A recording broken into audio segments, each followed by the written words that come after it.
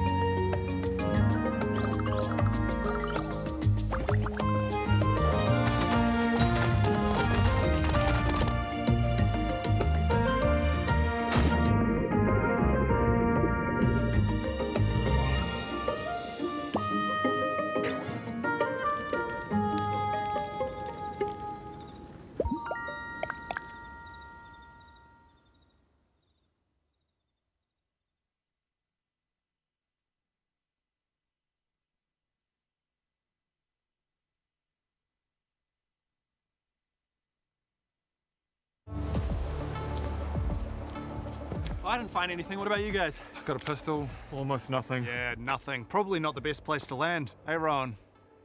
What? I thought we can make it to Camp Bravo. Yeah, like I was saying, probably not, because it's too far. Oh, I'm sorry, Ben. At least I marked a spot on the map instead of yabbering about jiu-jitsu.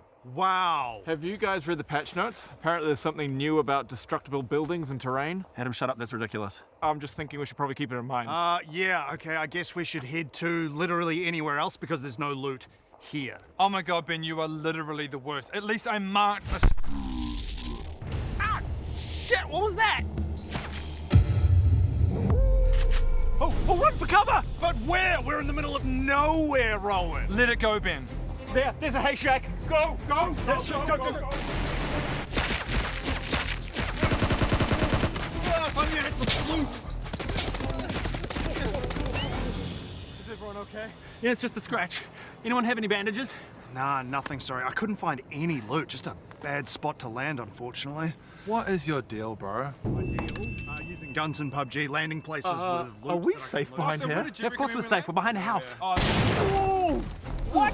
How? I'm pretty sure that's the update I was talking about. Adam, don't be ridiculous! Okay, I think what we need to do here... What is Jack? Go, go, go, go, go! Okay. God, that was close. Does anyone have any stims? Nah, sorry, man. I didn't get any loot at all, mostly because of where we landed, you know? Oh, I'm sorry, Ben. You know, why don't you go take him out with your shitty jiu-jitsu? Does anyone feel like we're in a nursery rhyme? Oh my god, Adam, shut up. This does not feel safe. Adam, man, we're behind a wooden building, okay? I mean, of course we're safe. Oh God! Concrete building, go, go! Okay, surely we're safe here, right? I don't know, man. Yeah, we should be safe from that guy. The only real problem now is the loot. You know what I mean? Oh my god, Ben. You know what? Next time, I'm just gonna let you keep on talking until the plane kicks us out to the ocean. Would that be better? Yeah, probably. Guys, Oh, get him! guys. You literally at the did very nothing. least. You literally did Guys, nothing. He's aiming a Panzer at us now. Oh my god, Adam, we're fine. We're behind a concrete building. Yeah, but the patch note said that Adam, oh my god, let it go, okay? This is concrete, mate.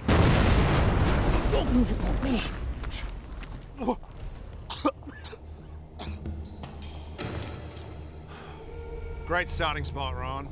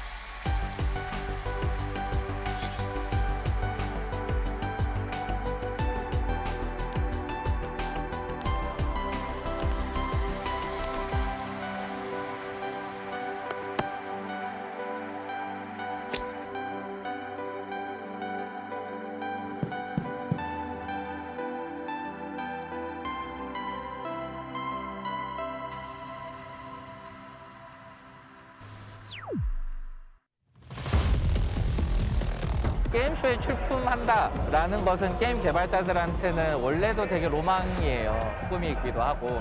그래서 또 게임쇼로 오는 거죠. 이제 다른 회사들 보면 자극받거든요. 야, 쟤네도 저렇게 잘하는데 우리도 잘해야지. 네. 인거일 수가 있다는 말씀이죠? 그럼 이건 불편하겠네. 버그 같네. 해찬님 이거 ILI로 이거 디폴트 설정 바꿀 수 없어요? GPG는 못. 아예 못해? The creators of the Dark and Darker mobile challenged their own version of the dungeon. 연락 가능해요? 10시. 그 빌드를 그럼 만들죠. 만들자. 여러 얘기가 많아요. 게임 전시회에 나가는 게 이제 맞냐. 직접 유저를 만나서 유저와 호흡하는 것만큼 우리 게임의 상태를 잘 알 수 있는 건 없다고 생각해요. 진행하는데 문제 없어요. 저희가 다 고쳐놨으니까 이제 잘할 수 있을 거고. 한 40분 이상 플레이하신 분들도 상당히 있는데 그분들이 나가시고 나면 그 계정을 초기화하기 전에 제가 후딱 달려가서 템이라든지 이런 걸 다 확인하고 아 이분은 이런 형태로 플레이를 하셨구나.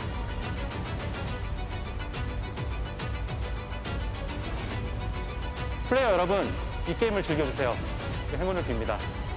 이제 피지, 건전 스피지. 들어주셔서 감사합니다.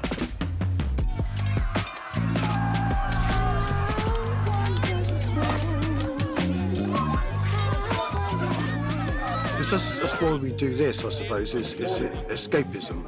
It's trying to get away from the modern life, just for a few days.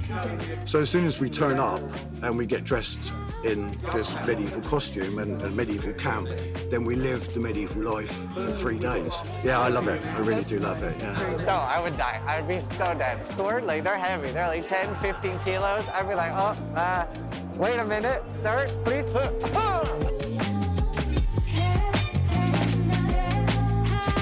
So I think that's something we kind of tend to forget, that like people are always people and they like to look at beautiful things. They like to tell a joke. They like to have, a good meal and a nice beer at the end of the day. What's the difference between a fighter and a barbarian? So if you're going to choose a fighter, be prepared, be careful, concise, get ready to kill. If you're going to be a barbarian, smash everything!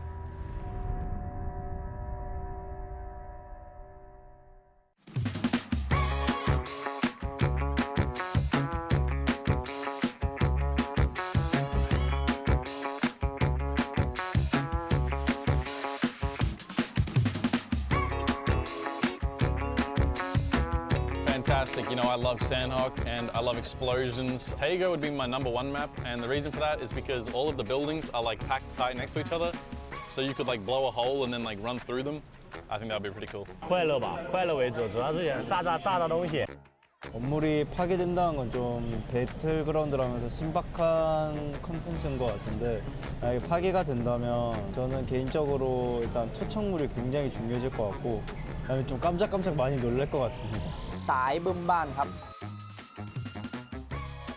Who would I love to see play who isn't playing today? I think we're gonna go with Fex. Big muscles, big strong guy. He could tear apart Santa in a heartbeat. Who do I think is gonna be the king of destruction? I'm gonna put it on Tiggleton. I think he's gonna be memeing. I think he's gonna be trying to explode and destroy everything he can find. Feels good to be the first winner of the Santa of Destruction. Easy peasy.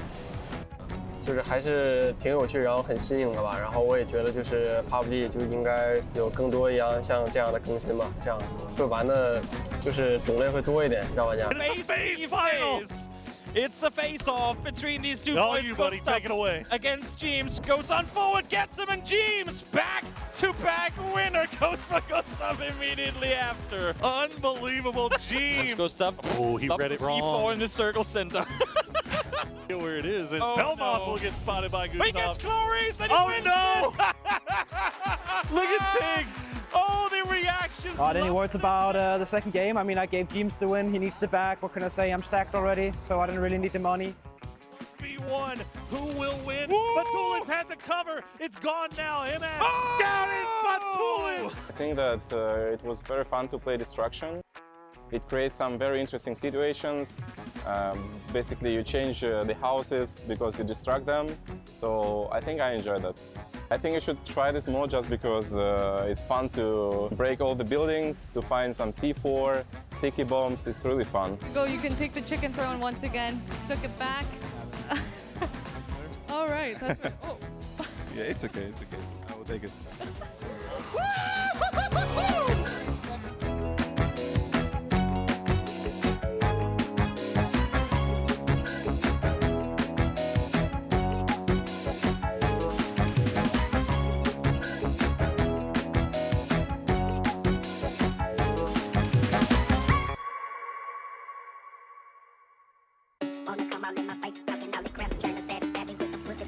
P90 and some grenades.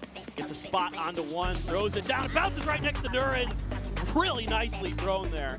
He's just dropping a red zone right on top of Daytrade.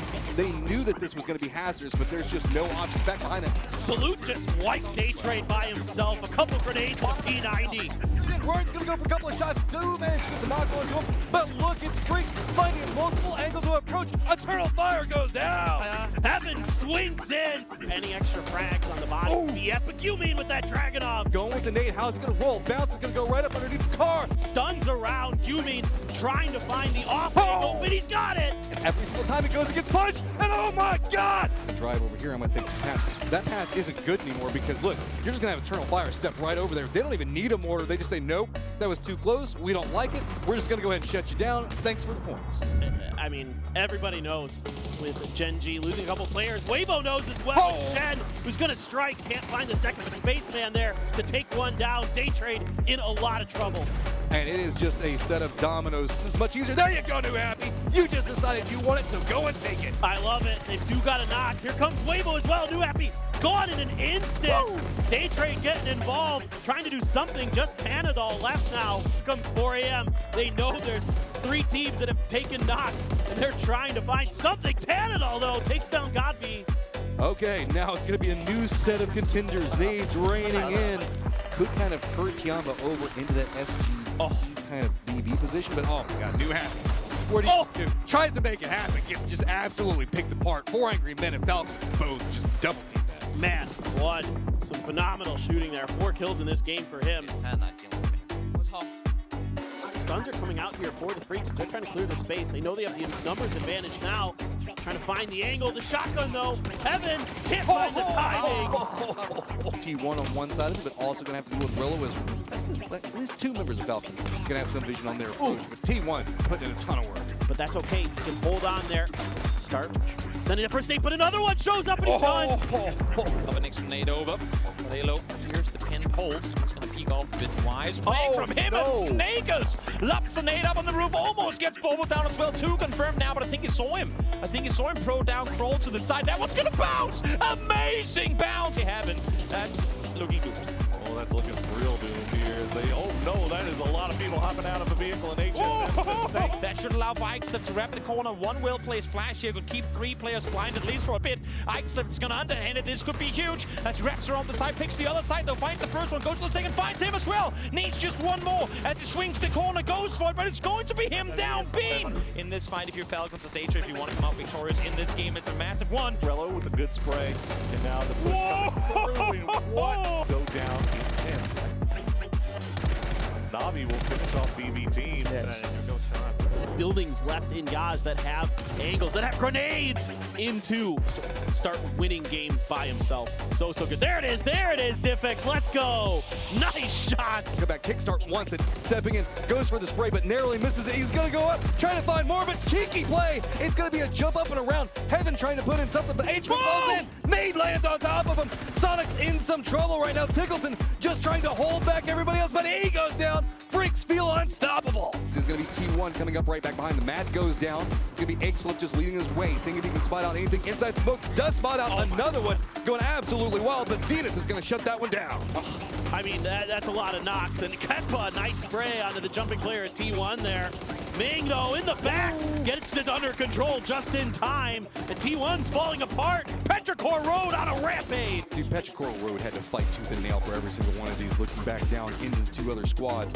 Can they manage to survive through Summer? Does get the knock on best of luck. You can see that BB doesn't have too many options. FaZe trying to step out. It's going to be Ming that takes him down. Does get the flush as well. He is pumped up. Bestelot gonna bleed out. 1 hit now and he's got it. Bill first down, BB out.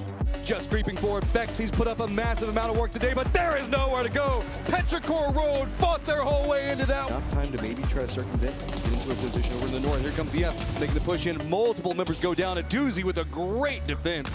I don't know why you'd want to run into the thick of this crap by trying to make some type of, but a doozy gonna do it again.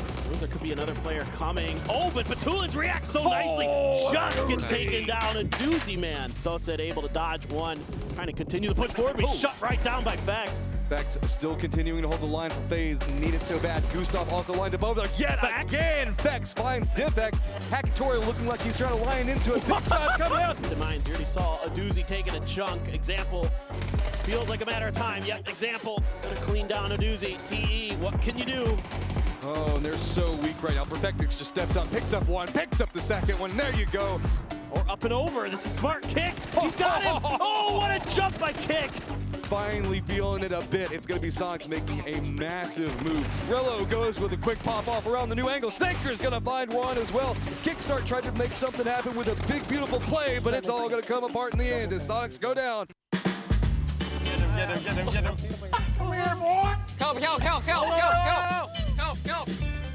Where's going?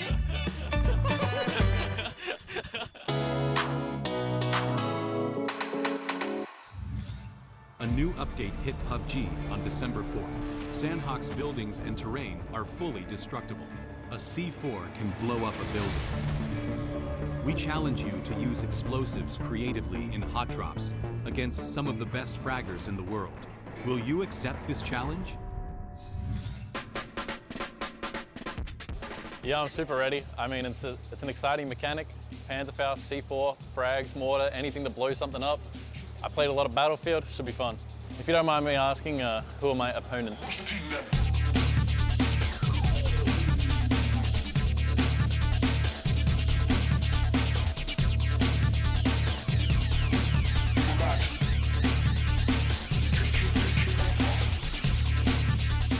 So do you guys understand the rules? Yeah. Let's go. Yeah, let's go. All right. Let's fight. Show me your mark. This example. Only south side. You know? Yeah, I mean building. Yeah, no north.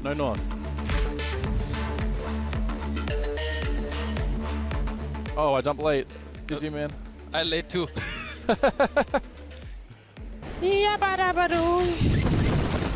Whoa.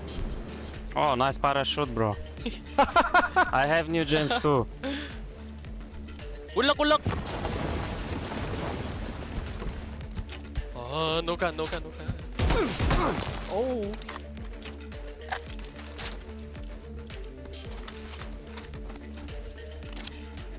Ooh! Ah! To test the destructible wall. No! Just blow open the wall. Oh my god. What? You got dogged.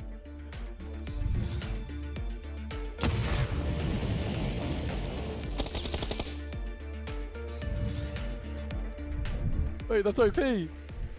That's insane. Oh! Rat, absolute rat, this guy. How did you kill him? I blew up the wall with the grenade. Ah! I didn't expect that. I didn't know it would work. I threw one grenade, everything. The 2 walls, everything.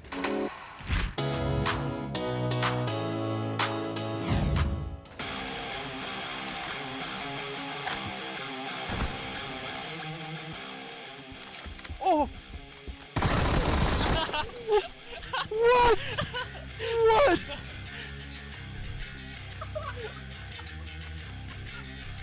Sticky bomb.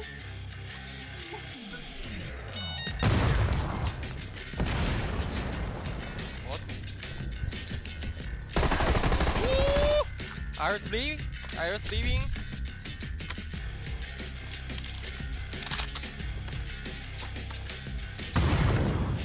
Yeah.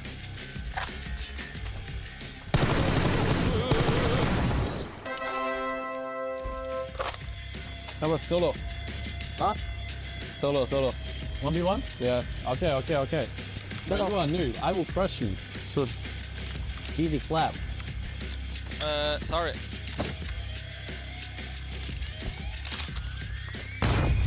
Woo!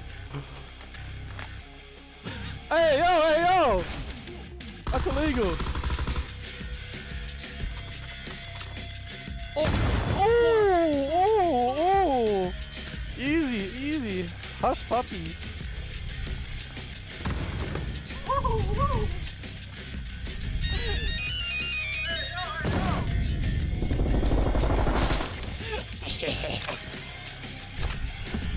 Nice sticky bomb. Come, baby. Okay, bro. I have a surprise for you. No, you do not. No, You have a I don't. panda? No.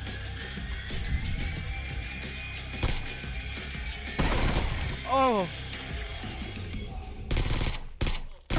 What the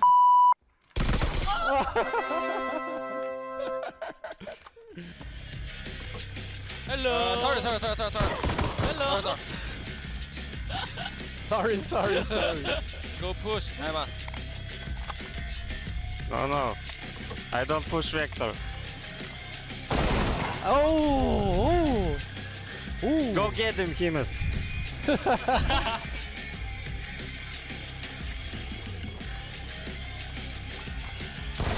Oh, he's cheating. How does he know I'm there? This guy's got wall hacks, man.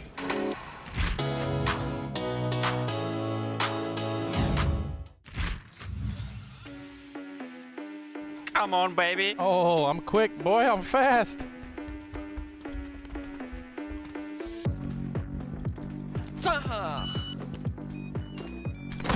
Hey! Shakalaka boo. Boom shakalaka. What?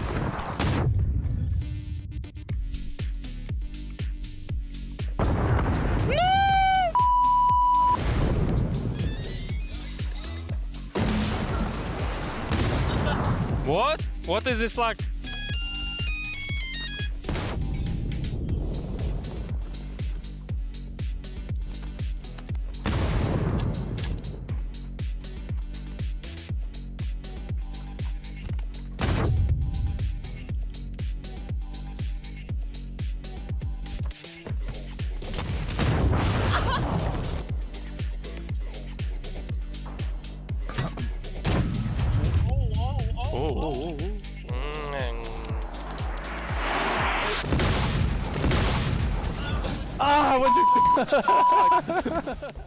I'm coming.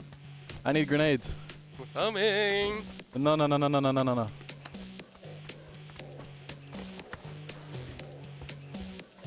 Sorry.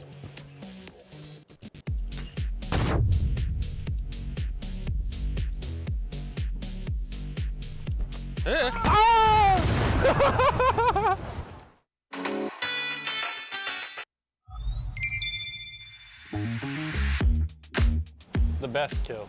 I think Himas. This guy. Yeah, he cooked me in the 1v1.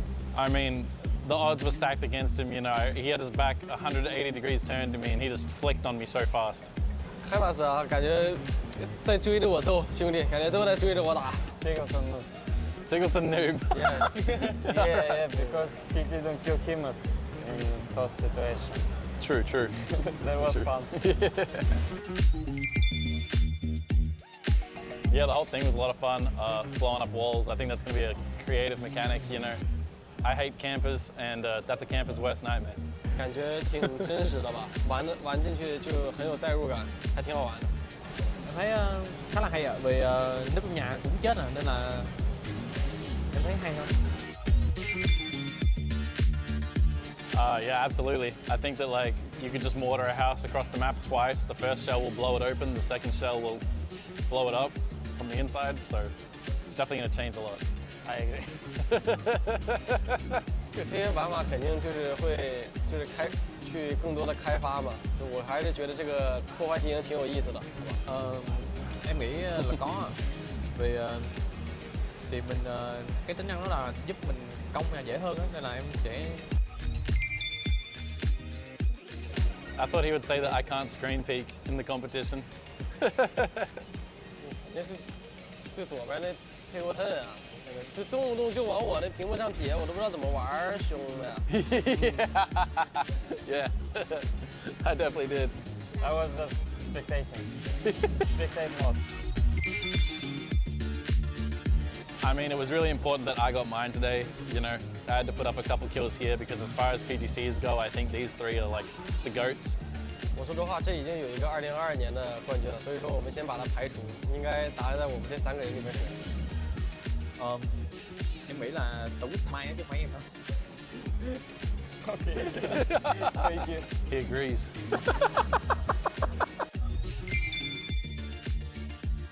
I mean, I hold you all in really high regard. You're all insane players, so it's a pleasure to be here. Guys. Good luck. Good luck. Good luck, good luck. Oh yeah. Good. Clap.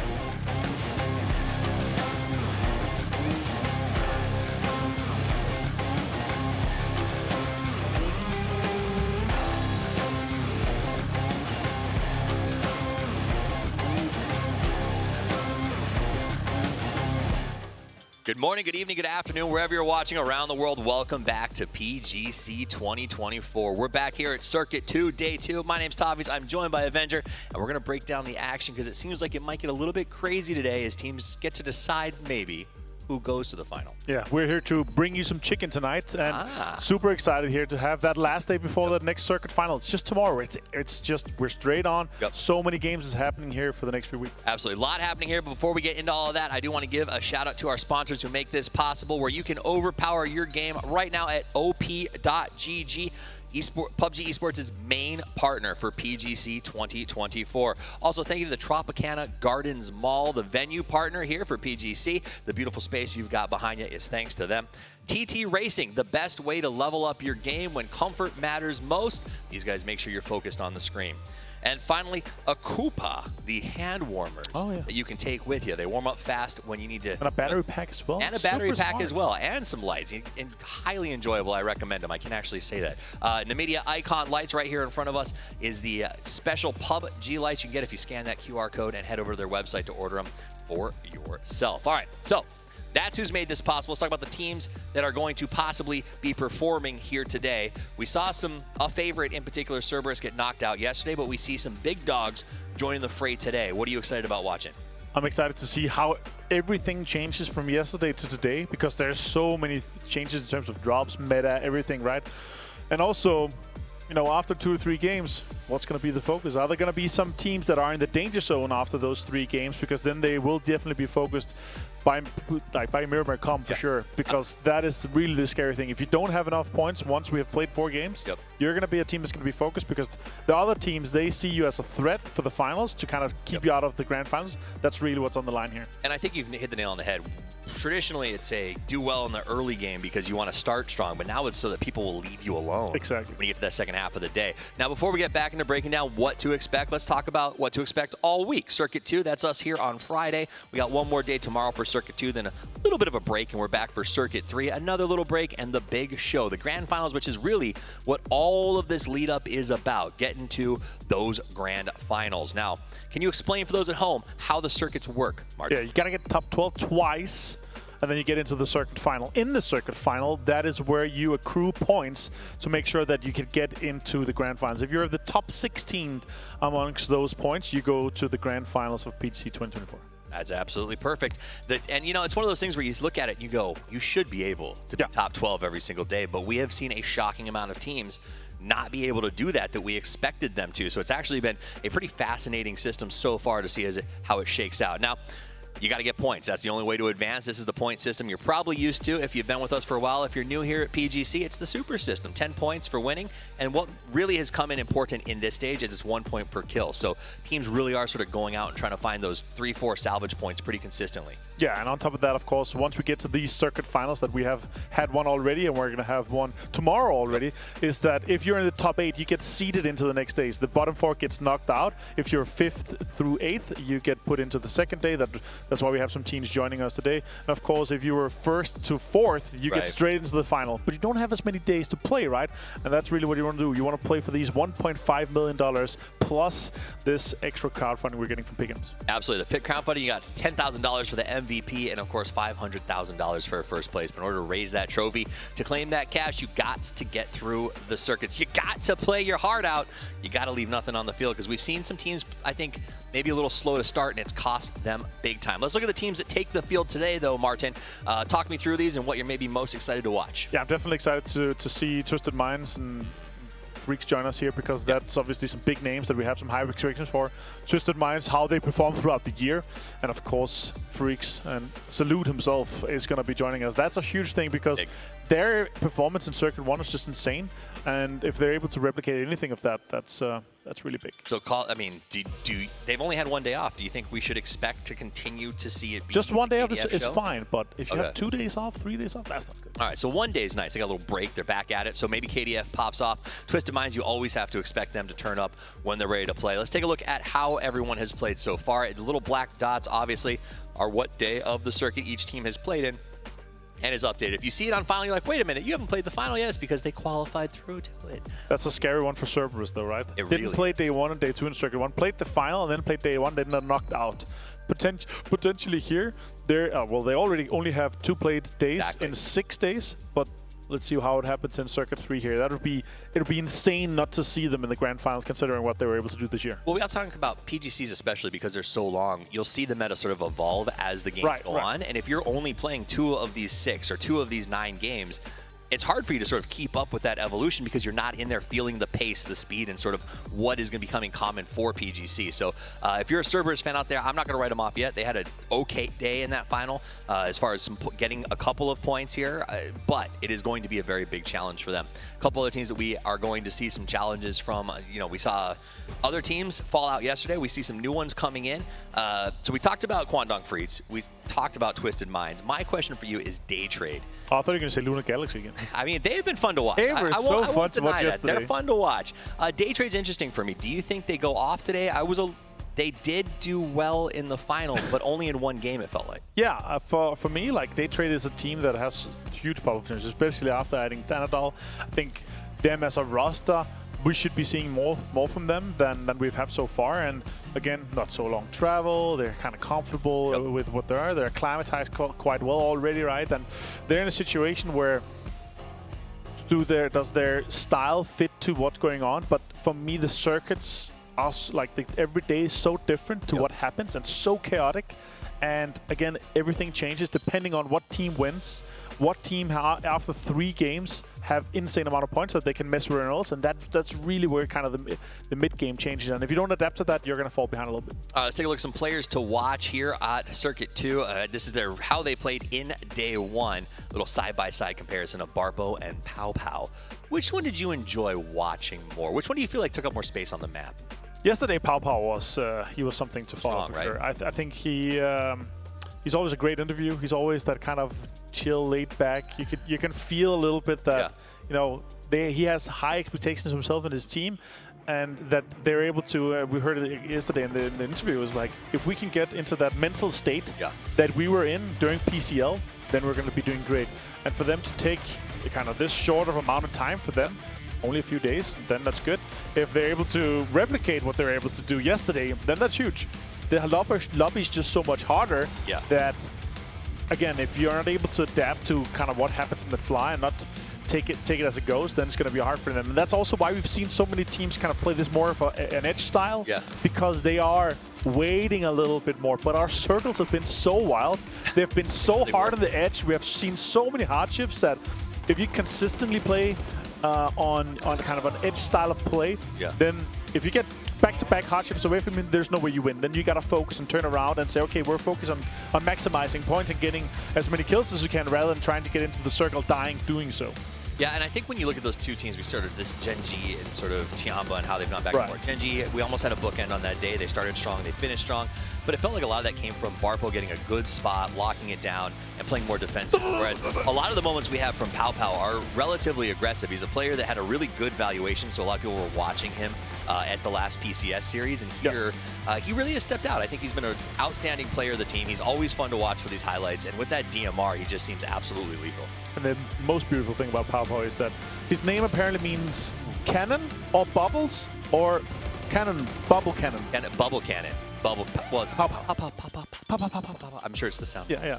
Oh, you think so? It's written like the sound it sounds like. Maybe. I love that. Obviously, I'm not a linguistic expert. I can talk, but not so good. Let's talk about the co-streamers here. We got co-streamers who are going to be helping us out throughout PGC. You can check them out on a second monitor. There's also a map feed as well as some team feeds for you to check out. So lots of ways to enjoy PGC. In fact, if you really want to enjoy it, we still have a couple tickets left. If you want to come here and join us in Malaysia, check out the fan zone and be here for the grand finals. But if you can, I encourage you to watch some of these co-streamers and see what they have to say about what these players are doing, because it has been a very fascinating series to watch. The format has been unique, to say the least. It has made things like Fantasy League very challenging. It has, and also because our prices don't change for 9 days, it seems like, right? It's the same in Circuit 2 here. There's some players that are extremely expensive that should have been adjusted. There's some players that are extremely cheap that should have been adjusted. So that's really crazy. But yeah, make sure you play Fantasy League. There's some really fun things going on, and obviously it's always fun to compete. There's some private leaderboards options, and also the top 400 players. Once we come to the fantasy standings, you're going to be getting some fantastic bundles for that, and some prizes. That's really cool. Win-free stuff. Now, there is still time to get a Fantasy League updated for today. You can see right now what the top picked players are. Salute up there at #1. Not a big shock. Martin, if they're at home and they're thinking to themselves, ooh, this is daunting, so many players, can you give a hot tip to our viewers to how to start building that fantasy team? Hot tip to the 2.9% that pick him as, please update your team. He's not playing today. That's really the tip you're giving them? Yeah, so the 2.9%, yeah, for sure. No, I think depending on where you are, like Salute, an example, if you don't have one of them, it could be, you have to have them when they pop off, and if they don't, then that's crazy. Salute obviously had an insane couple of days in the first circuit, so if he's able to replicate anything close to that, then you have to have him. Personally, I have, of of course, example as well. Okay. I have a salute, and then I have a Phil first. He's too cheap. Nice. He's too good. You got to go Phil first. And then I have to pick Xiao Pinyan because yesterday he had the most damage done, and I'm hoping that once we're still in that kind of circuit 1 and day 1 and day 2, then I think they're able to kind of pop off a little bit. Gotcha. I put my bet on Cumin right there because he has performed so well at only $20,000 that you can also have a sparking to go along with him in addition to an example in a Phil first. So that's crazy. Could be a strong roster. We'll see what happens, but I think sometimes you got to look at that second, third player on a team. But for me, that's what I think I've loved about KDF is the fact that meanwhile, Pick'em challenges up here. Twisted Mind's not surprisingly still at top. But KDF feels like they really have hit a point where all 4 of their players are high impact. They're unlocked. It really does feel that way. Anytime, even when Salute goes down, it doesn't matter. The rest of the team still seems like they have that pressure power. They need to come up with those big wins. Yeah, I really got to kind of step back on what I said in the beginning of the year. I was a little bit sad to see that we had all the talent of South Korea kind of spread out on so many teams. But what we've seen some freaks so far, especially here at PGC, has just been unbelievable. I'm really hoping to see that they're going to continue doing that because they will actually be a favorite going into our grand finals. So it's really been amazing to kind of follow them and follow their advances. Now, to get to the grand finals, you got to start going through the maps here today. We're going to start on the dusty dunes of Miramar and finish up in the grassy pastures of Erangel. And obviously the wild card maps in between, which have been pretty interesting for us, partly because the circles have been so crazy. For me, what's the kind of high impact for both Rondo and Fatego is that we're playing our kind of 2 stable set maps. If you don't get your points on Miramar and Erangel, right, especially here for today, if you don't get your points on Miramar, then you have to get it on our wildcard maps, right? Which makes it extremely difficult because once we get to those last 2 games, people are so aware of how people play, where they're going to be looting, and the rotations, the timings, and everything. So you can really counter that quite easily compared to the other maps. They're just going to split up. They're going to like reaction drop somewhere else, and it doesn't really matter too much because there's only one game per day, right? So yeah, you have to get your points by the end of game 4. Otherwise, you're going to be kind of focused. You're going to have a target on your back once we have those 2. Get your points while you can, and our players are about to because we are about to kick off the first game of Day 2, Circuit 2 here at PGC 2024. Let's get it on.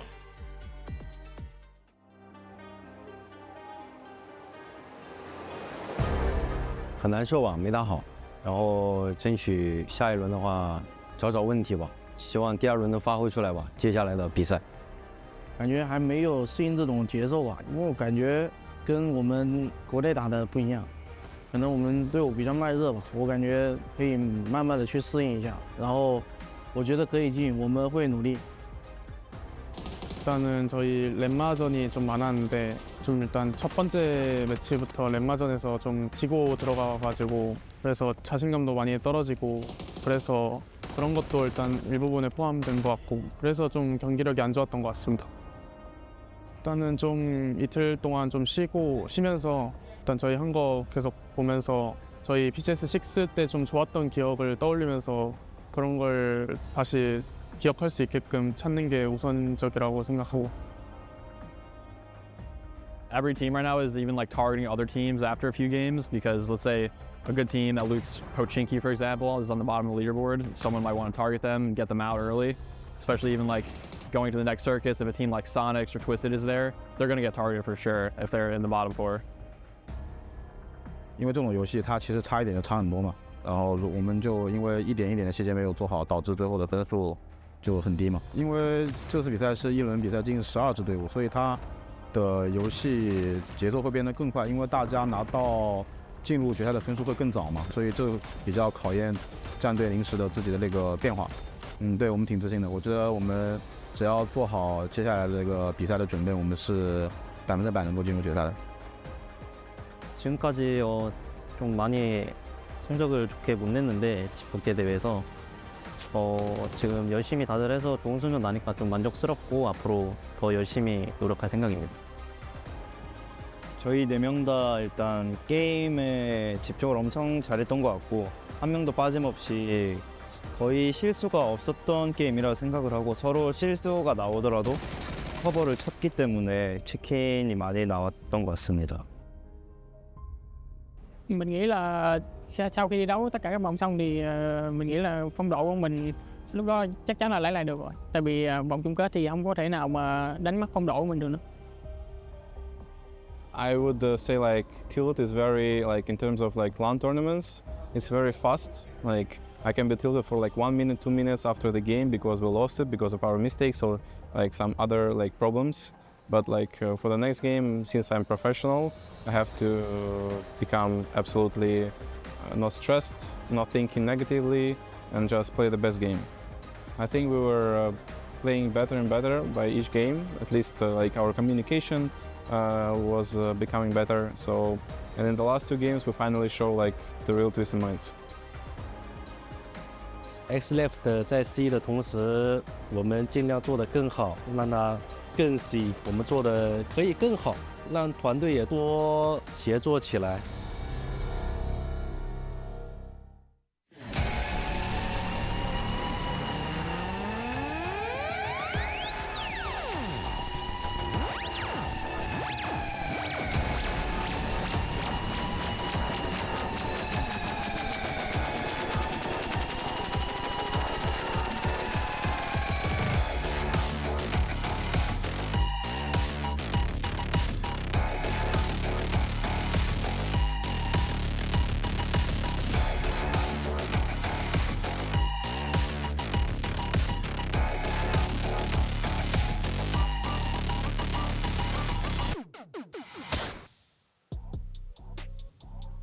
Welcome to day number 2 of Circuit 2 as we are bringing in some new faces that are kind of old faces, but new for this circuit, so should be fun as we're going to stack up. I love what the desk was talking about as Avenger was talking about how we've had a bit of a center meta, but we're having to shift into more of an edge style because of just how much how pivotal it is to have a good game.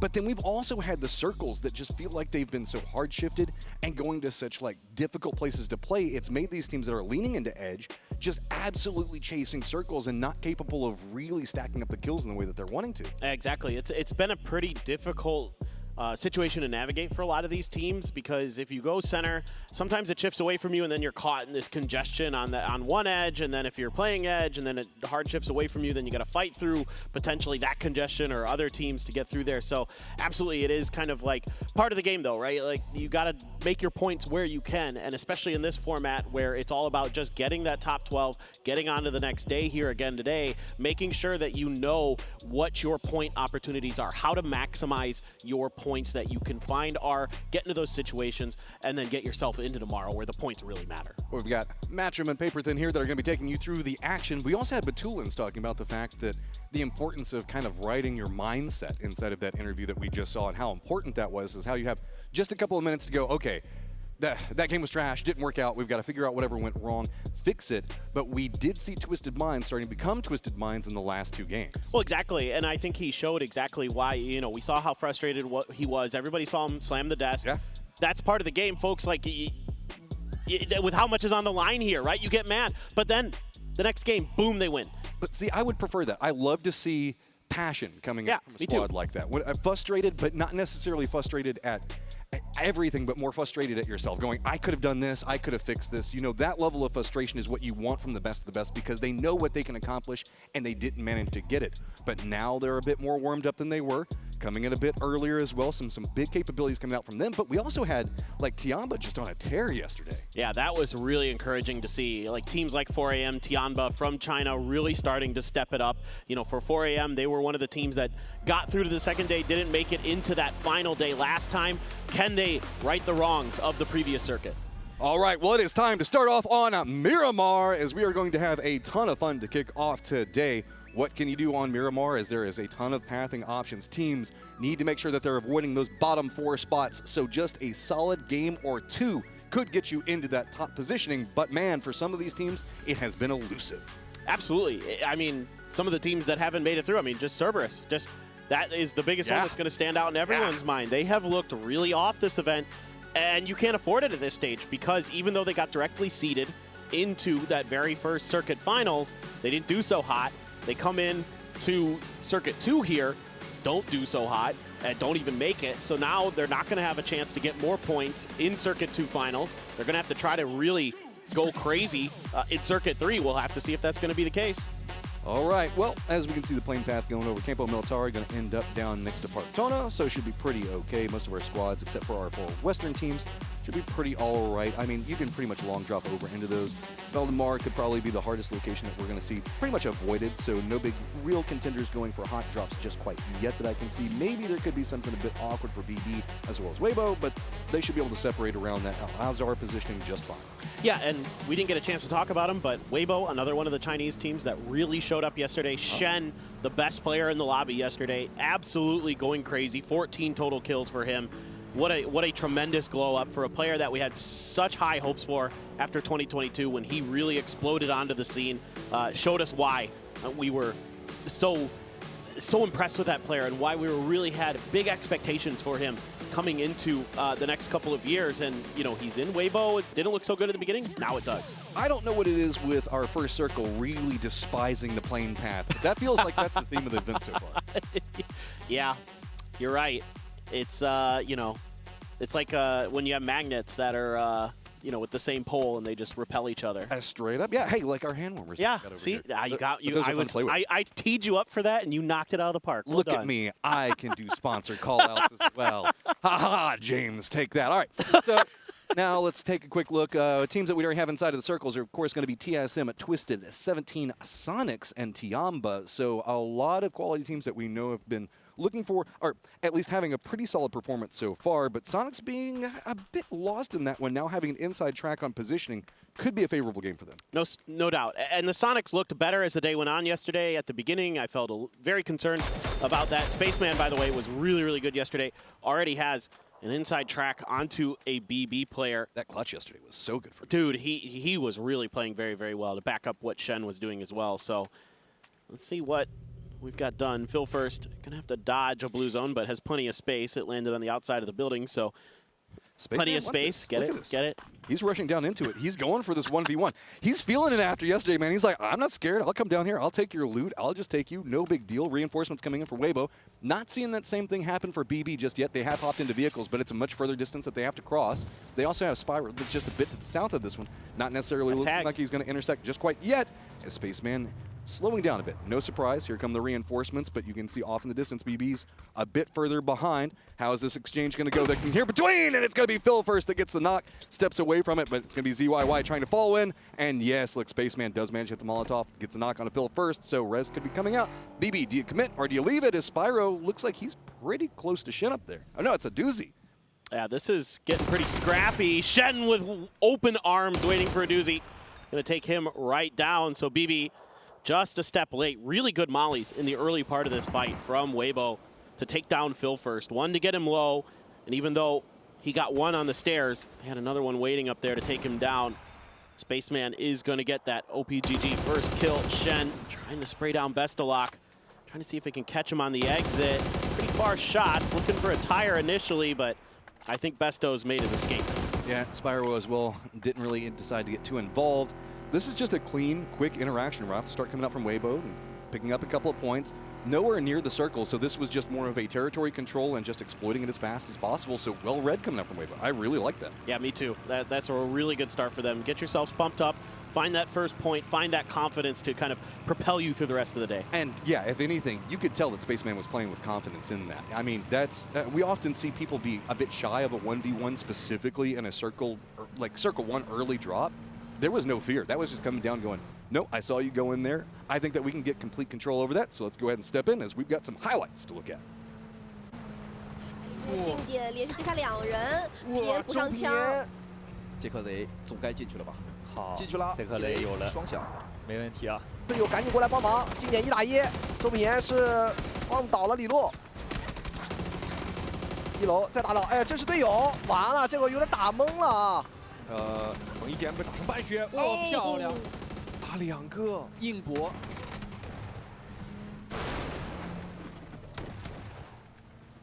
强补了一个，直接。 Seeing 4 Angry Men in the highlights now have a slightly different roster that they're using at this stage, but haven't quite ascended to Angry Man stage yet. It's more just mildly annoyed. So we'll have to see if they fully develop the rage and go with the Hulk smash styling here in a bit. Yeah, somewhat irritated. Like maybe they just got out of bed or something. But maybe now we're going to see an awaken for him. But, you know, going back to what you were talking about before those highlights with the confidence, you know, that we're seeing from Weibo, we're seeing from some of these other teams, I think that's one of the biggest things that I'm hearing behind the scenes when talking to coaches and talking to players and stuff, especially coaches, is that they're really emphasizing confidence, not necessarily aggressiveness, but confidence, to know when you have the opportunity to take those fights. That's something with T1, for example, that I know Sonic railed on his players for when they had a slow start to the tournament, and look how it turned out. They came out and they qualified directly to this Circuit 2 finals. And the mental, I mean, even going back to the Batu conversation earlier, is really hard in the Circuit series, because while you don't have to get a lot of points, you get this desperation feeling in the back of your mind if you don't start off well. Freaks, though, they've been just rolling momentum and confidence all over the place. This is a squad that is playing at the top of their game right now, and you have to say, heavily deserved. They've been able to navigate some very difficult circles and just walk away with victory after victory. I'm so impressed with this team. I mean, I had high hopes for them after the way that they were scrimming in Korea and the way that they started to play as the year went on. But it seemed like the internationals, they just weren't quite up to that level that they needed to be to compete for a title. But now, maybe, I'm not there yet. I'm not sold. I'm not buying Kwangdong Freaks stocks just yet. But I'm considering it. I'm doing my due diligence. I thought Freaks is more of a underdog story coming into this, but now they're a contender story is what it feels like to me. I don't know if they're at the stage where they can take it all, but they're starting to set the story that they could. They're in the conversation now. Yeah. Yeah, absolutely. I agree. I mean, and it is quite fascinating to me that you bring in Bean. He's been around for a bit, since about 2020, a guy who used to play on Farm PC back in the day, which was kind of a team we used to meme on a little bit. Get your pitchforks in chats, any of my Farm PC boys. But, you know, he's bounced around some different teams, and then they bring in Heather, a guy who exploded onto the scene in Korea last year, didn't seem to really gel with the Freaks at the international events. They bring in Bean, and they look like a completely different team. So seems like the coordination, the decision-making in particular, I got to really give a big round of applause to Gyumin for the way that he has kind of adjusted his shot calling, their play style, their confidence, their aggressiveness. All of those things have looked way, way better. Not to mention he's clutched up big a few times for them. So all of that coming together has made the Freaks so successful so far here at PGC. Well, we're taking a quick look at the teams they're playing over into the west. We saw Day Trade just a second ago, our westernmost team around Monte Nuevo. Up to the north, we've got FaZe Clan that looks like they're making an approach in and of themselves. We've got some highlights that we're going to be looking at for FaZe. How they managed to qualify into the stage is just stellar performances coming out from them time and time again. Not just on Sandhawk. They're maintaining their split in 4. Yep, now trying to pull up here as well. Crash is going on across the map right now, and Bobo will get the first knock. Won't stick around for the flush, but doesn't matter. Fex will get the knock onto Zepion. Just Bobo left alive. A phenomenal player, but not meant to be, at least not this time around. FaZe, dude. I mean, what can you say? That's just one of the most storied teams we have, and they continue to just, you know, when you think they might be down, when you think they might be out, that's exactly their moment to strike. All right, well, Freaks look like they've encountered a bit of the 4 angry men, and looks like they're making a pretty quick approach onto it. There's a couple of hot shots coming in at range, but Human's just going to lead the way. Takes a ton of damage. He's going to go down. Bobo doing a good job on defense. Going to force him back just a bit more, but notice his side flank coming out. Zepion looks like he's trying to set up to see if he can get some vision into that position while the throwables are going to come out. It has stopped off Freaks. That early knock really put a halt on any of their forward aggression. Yeah, Gyumin had an opportunity there, but he was in kind of an awkward spot. Didn't fully realize it. 2 players there. Was hoping to get one knocking back out, but couldn't get the spray underneath. The good grenade from Godvi as well is going to take him down as he was attempted to be picked up and walked out of there, but the Freaks now just going to have to abandon this attempted hit. I mean, they had a good read on the situation. They knew that there was going to be a split for these 4 AM players. Tried to punish it. Just Gyumin's mechanics a little bit off, and that cost them. Ooh, big shift back over to the west yet again. We were talking about hard shifts at the start. Here you go. Day Trade's position going to feel really, really good right now. Multiple members up for Luna Galaxy. You can see probably going to be making a bit more of a Western wrap. TSM rotating right next to FaZe Clan. Twisted should be able to just collapse in pretty easy, but the firefight that we just saw going on between the Freaks and 4 Angry Men going to be a bit more problematic, as they're going to have to go for a wider wrap, potentially bumping into Weibo if they go for a very far northern wrap.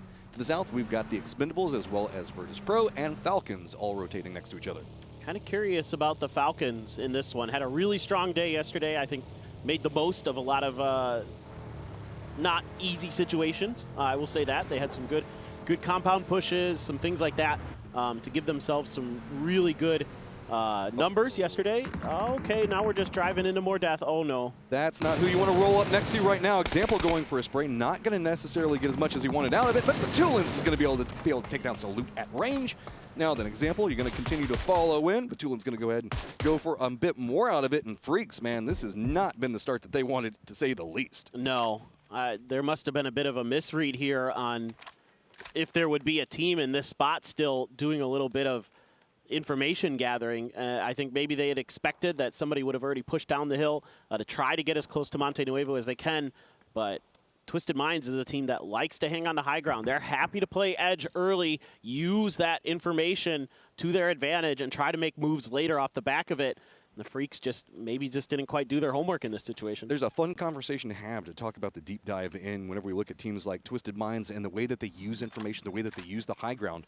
But with the way that these hard shifts have been coming into play, they kind of have to chase after and haven't had that same information. So squads that can kind of just get in the thick and just kind of scrap it up, such as Tiamba, they can exploit and find a couple more points. I'm not saying the fact that Twisted Minds, it can't do the same thing, but a lot of our more cerebral teams have been having some difficulties navigating these very hard shifted circles. Yeah, absolutely. And, you know, sometimes you gamble on position early to try to go for a center circle, to try to say, look, the odds are in our favor that it'll end somewhere near us, so let's just go for that. But as we have seen in this event, that isn't always going to play out in your favor. And so that's, you know, sometimes it benefits the team fighting teams. You know, it benefits the Petrichor Roads, the teams that want to get in there and scrap with you. They want to take those fights. And if you're going to bring fights to them, they're more than happy to try to take you on. As we saw in that Yasnaya game on Erangel on the first circuit final, you know, they just destroyed team after team. And that's really, really impressive. TE's going to make a move down the hill to an open compound. Able to do a little bit of scouting, get those cars into the garage, try to keep them as safe as possible. There'll be a backfill eventually, but for now they're okay. I mean, they had a dip, it wasn't comfortable, but they're going to go ahead and shift into Monte Nuevo itself. You can get out of this position, but it feels very scary, especially given the fact that we already have FaZe here. Daytrade's just going to be on the outskirts to the south of it. TSM already making a bit of a commitment in as well. The emergency pickup that you can see going across the mini-map just a moment ago is going to be from Twisted Minds, as they're going to be eyeing. They could potentially jump over, leapfrog the entirety of this, and go play against that western wall.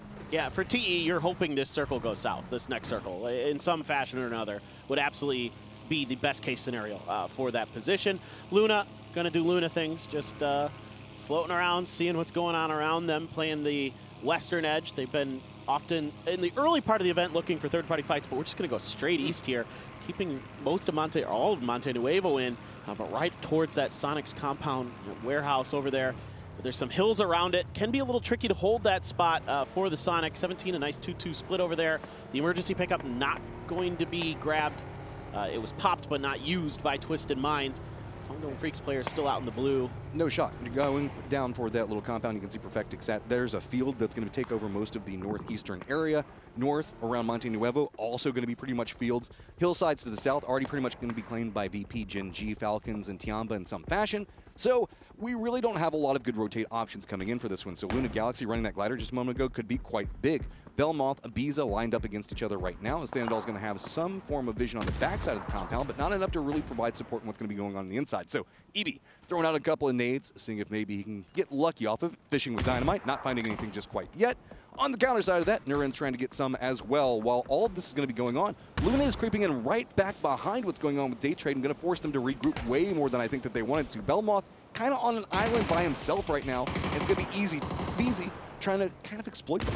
Absolutely. No, this is a great position for Luna. That glider really giving them a lot of good information about where they can set up, maybe try to third-party this fight between VP and Daytrade. VP does have Nixie all the way over in the Brickyard on his lonesome as an anchor there, so let's see if he's going to be able to get involved in this Luca Rock. So the angle's being held. What a reaction there from Luca, though. Gets a good shot, ducks out. Belmoth tries to punish it, just quite can't get it, and finally Luca's going to take him down. And he just lost all of his covering angles, because look at Luna up on the top of this one. They're going after the rest of Daytrade right now. They had to surrender their covering fire that they were trying to make sure to stop VP from trying to encroach in. Belmoth was just left down there, nothing that he could do. Luna Galaxy steps in, get some damage, but it's at least enough to herd away the rest of Daytrade, and that's what bought the entirety of the space for VP. Is they've got Brickyard all the way over into just kind of the outskirts south of Monte Nuevo under control. Yeah, there's an escape valve here for VP, and we do have 4 AM starting to creep towards Luna's territory on the top of the hill, just off screen. So Let's see if that becomes a factor in the coming fight that seems to be brewing, as Daytrade is just going to hunker down, try to take this refinery area under their control and try to hold it. And 4AM gonna have the blue coming soon. There is the sandstorm just to their south, but it looks to be cutting just underneath them, so not really going to affect this fight. Okay, so most of our teams are around Monte Nuevo and to the south of it on the opposing side of the road. The other ones are kind of scattered around Brickyard, the hillsides, but this is where the lion's share of our party is going to be going on. 4 Angry Men going to be encroaching in right back behind Luna's. We were just talking about one moment ago. There is some territory to work with, but Vinny's trying to defend up that angle.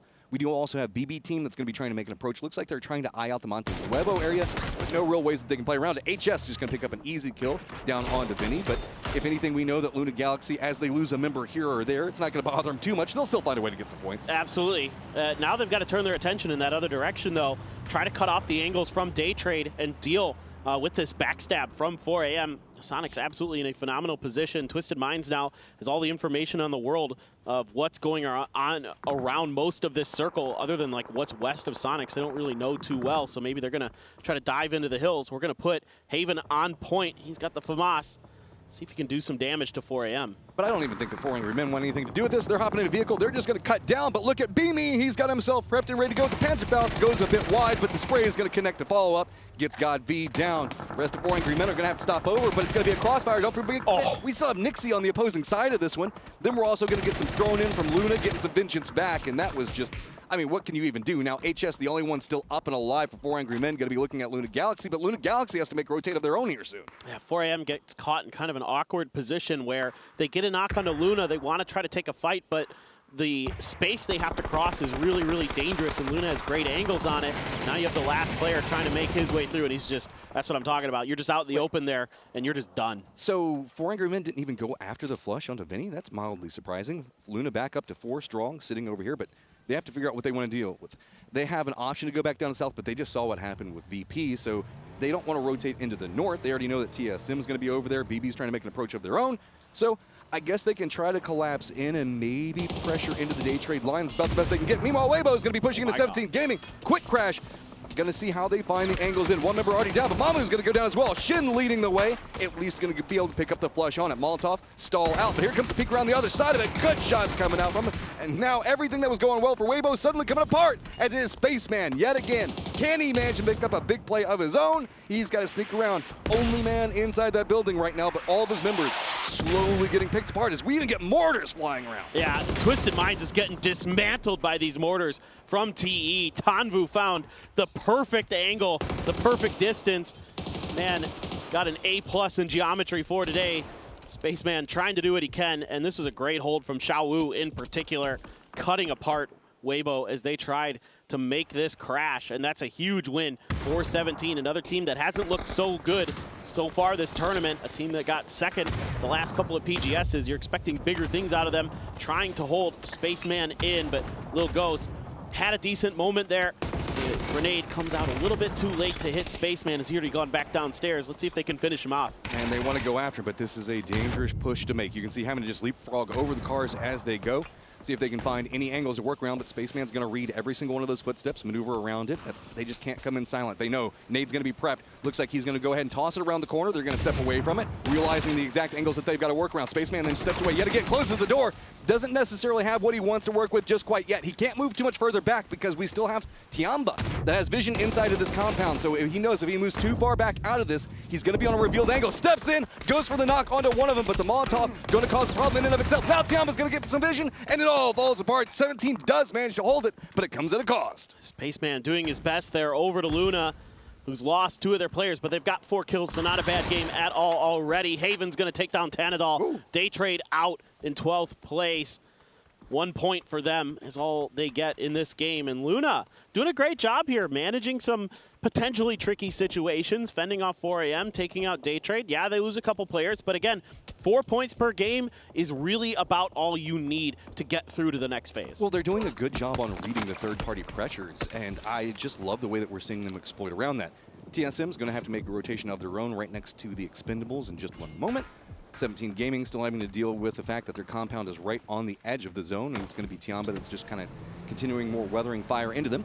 VP is going to make a rotation, but they've got Gen G pretty close. It's going to be Barpo that's on the eastern side of this one, so could get some shots in on him. Looks like he's not prepped up to do too much around this, but instead, they're just going to go ahead and hop out. They know exactly where he is. He's going to defend it, goes for the spray, but he's already down to 2 HP. He's going to go down. Is actually a pretty big problem coming out for them, as he's going to go ahead and get flushed out there, as Virtus Pro still needs to make about another, 400 meters into this, but also Luna Galaxy came up right along this pathing, and Beamy's going to go ahead and finish that one out. Dude, Beamy is having a week right now. He has been outrageously good recently, but still a lot of work to do for VP. Yeah, you get Barpo out in the open, overstepped just a little bit, wasn't expecting that second angle that he had to contend with. Still some decent cover fire from the other Gen G boys inside of this compound, but Nixie getting some decent shots early, thinking about the grenade, but spots Tosi out in the open and gets a couple shots to land on him, taking him down so weak, and here come the grenades. See the fact that the Gatekeepers and Falcons have already shifted away, so this firefight can end be pretty much clean however they want to handle it. Gen G, though, all the way down inside the compound, don't have as many maneuverable options as we can see VP using. They're just trying to bounce around this hillside. Very cleanly played, just waiting to see if any shifts are going to be coming out from it. Instead, it looks like they're just trying to pass by, see if they can deny out any form of vision back onto the angle for them. Meanwhile, the Expendables, the ones causing problems for everybody over here, are just dropping mortars all over the place inside the circle. They're still in Monte, just them and FaZe as well as some TSM, but this is kind of what was happening to what was Twisted playing in that little bit of a dip over there. Yeah, so this is like, I think Twisted read this situation very well, played a spot where it normally would be fairly safe, but the mortars just perfectly placed. What are you going to do? Not much you can as Twisted Minds. Just try to maybe spread out a little bit more next time. That's about all I can think of, but regardless, that's just great placement there from TE, who in the circle has kept them in, and now even if this goes east for TE, they can move over to that hillside, and they've got a really good position. Sonic's going to be continuing to trying to lock down this compound. 2-2 split for them. All their eyes over to the east. 17 Tianba over on that side. Meanwhile, Falcons are flanking out to maybe try to do some damage to VP. I mean, I really like the way that they're handling this when Falcon shifting into Gen G's position pretty strong. Should be able to line in. Rello, Snaker's going to be leading the way, while Roth is kind of playing against the other members. See if maybe he can stall this one out. They are biting up against two different teams at the same time, but they are weak in squads. If anything, this is going to benefit the Expendables, who can now make a cross. Roth's going to pick that one up pretty easy. Going to go ahead and go for the flush as well. Now VP down to just one, but it's going to be Tiamba with still some vision in this, actually stretching over this direction as well, seeing if maybe they can get a bit more damage on it. But this is huge that Roth can win this flank. That allows the rest of the Falcons to kind of have a fair fight with Gen G. It was a 1-1 trade on the other side. Ibiza trying to find some way out of this bad situation. The rest of the Falcons gonna have to take a bit of a pause, a bit of a reset to try to see if they can get this res to come through. Adder as well, looking to be resed by Tosi. They're gonna go for the stick. Rello just barely able to get there in time. 17 cut down by the combined fire of three different teams that had a better angle in that circle. Grenade, all right, that's going to be Ibiza going down. Snaker stepping in, getting some kills, but Rex right there to trade. There's just nowhere to go off of. Flood's already down. Roth now tailing in back behind this one as Gen G has managed to firefight their way through it. So Rex looks like he's just going to go ahead and pick up the remainder of what's going to be going on with the Falcons, trying to see if he can prep up, but Roth's still continuing in. It's like, we're not done yet. I want some more points out of this one. Slowly walking down, chasing Gen G. He's on the hunt. He knows where members are going to be at. He wants that flush onto Adder. At least one more point. You were talking about how important it was to at least get to about 4 to 5 points per game, and there is an opportunity for Falcons here. Does he go for it? Does he go bloodthirsty? Looks like he might be opting in. Stepping down. Rex has got a read, goes for the spray in, but no, it's going to be Roth that picks him up. Yeah, this is impressive stuff from Roth. Had a difficult job there to kind of contend with VP on his own while the rest took a fight. Fax in the meanwhile just picked up a big double onto TE. He's going to get taken down by Clories. Corexi trying to provide some kind of cover fire as best as he can, but the blue has now arrived. He's got a little bit of juice in that blue zone bag, so he can wait this out. Delwyn in the road should be easy pickings, but some good shots have backed him off. I mean, Delwyn's just holding the angle down on it. Finally, Corexi is going to get it. Blue Zone's just going to go ahead and finish that out. So the Expendables taking multiple casualties on their rotation. While that's going to be happening, Clories was kind of eyeing what was going on with Gen G as well as Falcons. Falcons did manage to get their res back up, and it looks like that's what the Expendables are going to try to commit into as well. Let's see. We still have Twisted Minds that are going to be up into the north. Sonic's holding down their compound while all the partying's been going on at the edge of the circle. Tiamba has shifted down into the south, so everything should be settling a bit except for this Expendables-Falcons situation. Yeah, this is now gotten a little bit tricky for TE. Delwyn's still out in the road. He's crawling in. They might be able to get that res, but Flood, great timing, goes for the repeat, gets the knock. And all of a sudden, things are very, very shaky for Clories. Trying to push a little bit further forward. Actually thinking about the res there for a moment, but all this utility coming up over the hill has forced him to change directions. Flood almost had an angle on him there for a second, sees the head. Clories lets some shots out into the hillside. Flood certainly knows where he's at. At this point, Flood just wants to make sure that the reses can't come through. They can confirm these kills and these points. But got to be careful. Shrimzy has actually left the compound. He's creeping up right back behind the Falcons, and they've had control over this territory for a while. So if Shrimzy actually opts to swing further out, he could get some vision on it. Instead, it's just going to be a full committal coming out from the Falcons. They're beated in on what's going on with the Expendables. While the Expendables are taking more and more damage, Lou from Twisted Minds has moved into a gatekeeping position on that hillside. So between him and the Falcons, who can just kind of shift up into this higher position, but no, actually the Falcons have opted into looking back down into Sonic's angle, realizing that there's a vulnerability to exploit, and it is going to be Kickstart who goes down. The Flood really getting some good shots into those smokes. Might have even been able to see just a little bit of Kickstart there. Hard to say for sure. Tianba, they have no vehicles, so they have no hope. That's really all this is. They just can't really get any further. So at this point, you play the heal game. Try to wait this out as long as you can. Try to see if you can get an extra placement point or something. But I think the res did come through onto Delwyn for the Expendables on the other side. Lou's going to be holding down that angle. Batu on the other side. Certainly, you have to think this is Sonic's game to win. It's all about these other teams on the edges. Who's going to go down first? Who can maybe sneak out a few extra placement points and kill points along the way? I mean, Falcons have the high ground for now, but they still need to maneuver into the circle, and they don't want to make that shift just quite yet. TE technically can move into the circle much easier, and that's what they're going to opt into doing here. Clories going to step in, and now the Harassers and Falcons find themselves the odd team out inside the circle. How are they going to try to figure a way around it? Hey, the blue zone going to be able to help out just a bit as Roth is going to go down to it, but Lou! He pops up at the worst moment. Jack in the Box going to be putting in some damage in and of itself. Also looks back up at the Falcons. He's going to take another one. Falcons get eliminated out, and now it's just Calories having to run, but the Sonics hear this firefight and are also moving up the hill. Yeah, that was phenomenal shooting from Lou. Oh my. He just hit some great shots with that Mark 12.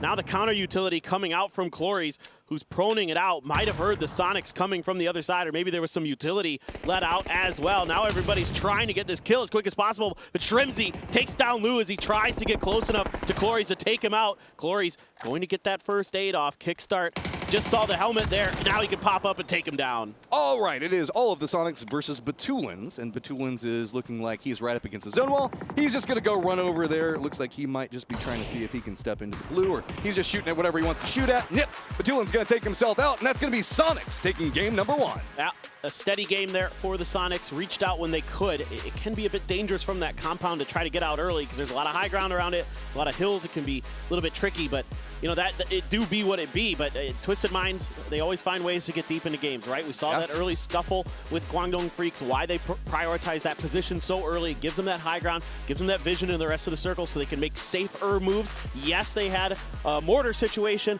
but they recovered nicely, at least got that second place. I mean, it was pretty much just a bloodbath coming out of Monte Nuevo, and then Tiamba as well as getting caught up in that 17 situation that was going on in compound that was posing the road. Sonics did manage to referee a lot of what was going to be going on off of control and positioning because they had very strong sight lines over to the east. They did a good job. They held it down. That's all they had to do, but that means the fact that not the kill count that they necessarily wanted, as we're now going to get ourselves ready for game number 2.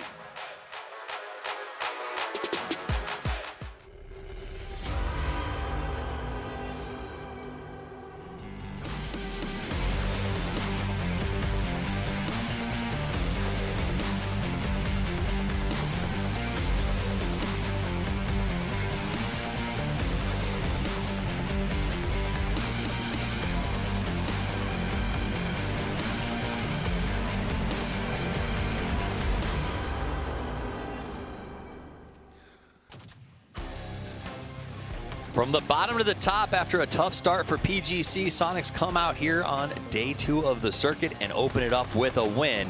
I will be honest, the circle loved them, but they got the win when it mattered most. Yeah, you have to just convert those. You do convert those. And that's just what happened here. And sometimes you can go out and you can take a few more kills, or you want to say, okay, let's get this, because the 10 secure points from that win is just so crucial, right? Because that opens up the door and the opportunity of saying, okay, one more decent game and we're actually safe to go into the circuit final for tomorrow. And that means they actually have quite big moves here. There are some hot drops, there are some contests, there are some spots they kind of want to take for themselves. And if you're able to already do that and kind of focus on third party and focus on hot dropping, focus on kind of eliminating that other factor, that could be huge for them. So yeah, let's see what they do in the next game. And if they're able to get that 20+ points in 2 games, then you have quite a lot of opportunities in 4 games to do something. As you at the end of the game here, you can see how it went down. Clories was hiding out. You know, Twisted Minds did incredible for what they had to work with after that mortar strike, right? Left with 2 and sort of playing the salvage game. That was rough. Honestly, them being able to get that much out of it, that's insane. Honestly, being just 2 alive. Then again, Circle was kind of favoring that they were able to stay in that exact kind of spot. They could take everything that was left from the other players, obviously, but still, yeah, they maximized too. Salvaging, when you're a 2-man, salvaging that many points is just on another level, right? Also for Expendables, they kind of had a little bit of a situation with FaZe Clan. That kind of evolved into them not being able to do big things. If there were 3 or 4 guys live, they could have taken on Sonics, and that could have actually been a pretty fair firefight there. But yeah, there's multiple teams that helped them out. It was an interesting game because I wouldn't say that Monte Nuevo circles are particularly wild in the grand scheme of things, but this game felt particularly wild, especially with early fights, favorites getting knocked out. One of the big ones, KDF. This is a team that dominated in their circuit rounds last time, goes out in 16th place. Yeah, exactly. That's true. That's true. We also saw Flood. He's like explaining where someone ran to him to get him rest.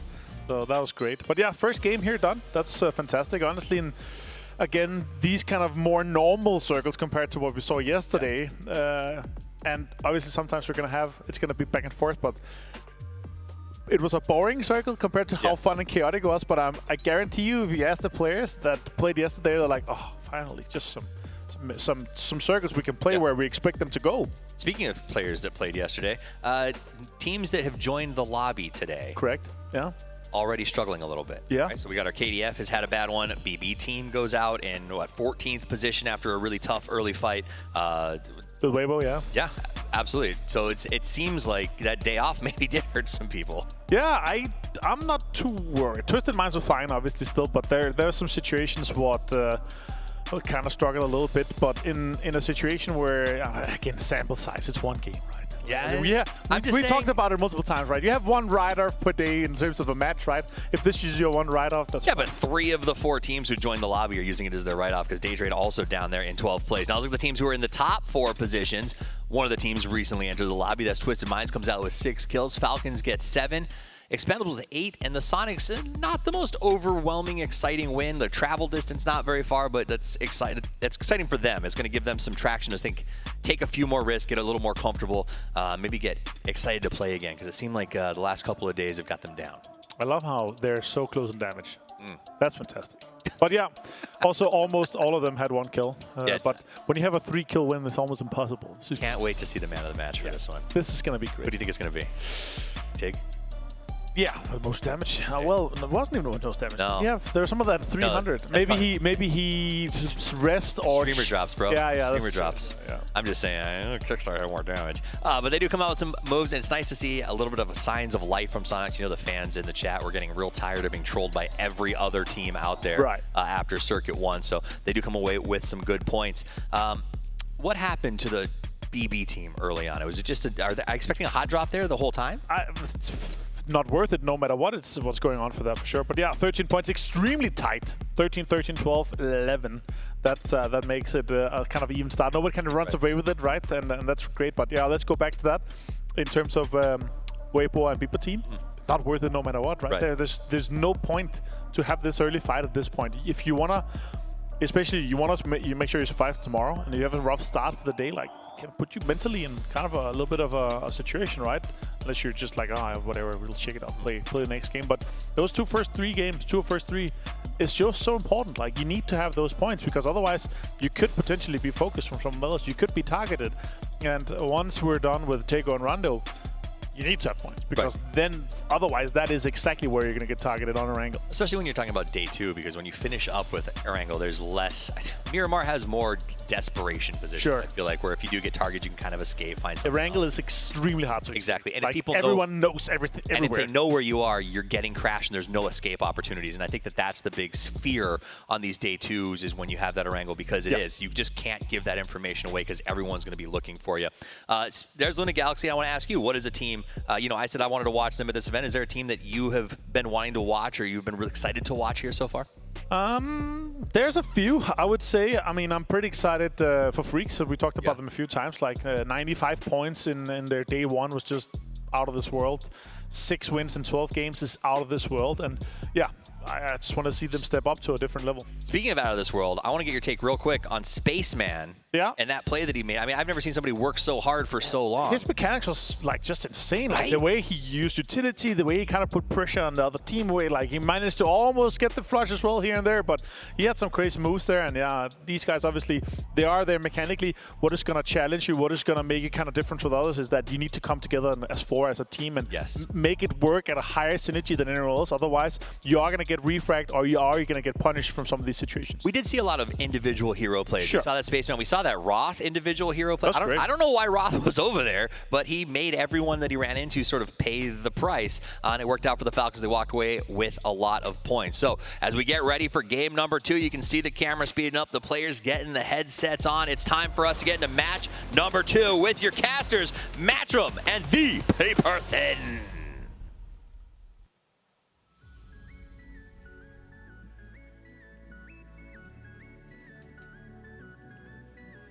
All right, Paper, I've got a very important question. Sure. How thin is Paper? Not very. Some might call me paper thick. Oh, hey, I like it. Okay, so Miramar playing path going to be starting up over at Island and around Alcantara. So pretty much a northern shift as far as the playing path's going to go. We did see a very hard circle shift off of specifically the playing path time and time again, most notably in game number 1. Question is, does that trend continue? I think we're due for like a Crater Fields finish. Hey, I'm never opposed to that. I always get flashbacks to Phase 2019. Well, that was the other crater. That was the Kantara crater at the southeast end. I'm thinking Bendita, yeah. Yeah. Oh, yeah, old Bendita. That's right. That's what it was. That one was that was a treat, absolutely. But I'll take any of those. I'll go with either end. I like the crater because it offers a lot of cool gameplay around it. Yeah, because then we had the Navi crazy push at the end of, I don't remember, was it 22?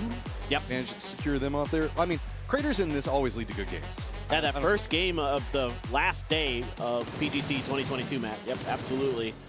That was a wild game for sure. Day trade, praise that this doesn't headshot you. Okay. Well, yeah, I mean, Alo can hit those shots sometimes, but that's pretty hard to do, just iron sight. Trying to catch somebody before they jump into the vehicle, and good job on landing on the opposing side of the vehicle, so that way you denied it out. So our playing path looks like it's going to be pretty interesting again off of the circle, so most of our teams, though, should be pretty content, though. There's a lot more space to play in this one. Yeah, I think it's nice to see a different part of the map at the very least. So True. That is actually what I think a lot of us are kind of looking for. Day Trade has really good prio, at least on the water treatment and the area around that, to get some high ground potentially. Do a little bit of investigating, maybe if they want to just try to go center. There's a couple compounds that'll be open, assuming FaZe leaves them open for them. Genji out in Opozo, going to have a little bit of time before they're able to get their looting done and get into the circle. So not too much to speak of for them right now. Just maybe, you know, the Sonics having similar sort of rotation paths potentially is something to kind of keep in mind there as this one rolls along. Tiamba as well could from Chumacera. So things like that are going to be of interest. But there's a very early emergency pickup being popped right now by Luna from Puerto Paraiso. So that is pretty interesting. Are they just going to try to go to like Campo Militar or Oasis? Oasis? I could be fine with it, but let's see how the Expendables manage to get in this situation. Mình tin vào in-game leader của mình thôi, mình không biết phải xử lý như thế nào hết. Tất cả niềm tin của mình trao cho in-game leader. Họ sẽ hướng dẫn đến kết quả tốt nhất cho cả team. Thì bắt đầu ngày thi đấu đầu tiên thì mình đã ốm rồi và mình vẫn phải giữ trạng thái ốm như này để vào đây liên tục 4 ngày thi đấu liên tiếp. Mình cảm thấy rất là mệt. Oh man, it's been pretty harsh. A couple of players have definitely gotten sick off of just, you know, random things that can kind of happen through travel, all that other stuff, but starting to manage to get everything back together. It's a benefit of the length of this event, is sometimes you can kind of get your health back in order to get yourself qualification position at the end of it. But Luna, we do know that can play Campo Militar Oasis. It's a place that we've seen them drop previously, different points, so we'll have to see how they opt into going with this very early pickup. I do agree. I like the mindset behind it, realizing that, hey, let's just go ahead and go where we know nobody's going to be, very far to the north. Yeah. It's pretty unlikely that somebody's going to beat you to one of those spots. And really the only team that would maybe have a chance is like BB, but after what happened the last game, maybe you're expecting them to be a little bit more cautious, or maybe you've done some research and their rotation routes don't necessarily take them that far north. So things like that going to be very, very important. Lou had a really good role to play for Twisted Minds in that previous game. Him and Batu just doing a good job as that duo, getting those extra points. Mortars didn't leave much of an option for him. He had to do something at that stage. My eyes, though, are drawn on the leaderboard to Sonics. You are in first. You've got the momentum. We've seen a lot of teams really exploiting that momentum to establish themselves on the leaderboard and really kind of cement in, get their groove back per se. Now, can we see Sonics do the same thing? I think that's going to say a lot about the mental and what's going to be happening with them. I think you make a great point here, Matt, talking about the Sonics, because they have sent a player out pretty close to Tiamba's territory in Brickyard.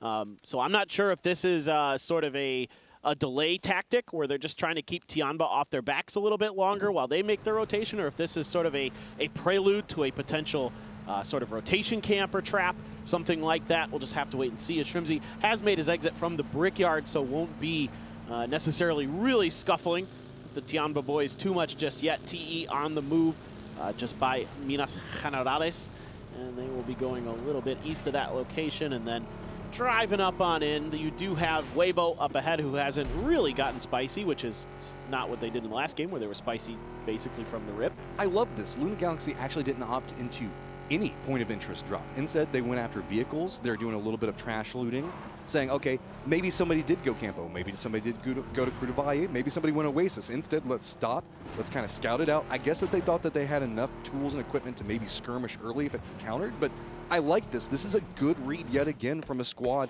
being very proactive in an early stage. Absolutely. I think this is a great move for Luna. I really like that. Just, you know, we know we're probably the furthest team outside of this circle other than maybe Tiamba. Let's just go to the way north. The furthest team that's going to be up there is FaZe, most likely at Cruz de Valle. After that, we're good to go. We can just take whatever we need up there. There's tons of trash loot available that you can use. Extra vehicles that are for sure going to be there. So that's a really, really heady play from Luna. So you gotta like that. We'll see if it works out for them as this game goes on. You do have the Falcons rotating way up north there as well, but yeah. But we have two different X factors for the early game, and Weibo as well as the Expendables kind of eyeing each other. Look at Tanvu, man. I guess he didn't have lunch because he looks real hungry right now. Meanwhile, Weibo, they are running a 2-2 split, so a bit vulnerable. Colores is going to be closer to the Spaceman side of the 2-2 split, while the rest of the Expendables are still kind of doing a touch of looting, a bit of scouting as well, so no firm commitment coming in yet. Meanwhile, VP have a lot of options to play from coming out from Minas Generales. They do have to be careful as they are pretty close to the tail end of the Expendables kind of situation with Delwyn just off to the east. Yeah, that's the team I'm kind of curious about the most right now is VP, other than maybe Sonics just with what they were doing with Tiamba. But outside of that, you know, VP with the Minas Generales control, you know, they're going to have potentially access to the high grounds that are to the north of Minas to get some information, do some scouting. Right now, they probably have a decent idea that TE's to their east and going to try to potentially find a way to play around that. But they're already getting in some vehicles and moving, so it looks like they're just repositioning a little bit. But they've got EB all the way down in Cantera that's still doing some looting, it looks like. So that's an interesting situation going on with VP. Sonics going to go ahead and crest into the circle. They don't have any options really in front of them that they have to be too worried about. I mean, Twisted has a Lou that's in San Martin, but that's about it. All the rest of San Martin is going to be open. It's going to be day trade that's probably about 700 or 800 kilometers up to the northeast. The next thing that they might have to worry about, I believe that they do have Tiamba coming up back behind them. That could be an issue, but I mean, Tiamba looks like they're going for a very far route. Whenever you're going over next to El Pozo at this stage, you've got your eyes set on the northern part of the circle, in my opinion. Yeah, maybe. We'll see. They might take the road that goes to the north of San Martin, take the edge of the crater that has like that mini army camp in the middle of it. You see like a lot of teams that'll get up onto that high ground up there and use that for their first stage of scouting to make their way east. Gen G, the Pozo team, has already made their way all the way up around the north, past Oasis, up towards Cruz de Valle, just kind of getting in behind Luna Galaxy. So Luna very spread out right now, almost a 1-1-1, but now it's a 2-1-1. It looks like Gen G kind of maneuvered over to where a couple of those cars were at, so we'll have to see what's going on. As I think that Weibo has spotted out that they have some friends close. Is Tanvu's not going to go for too much more out of this. I think that he's starting to step back away. Glorious looks like he could be approaching as well. So Instead, oh yeah, you don't want to go for too much more. If you go for a step down there, there is a Panzerfaust waiting for you, Tanvu. Yeah, I'd prefer to see TE be a little bit cautious. I mean, if you find a knock, then absolutely, that's go time. But TE cautious? Well, I know, I know I'm crazy for saying this, but I would like to see them be a little bit patient on this. You know, it looks like they're trying to sneak Clories into a position where if this circle does shift away from them, they have a better option to maybe do some damage to Weibo on the way out. Tiamba is indeed looking to go towards the crater edge and do a little bit of scouting, as I kind of thought they might. I like that they're scouting, but man, there is nothing to be seen over here. There is going to be BB team that's about a kilometer, maybe, I don't know, maybe 800 meters away, but there's going to be a mountain in between you, so you can't even spot them out. But they still have to do the stop off. They have to be safe. They have to be very careful on it. Tanvu still hanging out over here. He's just trying to keep an eye on him, make sure that nobody from Weibo is going to make any form of push. Keep in mind the Weibo 2-2 split. This is the southern side of it, so Calorius looks like he's trying to intersect and maybe see if he can get involved in the, if anybody comes in from the north. But reinforcements for TE are starting to regroup over here. And there is that Panzer that we can see in ZYY's back pocket. Something to keep in mind for sure. But this fight doesn't necessarily have to kick off just yet, as the circle has hard shifted down towards the graveyard area. So not exactly what you would expect, you know, given the situation. Yeah. But now we're going to end probably somewhere around KDF or 17 or something like that. A lot of teams are going to be making mad dashes for compounds because that area to the east of and to the southeast of Hacienda is very, very open. Bex rolls into the wrong neighborhood. He's going to get taken out. Meanwhile, the rest of FaZe is going to be rotating down. They're already getting shot by 4 Angry Men as well as TSM. Freaks are going to get a spot on them in just 1 second. 17 looks like they're going to be trying to shift over a bit more, get some more control over this territory. Yep, the regroup's going to happen, and there's just nothing to be really done. Gustav's going to go down, get flushed out as well. FaZe coming in a bit too late into this one and is just going to get picked apart. Corexy going to be going down as well. So now it's just going to be on to James to figure out how he's going to be navigating this one. While he's going to be Twisted Minds coming off that top hillside. It's going to spot out TSM, force them to play back into the north. If anything, that's going to make it more complicated for FaZe. Yeah, and again, this is why a lot of teams are trying to make some desperate quick moves to these compounds around where Twisted, around where 17, around where potentially the Freaks are, because of how valuable they are in those late game circles if it ends in this vicinity. Really, really powerful compounds to have. So sometimes you got to gamble.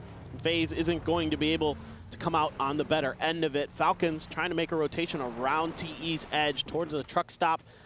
Maybe going to have to go even further south unless they can find a knock or something, open up some space where TE has planted themselves, see if they can get a little bit of a foothold there on the eastern edge. But I would suspect that they're just going to keep wrapping all the way around to the south and try to make a go of it, maybe from the backside of Minas or something like that towards where VP is. We did also see that the Expendables as well as Weibo did detangle themselves from each other as eyes got set a bit more into the center. Teams that still need to make their way into the circle. We have Sonics that are going to be wrapping down in the south, as well as Tiamba going to be coming up back behind them. BB needs to regroup inside the circle. Luna Galaxy is just going to be touching it right now. Gen G looks like they might be making an approach pretty close to where Weibo is going to be at, whereas Falcons, they still have a lot of options to the south, so we'll have to see. Tiamba, though, if they get too close, Batulins is still trying to hold up this high ground area, so he's trying to fend up everything from the rest of his team. He was taking a couple of pot shots at Sonics, and Sonics looked like they were eyeing this road, but didn't want to go after it. But I don't know if we're going to see a firm committal come out from Batulins to still try to defend or not. As soon as those shots come out from that mountain, you 100% know it's Batulins. Like, you just know. Yeah. You just know that it's Batulins up there. But, I mean, that's why Twisted Minds is... I wish we could see a stat for a player that is always at the highest elevation. Oh, that would be really interesting. I think you're probably correct. I mean, it's hard to imagine anybody that spends more time up at the higher points of the map, for sure. Gen G, tough rotations after they wrapped all the way around to the north, so they're going to have to potentially slog their way through this. They've gone over to the Death Star Trench and are going to be setting up around that eastern edge of that road. BB over towards water treatment, pretty well fanned out, just making sure their backs are clear before they decide how they're going to make their next move. The good news for BB here is Daytrade's also pretty fanned out in front of them. San Martin is wide open to their south, so they actually have some options potentially, depending on their scouting and kind of how they're able to process some information. Kwangdong Freaks have a great 2-2 split in the middle, so no matter where this next circle goes, the Freaks are going to have some really good access. And well, that's about as bad as it gets, though. Yeah. That is awful. Hard shift back over into San Martin and Hacienda, so that's going to make it pretty spicy for all of our teams playing around Minas, as well as over into the east. Death Star Trench entirely cut out, so we're going to have to see a ton of those teams make sure that they jump inside a vehicle, get out of there, or you can take an emergency pickup. That's going to be a bit scary for Gen G, as they're going to have Weibo right on top of them. And you know who's leading the charge on that one. It is always going to be Spaceman leading right in. If he can get close enough to take shots, they kind of get that pickup off, that will be absolutely insane. This could be one of these circles that ends in between Hacienda and San Martin, which is very, very wild, but a lot of fun for us as fans. Barpo gets a big knock there with the M249. Spaceman trying to use some of these stuns to keep his player safe, and he's going to make the push. He knows he's got Barpo a little bit lit up, but the smoke there preventing him from finding the information he needs. Gotta be careful. Rex also going to do a good job on defense. You can see down lower right, people trying to rotate, but Mamu still just trying to fend up as well. Weibo was maneuvering right into this one, but timing for it, it's not going to be the best, as it is going to be Gen G finding all of the angles to work with. Just ZYY, the last one up, as he's got to figure out where do I even go. But while this is all going on, that does mean the emergency pickup was lost by Gen G. Still, though, you'll take these points as Gen G. I mean, this is a really good result of a potentially bad scenario where you're running into another team way outside of the next zone, and even, like you said, losing your emergency pickup to this. But if you get these 4 points, or in this case, you've got 3 points, and it looks like they've decided that that's good enough. That grenade is no hope in hell. But this is a fine situation for Gen G. Like, again, you're looking for those 4, 5, 6 points in this game, and you're going to feel pretty comfortable, especially given how bad this circle shifted away from you. ZYY can't even get his frustration bullets and shoot at them as they're leaving because the angle just does not work. Okay, emergency pickup has also been called. Looks like it's going to go for Sonics. The rest of the teams are already trying to kind of sneak in. James is also just getting absolutely peppered with bullets right now, but I think that he's going to be able to navigate at least most of that forefront. He's going to make landfall, but not feel pretty good about it. Gen G do go ahead and get prepped to make their run across the field over into the east and shift into the circle itself, but James is going to finally get spotted out as Caloris is going to be able to pick him up. The Expendables playing pretty close to the center of the circle. Looks like that's what he was going to be after. I'm seeing another emergency pickup, this time for the Sonics from the graveyard, but already a lot of the central circle compounds are going to be contested. There's already teams pretty well controlling Hacienda, the compound south of Hacienda, the compound southwest, and you can see Flash and company trying to get involved, getting a decent damage done on the 4 AM, but KDF as well actually found a knock onto Example somewhere off screen. BB's also getting involved in 4 AM, and 4 AM is trying to find some kind of safety, but there just isn't much. Yeah, I mean, BB has a good control area to play around with this one with the split that they're working from. So also, if you did see Example get knocked, he should be able to get rezzed. He was inside of a compound, so it was just a very nice long-range shot coming out from him. Where next circle is going to lean into the north, so it's going to cut out a lot of the fields, but we still keep a bit of San Martin in. Hacienda looks like it's going to be a focal point for a lot of teams to play. You have Twisted Minds to try to regroup. Sonic's going to be trying to make landfall right now. Big sprays coming out on them, but haven't gone down yet. Or do they opt into making landfall? Looks like they're going to be leaning right back into the TSM line. Shift in, do manage to find a spot to land, and kickstart on near on no life. They manage to navigate that as clean as you can for a very dangerous situation. And they found a solo player from TSM, and there's nowhere for Luke to go. In fact, it's Tanbu from TE who's going to get that kill. So that's going to open up that compound for the Sonics, at least momentarily. See if the Expendables want to try to make a push. Meanwhile, 17 still has an edge for themselves. Gen G actually drove around this. They're going to be crashing in towards Luna. This could be a really important fight for both of these teams. Luna needs to defend this one up, but I mean, with the long compound, there's a capabilities for it. But yeah, the rest of the squad needs to regroup. They're going to have to step around. It's going to be day trade, but I think that they have a clean sight line to kind of approach this one in. But it's going to take them about another 15 or 20 seconds. Luckily, the long compounds can slow down an approach pretty decently. So Gen G has to bump the brakes for just 1 second while the reinforcements do arrive. Actually, looks like they did roll down the hill, so it might take them just a second longer. 17 Gaming also should have a bit of vision into this if they want, but their eyes are more caught up on what's going to be going down to the south. Meanwhile, Tiamba also just getting absolutely demolished down here. They can't make a rotation, while VP as well as Twisted Minds duo still needs to regroup with the other side of it, but instead, Too Hungry going after kills. This is really good space control by Gen G, but they didn't have the information that there was only 2 players here, so they weren't able to really confidently make a push the way they wanted before the Luna rotations made it through. Rex got the angle on it, maybe had an opportunity to get a knock or something to weaken Luna before they were able to reinforce that position. Did not come through. VP underneath Cloris' gun, and he's just going to find the headshot, take Luca Rux down.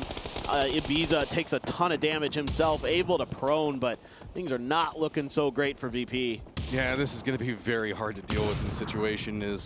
I mean, they kind of have a spot that they can hide out in for now, but it's just going to get worse as more of these teams manage to cluster in with just no option to work with. TE isn't even going to look like they're going to let it get to that stage. Nade's going to go up. How well is it cooked? Does air burst right in front of EB, but he manages to get back behind the rock, find some type of safety for the time being. Delwyn, though, he's just on the hunt. He's going to spot out, goes for a bit more of the spray, but that rock is putting in some work for EB. Does get the knock and counter. Glorious is going to go for a peek around, gets most of his bullets into the rock as well, and it is going to be EB fighting tooth and nail to stay alive from a very difficult situation. Man, Ibiza doing a great job, but it's the grenade from Duck Juice that finally finds him when he's already so weakened. TE had to commit a lot to that push, though. Back over to this fight with Gen G. Kraken already down. Tosi trying to dance with Haven, and he gets the better of him. Goes for the reap. He can't get the fire under control. Posa does a great job shutting him down. I mean, this is well timed by Gen G. They managed to find most of the Luna Galaxy members crossing in the open with no cover to play. Just Posa's gunfire, keeping them alive. New circle pops, still leans into Hacienda, so it's going to be TSM trying to keep that on lock, as well as TE, as well as Sonics. So now a bit of a slowdown, a reset style situation. It's going to be Barpo just putting in work so far with that M249 as he has just been able to hold down and suppress any form of movement. Wow, this is really, what a grenade there. What another grenade! The follow-up, they get the res on a Kraken, and he finds a good one. Now Barpo with a machine gun trying to hold the line. Adder crawling back, hoping, praying that he can get back there. Meanwhile, Tanadol's just watching this fight, licking his lips, hoping someone steps out into his crosshairs. I mean, it's so hard to get anything off of that angle, and Daytrade already inside the circle, so he doesn't have to make too big of a rush back, but he is going to go ahead and opt to step away. That opens up this firefight, but these guys all still need to make it in the circle themselves. 17 Gaming is going to be the potential gatekeeper for them, depending how far back they're going to be. What a volley! Okay. What a volley! I mean, just throwables right now. I mean, they just managed to line up 2 nades in a row to pick up the turn in the fight, and then a Molotov to finish it all out. Unbelievable. They had just gotten the res onto Adder as well, but that molly was spot on. Man, Luna, what a fight. That was really impressive, but out of the frying pan into the fire for them. They are driving towards Daytrade and 17, who are all looking in that general direction. Batuan is going to go down off screen for Twisted. Falcons have to try to square up with BB. This is over on the eastern edge of San Martin. All right, so yes, we got Falcons and BB lined up, as well as it looks like the Freaks could be creeping in, trying to gatekeep out Twisted Minds. 17 Gaming has an idea on Luna Galaxy that's going to be approaching, but they're playing the lower side of that one. This is still going to be on the outside of the circle, so BB can't quite make the rotation that they want. Spyro's going to be playing down to the south. He's going to find out and get spotted, so that's going to be taking out their side angle that they were wanting to work with. Best of Luck is already right near the circle, so this is just 2v3 style situation, trying to see if they can at least get ahead of the circle. They do manage, but they're going to have to run really quick, as Flash also has a side angle. Phil first, inside the vehicle, should be able to regroup with Best of Luck in some fashion, but a doozy is left behind, and he has to fight his way out of the situation. Yeah, Snaker seems to have a decent idea of his position. Relo's got the other angle covered, so a doozy's going to go down. The Falcons having a pretty efficient push here. Still have a couple more members of BB who are able to escape that they might have to deal with, but step one complete. Got some grenades being thought about on both ends. Let's see if anybody can connect. Snakers with just a little bit of spray, but this angle from Bill first is really nasty, but the shots are good from Falcons to keep him from really punishing them. And Flash also has a side angle into the That's how come the Falcons can't stay there. Snakers manages to open up the door, gets a nice knock, but he's just trying to rush down into it. Meanwhile, Flash just continuing to put in more harassment and instead opts into the BB line. BB is just entirely caught out. Sonic's going to be able to put in some more work into it. Relo's going to go down trying to make this cross. It is so open. Sonics can spot out one side of it. Daytrade on the other one. There is nowhere for the Falcons to go. Roth, now the last one up, just caught in a no man's land of hellfire being dropped on top of him. Yeah, this is good stuff from the Falcons. Honestly, they had BB on the ropes the whole time. Yeah, the Sonics are able to get involved and finish off both squads essentially, but not bad. And now the Freaks have to make another push, but this time potentially a weakened TSM in Hacienda proper. The little compound to the south, the Longhouse, has TE. It's a much more difficult fight, as we can see. See if they want to take it. Twisted Minds may have to contend with any of them, but if Twisted Minds kind of gets a good read on this situation, they might sense that that hill over to the north of the Sonics is actually open and might be able to make a rotation if they have the vehicles available. But it gets so hard. I mean, Daytrade's going to be approaching over there. There's going to be so much vision. Yeah, we've got Hacienda itself. All of it's still in play, but we've got with the walls on the outer side of it, the hillsides themselves, it doesn't provide as much cover as you think it does, and most of these teams don't want to make the rush into Hacienda itself just quite yet. But it does look like that's how the Freaks are going to handle it. They've scouted this out. They've got a bit of a dip that they can play right in the foreground in front of it, so they're going to cross down, dodge out a lot of the shots, but look at Purdy. He's got himself the Panzerfaust ready, but he doesn't have an angle in on this one, so the slow play from the Freaks really providing them a lot of space and a lot of control. This is great awareness from the Freaks, understanding that somebody almost certainly had it. Oh, Twisted just going down. Hold the phone. They try to crash onto TE while they're distracted with the Freaks maybe. Lou out on his own. Tanvu trying to spray him down, gets him near one shot. Gonna throw out a grenade as well. Twisted tries to go for a timing hit. KDF as well getting involved in this fight, sensing that there might be some points available. Purdy gonna step out of Hacienda, take down Bean. Things are wild over here in Hacienda del Patron. Okay, so we got the Freaks that are trying to contend with Human, shifting in right back behind the Expendables, while the rest are trying to encroach into Hacienda proper, in and of itself, get into the manor, and it's gonna be TSM that are trying to defend that one up. I mean, Lou is back and trying to figure out some type of pathing to manage to make it into the circle, but he's gotta find the perfect opportunity, and it's just not being provided. The Expendables are doing such a great job on defending up everything. Meanwhile, into the north, we also do have 17 Gaming that's caught up against Daytrade. Daytrade still needs to make a push down into the circle itself, but they can't shift in due south along this hillside because it's going to be Sonics that's got vision on them. Yeah, this is pretty scrappy, but it looks like the Freaks are going to be able to take control of Hacienda proper. 17 wanting to make life as miserable as possible for Daytrade to get into this next circle. Little bit of a hill here, though, that they can potentially play with. They can flank out a little bit further, but Trimsy coming out for the Sonics to maybe try to hit this flank of Daytrade. A 17 now tries to make a move of their own. Big opportunity for Shrimsy here is I don't think that Thandal has any idea that this is going to be happening just quite yet. He's going to shift back in for just one moment. Meanwhile, Sonics are running a 2-1-1 wide split, and Shrimsy realizing, hey, I'm pretty outnumbered here. Thandal is going to go ahead and throw a nade over in that direction, at least shoo him away from that position. Shrimsy is going to go ahead and regroup with H1 as well as Tickleton, as now shots are going to be exchanged between them. Shrimsy is just going to put on some happy feet, try to dance around. The circle is going to pop. Keeps in a decent chunk of where we can see the Sonics and 17 playing, so the Freaks still also have a bit of Hacienda to play from. It's going to be the Expendables, Lou, as well as Daytrade are the odd teams out. I love, by the way, I didn't get a chance to talk about it because it got really spicy there, the way that KDF played that. Oh, Purdy actually got out of Hacienda and hit himself behind a crate here. And that is really sneaky, but I know we as talked you would about Jack in the boxes before, like popping up against the kills, but he is just seriously one of them. If you walk into there, that is going to be a problem. Jack, I find Jack in the boxes to be terrifying, and certainly anybody that comes the clown face ones. Oh yeah. Oh yeah. But anybody that comes near Purdy is going to be terrified when he pops up and gets a knock at the very least. It feels like Xiao Bei hasn't seen him just yet. If he gets up high enough, I think he can get an angle. Might see like one of those pieces of equipment sticking out. By helmet, Lou's head just taken one as the helmet's going to pop away. Lou, I mean, he's got Kickstart on one side, all of the Expendables on the other. The only benefit for it is all of the Freaks are starting to line into the Expendables, so that might be enough of a distraction for him to sneak in. Yeah, Kickstart's now starting to take some shots, and Lou has read that. He's going to try to creep in. The Expendables still only make about another, I would say, what, 50 meters, 20 meters that they can shift in, but they're not going to be allowed, as they're going to lose a lot of their cover to try to creep in on this angle.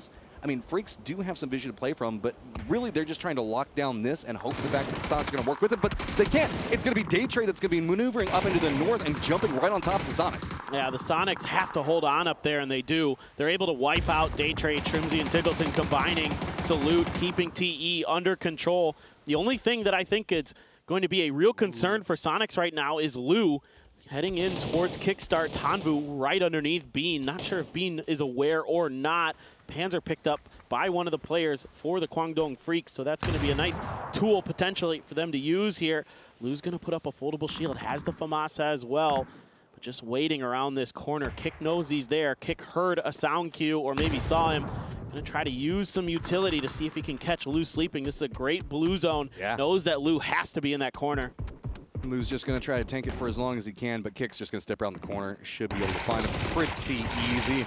Blue zone nade as well as a couple of bullets are going to finish that one out. Twisted Mind's going to be removed. Sonic's now controlling pretty much 50% of the circle, while we're also going to see Duck Juice get spotted out. He's going to go down. So we've got Purdy Curdy that's kind of stealthily hiding inside of 17 Gaming. We've got the Freaks that are still holding down the manor itself, and then we've got the Sonics as the new circles pop. And really, it's just going to be the Freaks that are going to need to creep in. They do have a path, of course, coming in from Hacienda into 17's position, but it's going to be this shots coming up from Sonics in the high ground. They're going to make it really difficult. Yeah, I think this might be an opportunity for the Freaks to try to do some damage to 17. Lil Ghost has been knocked.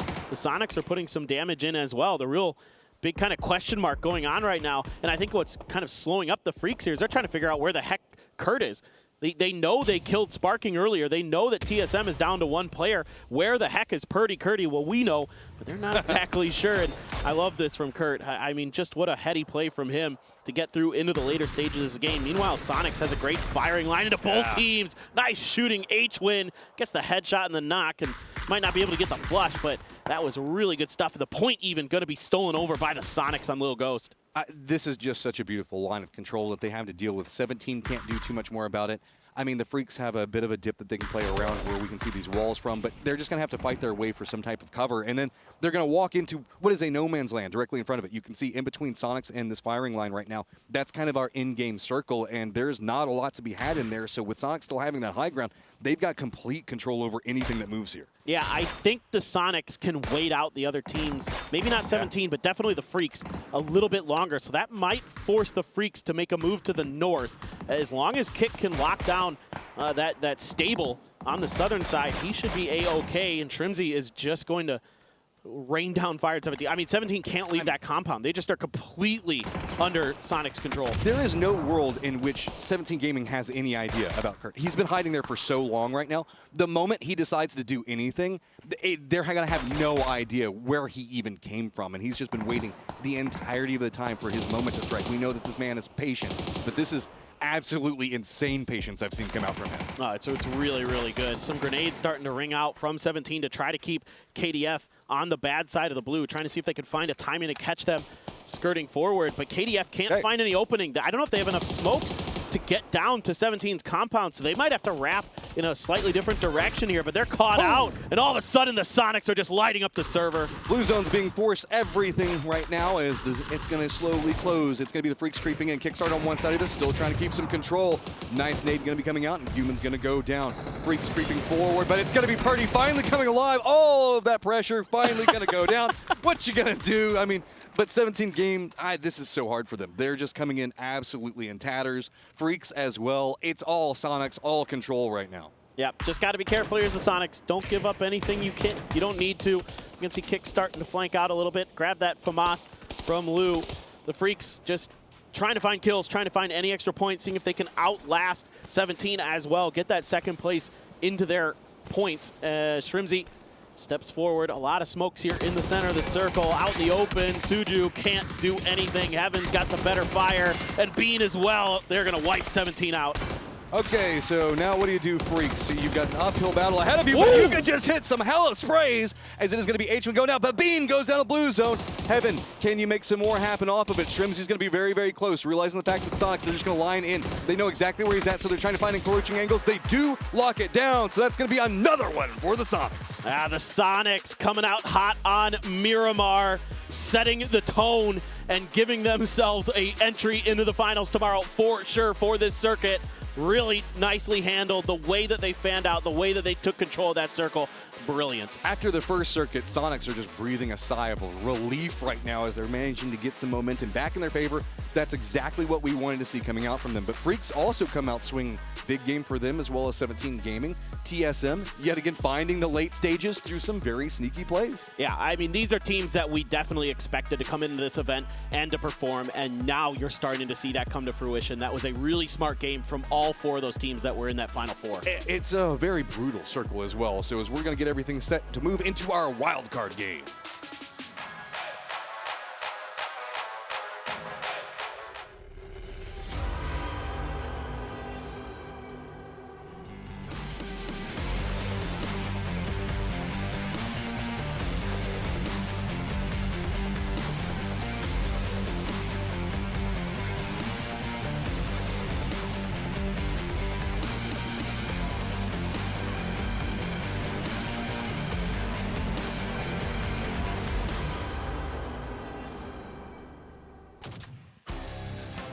Well. Sonics come out with 2 chickens in a row. Miramar really has the call. They seem to understand it, and they get that win right in the middle of the map. Yeah, they grasp the map. You understand it. And then, yeah. No, we talked about it. We said they just need one more decent game, and then they can do what they're free to do in 4 games. I'm pretty excited to see what they're going to be doing, because there's obviously some scuffles here and there that's in play, right? But I think you nailed it on the head. They had a good first game. They won that one. That opens the door for them to take a few more risks. They get that game win basically off the back of an E-pickup into a very dangerous situation that the stress is off a little bit, because if it doesn't work, it doesn't work. We still get some points. But they dropped right smack in the middle of the map, chose not to go for Hasi, landed on top of Luke 12, forced him out, and then from there we're able to win out the game. Yeah, what I love from that is that it is so it's so much awareness with map and how teams play and everything. It is so often that if you are controlling the Hacienda, and by that time the map, that stables usually has only 1 or 2 players. Like, it's usually the split with the Hacienda team. Yes. It's very rare that it's already occupied by a full other team, right? So that is actually the perfect spot to drop on, to contest a 2-2 split or contest the potential Hacienda team, or even take it, because it could easily have been free. Just them only leaving one guy there is like, okay, we need control because we have to have the kind of chance. But when you have those greedy splits kind of too late, then it really turns on to, okay, we're just going to have a full team crashes, either by car or by now E-pickups here. And then they're actually managing to get a huge amount of kills on top of that, right? That really turns them on. And right now, with the amount of points here they have just from 2 games, they are qualified. They are literally into the finals tomorrow. And yeah, that's just insane for them to, I think, 30+ points they're going to be having. Considering the first day they played 7 points, and yesterday they had 35 total, right? For them to kind of turn on. And again, it really talks to how important the more days you're able to play towards that grand finals, it's just gonna get you turned on so much more. But also now the strategic kind of play they can do in terms of maybe denying some other teams, taking away their loot spot or forcing them out or something like that, that would be huge. It would be crazy to see. I'll just throw one ball up in the air, right? What do you think? Are you ready? Ready? Oh, okay, yeah. I have to do it on verbally as well. I can't just... No, jokes aside here. Honestly, in this case here, imagine a third party... You like that one. did that just for you. Imagine denying someone going into the circuit tomorrow to take, I don't know, PUBG, Gatka, some of these areas here that we know that they love playing out of, that they are extremely skilled at playing out of.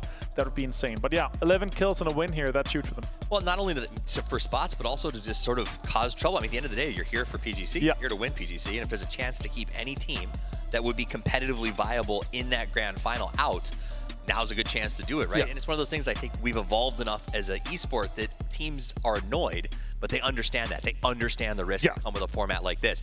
Sonics, they walk away with 11 kills. Last game we said it was a good, I'm glad they won, but it wasn't that impressive. And I think they took that personally. Do a drop to the middle and then go absolutely bananas here with their 11. KDF, good to see after the last game, they went out in 16th place. They managed to turn that back around, get themselves 6 kills and put themselves in second. 17, one of those teams that you talked about that, maybe Sonics could be keeping an eye on to cause some trouble. This is good for them that they managed to get in 3rd place, pick up those 5 kills, because they're in a spot where it looks like, 1 or 2 more good games, they're going to advance to tomorrow. And you don't want to take that risk. You don't want to make someone angry before tomorrow necessarily. No, you don't want to play a Pochinki hot drop by the last 2 games. If you don't have enough points to do that, then yeah, it's definitely not feasible for that. But yeah, it's good to see these boys on top. And now, would you say that these 6 kills are deserving for MVP this time around, rather than the 1 kill and 300 damage? Listen, who am I to truly decide who deserves MVP? But yes, absolutely. And I will give a side shout over to Shrimsy. He got his 3, but he also put in 500 damage. In fact, the whole team putting in a ton of damage. But part of that is obviously that middle position, right? Once they're able to take that barn, they're able to sort of pin cushion out or a porcupine and do damage to just about everybody who's coming into the area. But that man of the match will be Tiggleton, without losing anyone. Get Tiggleton up and running, and that end game, once they got everybody up, easy. Yeah, I mean, perfectly executed for them, and also just insane map awareness. Like, this is why H-Win is one of the best in the game, right? You're like, okay, this stable, this barn is very likely to be either open or only to have a 1 or 2 man split with it. And we can take that away from them. And even losing 1 guy would have been worth it. There could have been 3 guys from there, potentially still winning the game with 3. But they're able to win it with 4 guys strong towards that late game. Being 21 points here, that is massive for them. To be able to get that many points, now being in the 30+ points after just 2 games. But the kind of sad thing is that it's hard to do on Tego and Rondo. It's hard to do those third parties. It's hard to do those hot drops. It's hard to kind of do that because there's so many more kind of spaces to hide and to play. And it's harder to kind of play around that on a Wrangle, it's way easier, and that's actually a little bit scary why Wrangle is our last 2 games, because that makes it extremely rough. But 34 points total. It's funny how it's our favorite map, but it's becoming like the scariest of the maps. It is, yeah. Extent, right? Like, we love it because it's been around for so long, but it's been around so long, it still has some of those flaws that like we love, but we also are like, oh gosh, I hope it doesn't circle to go here. And everyone is aware. Exactly. Overall leaderboard, 34 points for the Sonics, Expendables 23, Twisted Minds up to 20. The real struggle is for that bottom. Don't get in the bottom 4. BB team has a back-to-back bad game along with Weibo and FaZe, and they are going to be struggling. TSM only at 5 has got to be frustrated because they had such a good spot there at the Hacienda, but Sonics dropped in. They got Luke. I think we saw someone else get picked off, and really that comes down to, you know, Purdy out there just salvaging points. I think he might have picked up minimum 4 points off placement by just hiding in the back of that crate. Yeah, he got 4th place for them, 4 placement points. That's huge. Close to actually getting the 2 kills onto 17 and potentially actually getting the 2 points from the kills and also another placements. That would have been a 7-point clutch. But it was a 4.1 for him to kind of stick that out there. I like that. That's super smart. And again, these salvage kind of situations here in 6 games, and if you don't have 1 good game and all your games are salvage and you're able to get 5, you're safe. You're into the top 12 and you're fine. Sonic's placement points 20. That feel good, right? That's good. Like, you know, they're back there because this is the short break, right? So all the teams have a chance to run off. They get to meet with their coaches. They get to discuss what's going on. And that's got to be the best feeling in the world. When you go to see your coach after game 2, and he's like, got nothing for you, boys. Just keep doing what you're doing, right? I mean, because there's nothing else. I'm going to go fishing, and you do what you want to do. That's Gunner right there. Exactly. That's exactly what Gunner's probably doing. So just like Gunner, who's taking a break to go fishing, we're going to take a quick break. And when we come back, we're going to move into our 3rd match of the day. It's going to be fun. I guarantee it. So don't go anywhere.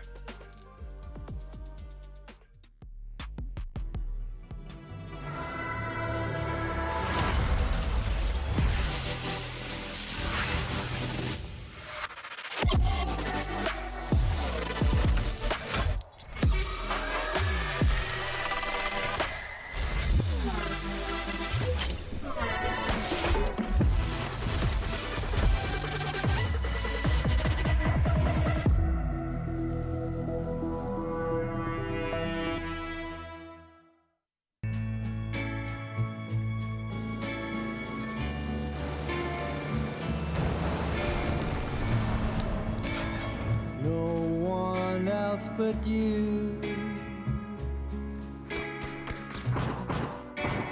catch me when I'm falling.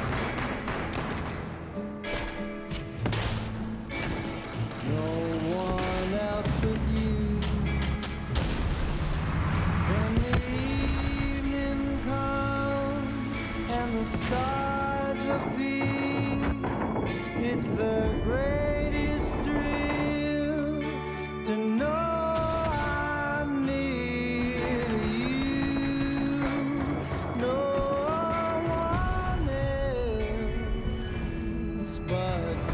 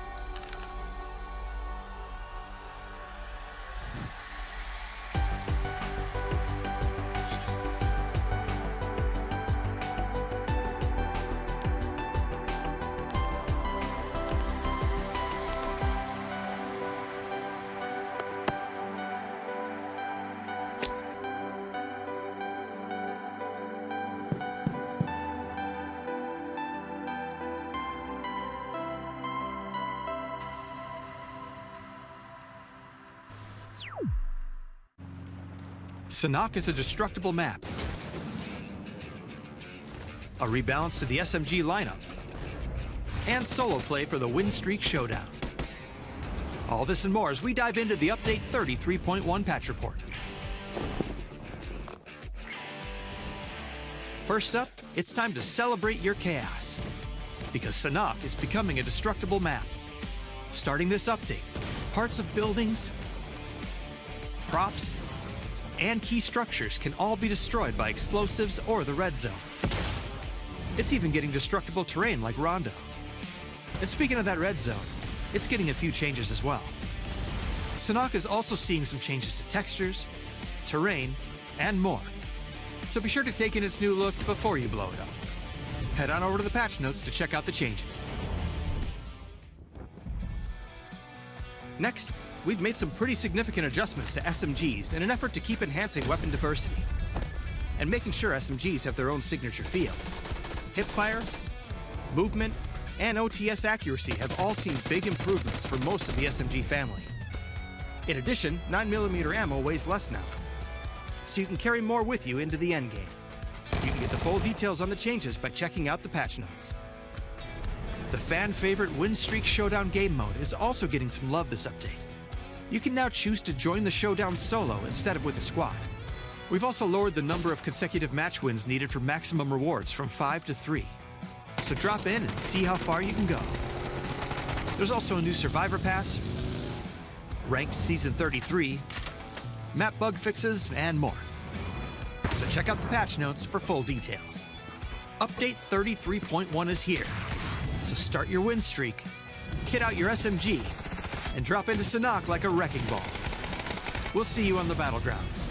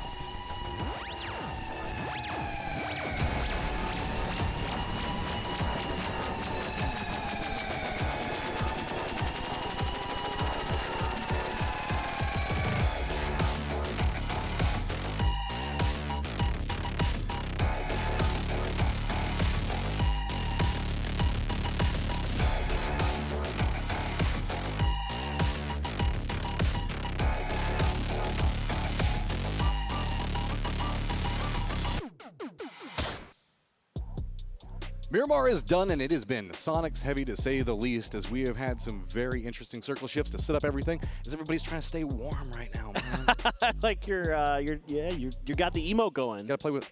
It's like one of the PUBG emotes. I like that. That's nice. Good job. Well, oh, you've got the playing with the magnets is all it is. You've got the magnets that are repelling each other. Yeah. How do they work? It's nice and warm. This is what has been entertaining Matt all day. Dude, they're fun. I'm sorry. Like, I can't get it to work. Okay. Yeah, you shouldn't be able to. I know, it's science, man. Yeah, how does it work? Yeah. Okay, so now we're going to be moving into our wildcard maps. And yes. We've been seeing momentum being a big part of everything. I know it's a reoccurring topic of conversation for us. Sonics definitely feel like they have it, but we also do have squads like 17 Gaming who have been reoccurring inside of the kill feed, making it later stages. Yeah, it's been more of kind of what we were expecting coming into PGC this year, with some of our top teams really starting to perform to the level that we were expecting. You know, Sonic 17 in particular. TSM has been pretty steady throughout, even though Kurt's little Panzer Jack in the Box didn't go the way he wanted. Still, though, TSM racking in a fair amount of points. The Freaks had a better game that time around as well. So everybody's starting to maybe feel themselves get comfortable here at PGC. And especially given the fact that we had a Hacienda game, right? Like, I feel like we saw a lot of squads having trouble making the rotation into Hacienda itself. So this time around, you know, we had Hacienda, center of the circle, drew a lot of attention. Perfect warm-up for the next map that we're going to be moving into, as Test Track and Stadium have been very, I guess, common as far as circles have gone. Yeah, it's just the way the map works right now. So that's why a lot of teams are prioritizing that drop spot, why you're going to see 3 different teams having their icons over the Test Track. All right, well, let's go ahead and move into Rondo as we've got the plane up and in the air. It's going to be starting over in the northwest, stopping about all the way down to south, about middle. So we're going to have kind of Tin Long as well in there, but a lot of options for teams to play from. As again, I'm just caught up on where this first circle is going to go. Absolutely. I'm hoping for something maybe southwest. Don't get to see that part of the map too much. There's quite a bit of water down there, so it kind of makes things a little bit interesting. So just kind of curious what we are going to see when we get our plane path revealed to us. And you know what? It's looking, yeah, okay. It's pretty western, so it's going to be a little bit tricky to get to test track. A couple teams are going to try.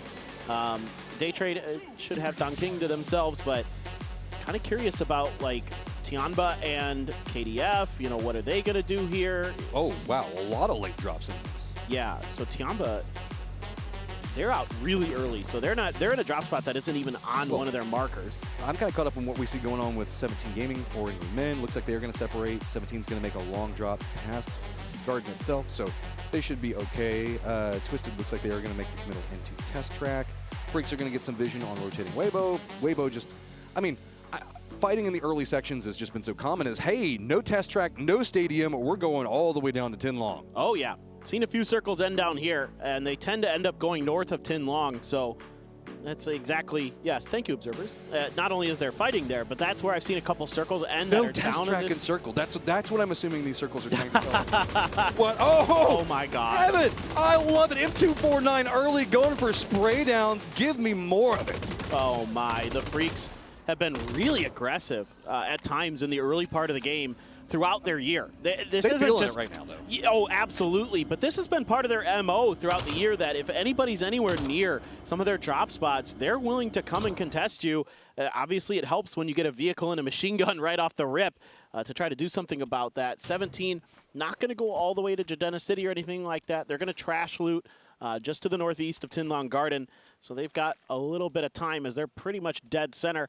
Kind of figure out exactly how they want to shape up. I like where Xiao Bei is. I think that'd be a decent pivot point for them. Pretty easy compound to lock down. Gives you a lot of opportunities, a lot of control over your northern end. And if it does keep Tin Long in, there's generally like 4 or 5 teams that end up getting congested inside of Tin Long Garden. So you don't have to worry about that too much. Things like that really could be impactful for 17 here as the game rolls on, depending on where they want to go. I'm curious to see what they think is priority in this situation, because this is probably a drop that maybe they don't do too often.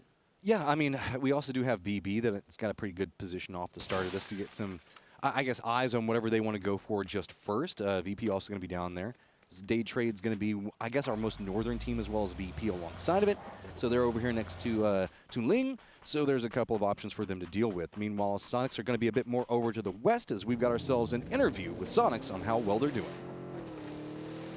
Hi guys, it's Bella. I'm standing with Sonic 6 Tickleton. Well, congratulations on the back-to-back chicken.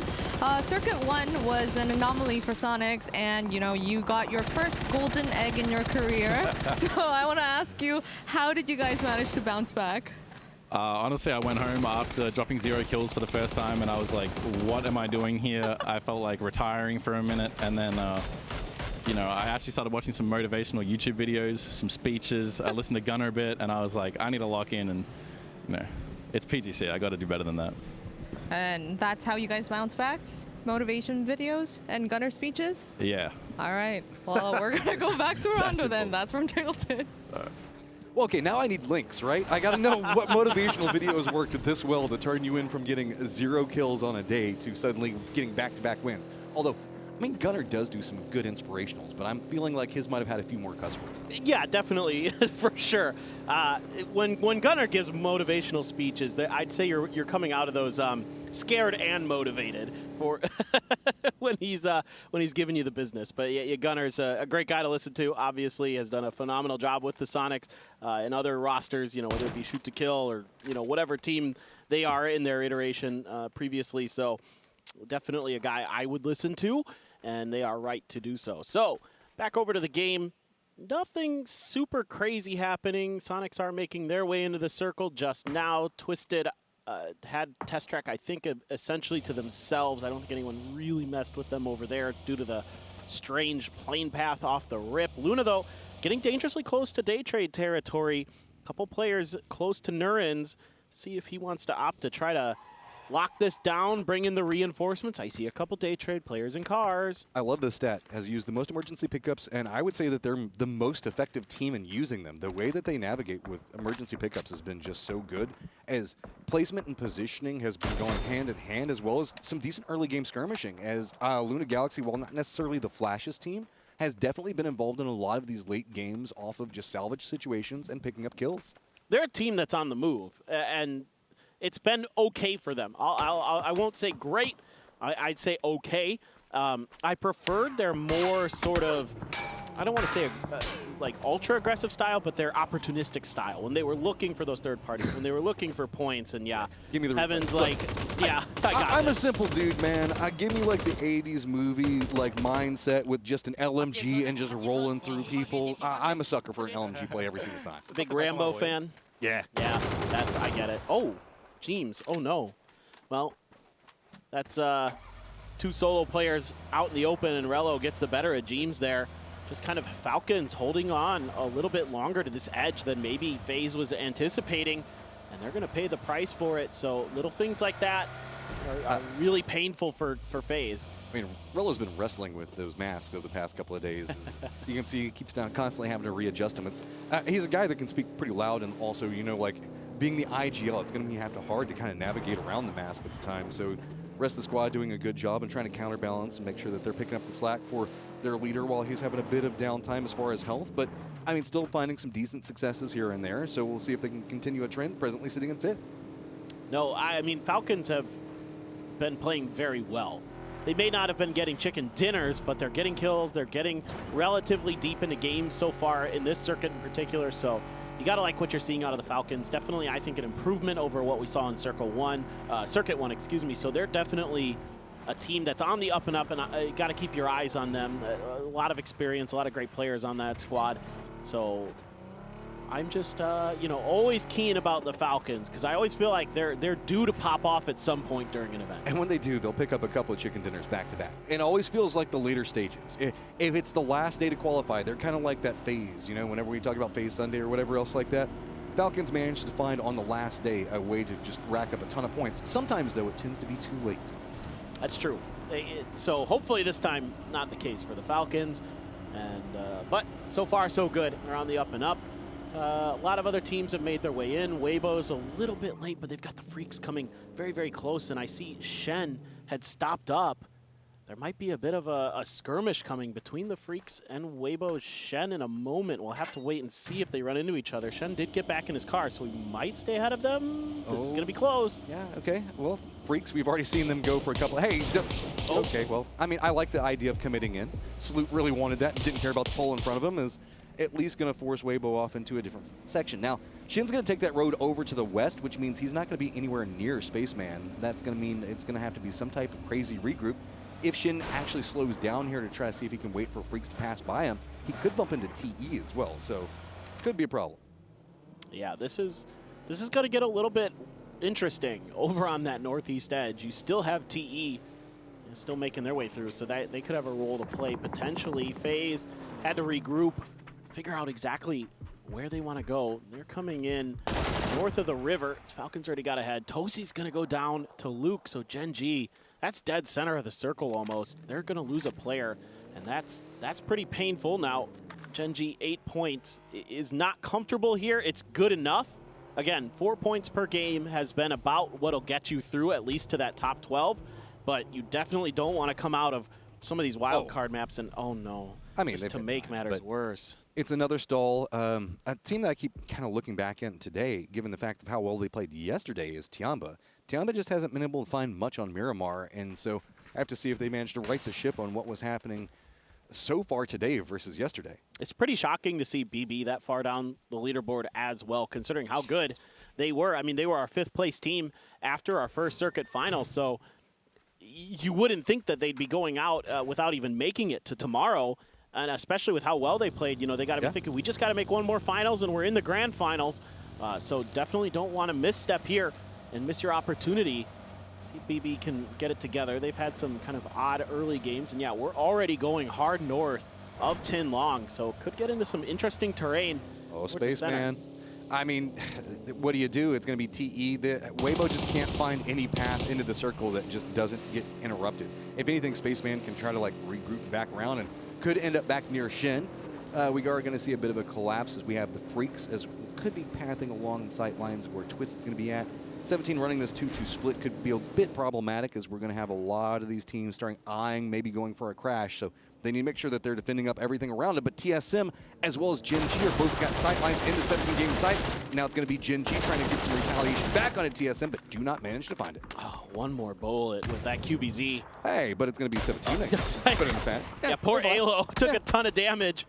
Although Xiao Wu had to step back for a second. He was getting shot by Gen G, now getting shot by TSM. So I don't think a res is really possible on Alo, but I wouldn't go back into that neighborhood. Gen G and 17 both combined would make it so hellacious. yeah, everybody was fighting for that point, and Gen G is going to be the ones to take it. So even though they did the initial amount of damage and the knock wasn't caused by them, they were able to find the point. So hey, not bad at all. TSM has to scramble to find something else. So they're going to try to cut right in front of Tinlong Garden.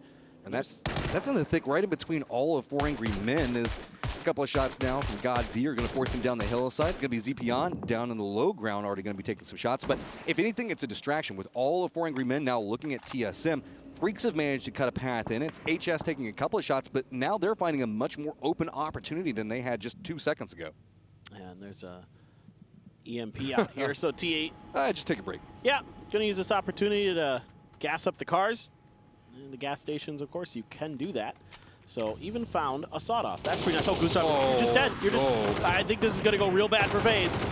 Instant spin back round. 2 members down. FaZe, what do you even do at this stage? BP is also taking a couple of shots on him, so with BP actually kind of keeping some control on the outside. Grexy can't go anywhere. He just has to commit in. But now everybody on the Falcons flooding in after him. Do manage to step away, at least manages to get over to that stairwell. But, I mean, this is going to be hard. Just so many people coming after him. Maybe a miracle nade could pop off, but you can see everybody on Falcons now separating out, realizing the opportunity, realizing the risk. Cooked the heck out of that. Didn't even get it through the window. Well, there was no window to get it through, but threw it up on the balcony just in case. Some stuns as well. Try to make sure that can't go outside. Just keep them pinned in there as best as you can. Trying to find another angle. Molly up at the top of the stairwell as well. And finally, they're going to get the grenade to connect. And what started at the very beginning of this is now finished in phase 2 for the Falcons.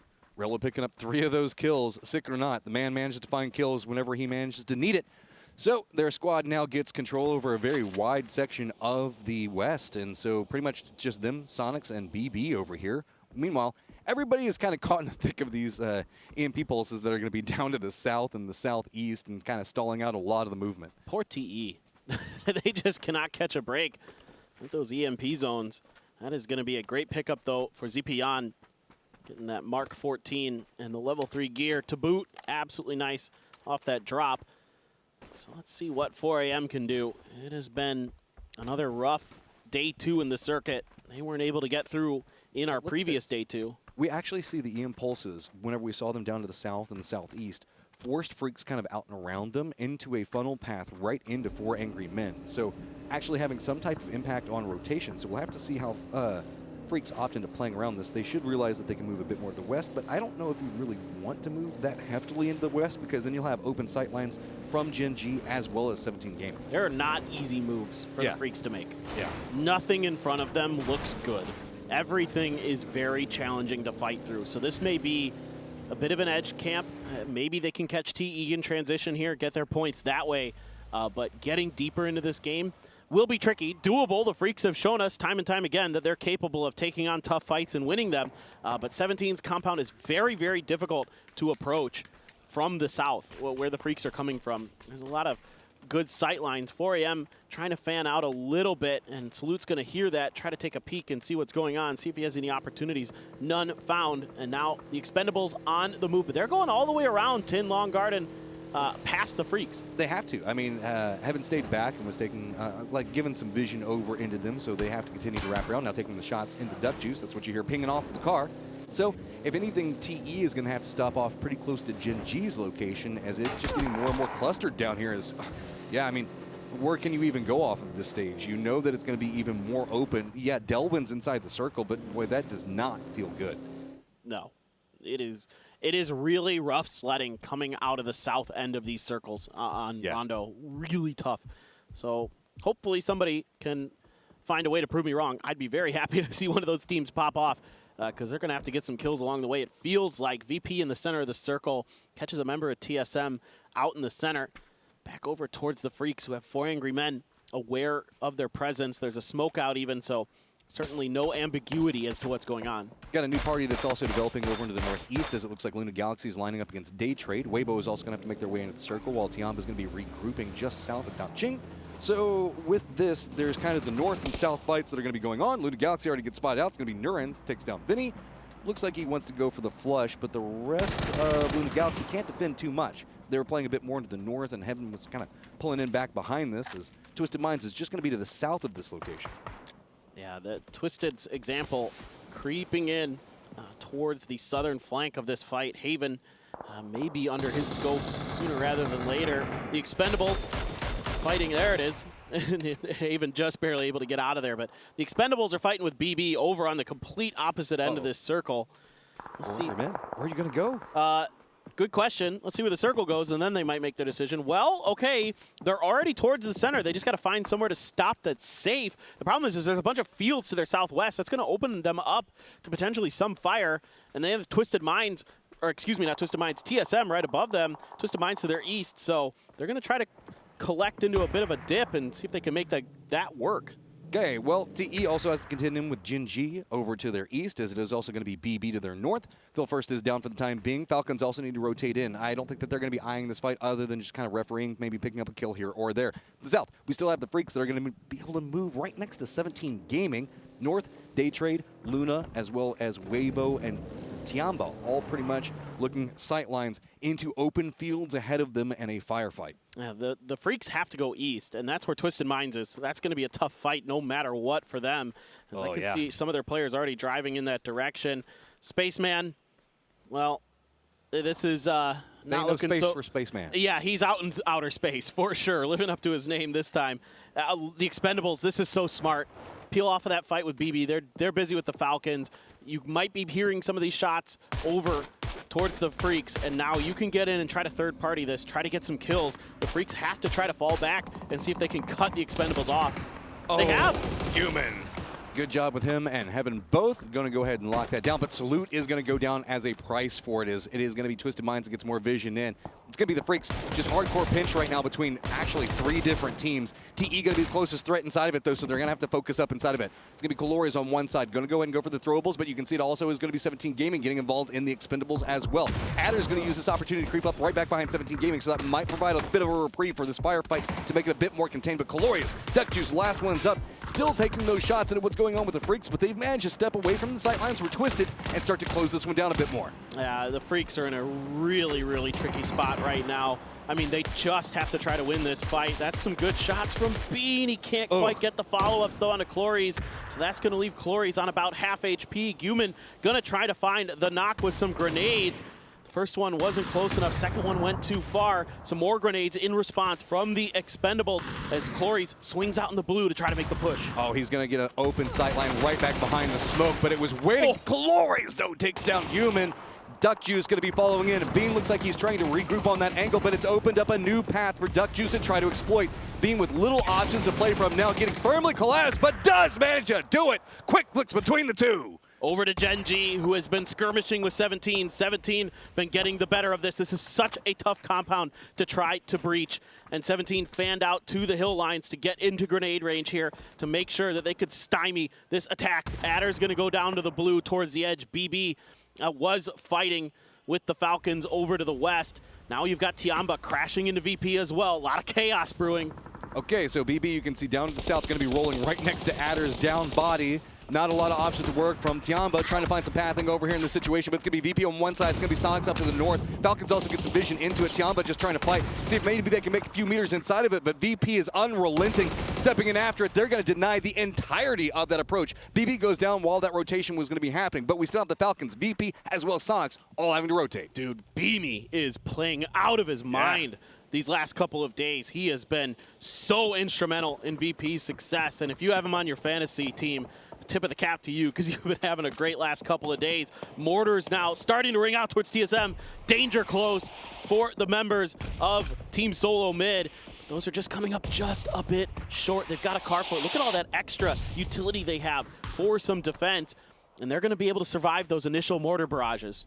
Yeah, but it does not feel good. Luna Galaxy rolls right in behind them. They're going to stop in, at least distracting Twisted Minds for a little while longer. We still have Daytrade, Sonics, Falcons, VP, Gen.G's Rex, and 17 Gaming all need to make their way into the circle, as well as I believe we still have one freak down to the south. So, Luna Galaxy Pozo, the last one up, just trying to survive in a pretty precarious situation of his own to deal with. Sonic's going to use his opportunity to roll in. Looks like they've got their eyes set on VP's positioning. TSM doing a good job of kind of forcing them into this point. So they're going to send 2 members for the Sonics, or at least Shrimsy over into the eastern area to deal with it. And the other members are just going to hard push directly into VP. Falcons, though, might get an angle into this at any given moment. That grenade just went over the awning. Not sure if that was intentional or not. I think it was meant to go inside of this building. Had it, maybe could have gotten a knock onto VP. Here come the Falcons.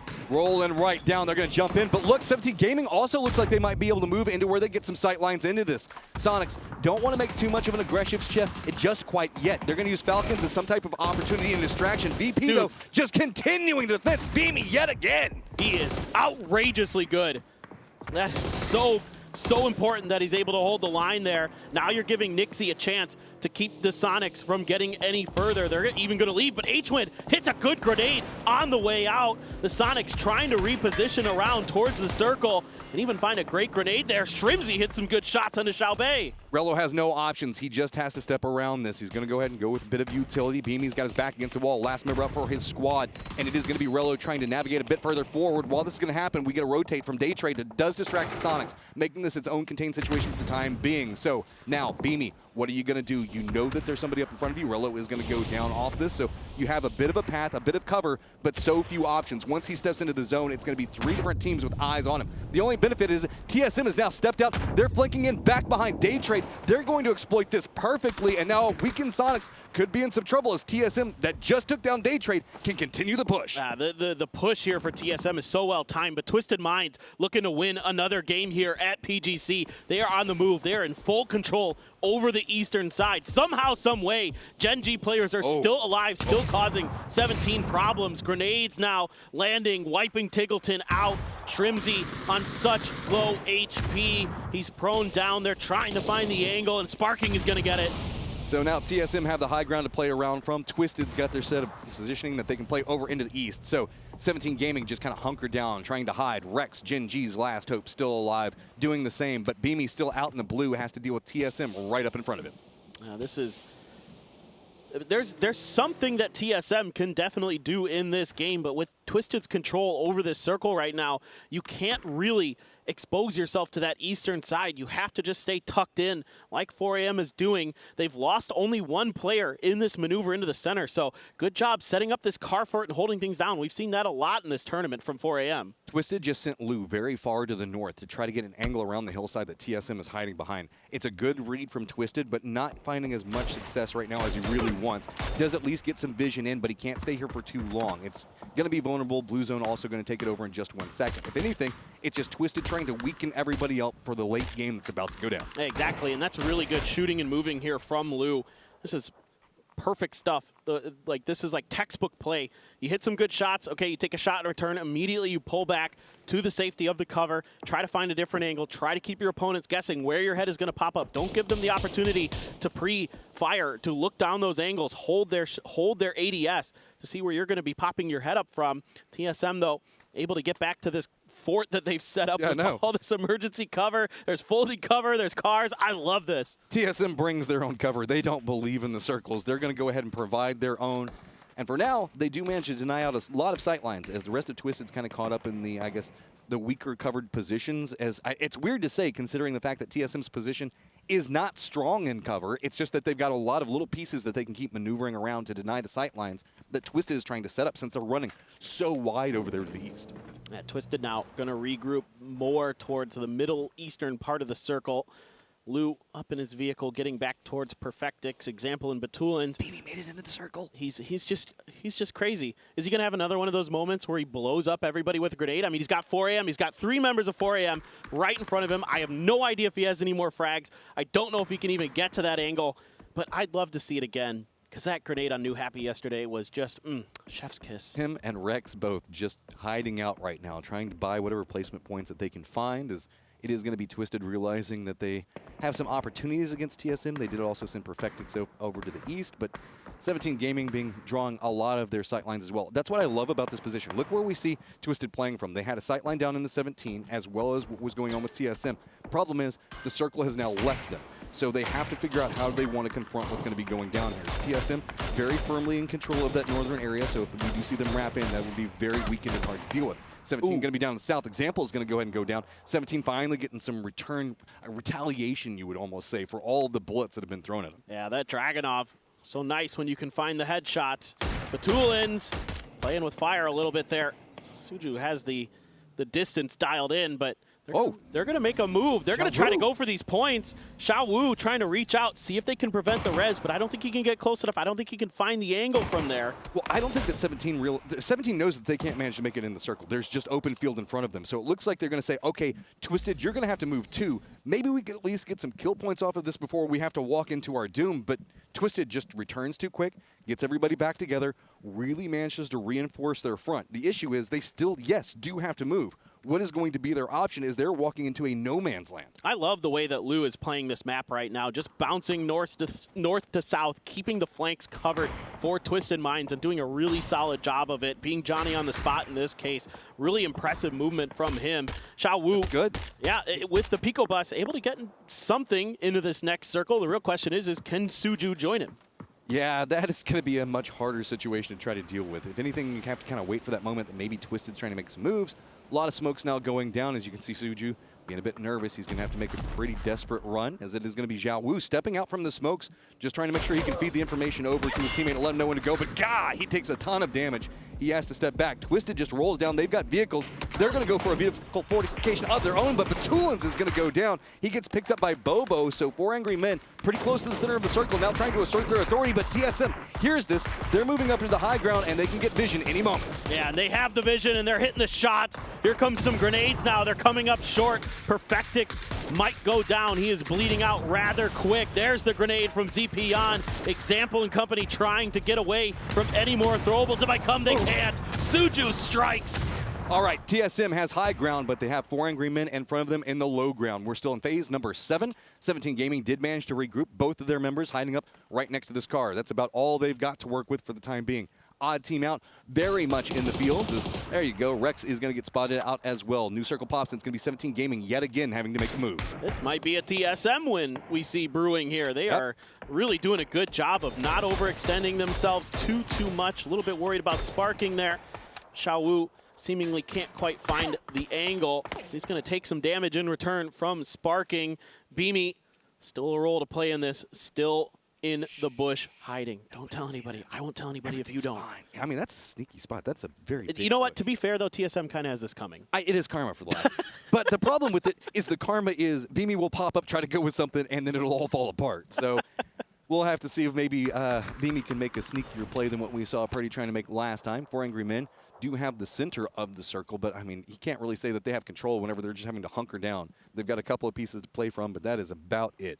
Yeah, there might be something with some of those drops, those triangles over to the east of 17. I don't know. Yeah. But there isn't a lot to work with. Like the firing lines that TSM has over towards their direction is really, really powerful. Luke's just checking because they don't know. Okay, this is really smart. You're seeing that TSM is understanding that there is one player unaccounted for, and they're trying to figure out where the hell Beanie is. And this position from Kurt is so big right now. This is the open firing line that's going to make it a lot more complicated for 4 Angry Men to really step out of their cover. The way we see it, most of the rest of TSM is playing over into the west. So as long as Kurt can stay over here, he can manage to keep down a good position to deny out anything from 4 Angry Men trying to navigate through. So you can see, trying to find the angle for it, but yeah, there's just 17 Gaming. I was going to say, they have vision on that approach. So that has now been shut down. 4 Angry Men now starting to get more control into this. Beamy also going to go ahead and find Sparking as well. Now Luke, all by his lonesome, has to deal with the push that's going to be coming out. Does get the read back in, does take him down. So now it is going to be a very weakened TSM looking down onto 4 Angry Men. He knows their position, but 4 Angry Men steps out of their point, and they're now moving up the hillside. Yeah, this is really nice timing for 4AM. They got some help there from Beamy. Luke's able to get the med kit off, but Bobo is wrapping around. He prones down, he pops back up, and Bobo's got him. All right, but that is an opportunity for Suju to try to make something happen, but he has no vision on what's happening up the hillside. He's already been spotted out, down to 2 HP, just going for the spray, and there it is. It is going to be 4 Angry Men with 3 members up, managing to pick up the win. Yeah, I mean, just so much chaos around 4AM during that game that they're able to make that desperate dive into that divot work. They're able to set up another car for it. Again, we saw it earlier in the event on Erangel where they were able to make a similar kind of style of play come to fruition, and here we're seeing it again for 4AM, and they're looking to go to a circuit finals. Yeah, that was a very harsh ending for a lot of the teams. There was not a lot of cover to be had, as we saw. That was the kind of the name of the game for the last couple of circles. So kudos to the teams that really managed to navigate some pretty difficult situations, creep in, bring your own cover. Car fortifications coming back in a big way for a lot of these squads. Yeah, absolutely. I mean, this is a great map showing you what, like, the emergency cover flares and the foldable shields and the cars, like all of the extra ability you have to create your own cover, how valuable it is, especially on Rondo. Yeah, and we saw teams really trying to exploit the opportunities that were presented to them time and time again, as we're going to get everything set to make our way to Tego.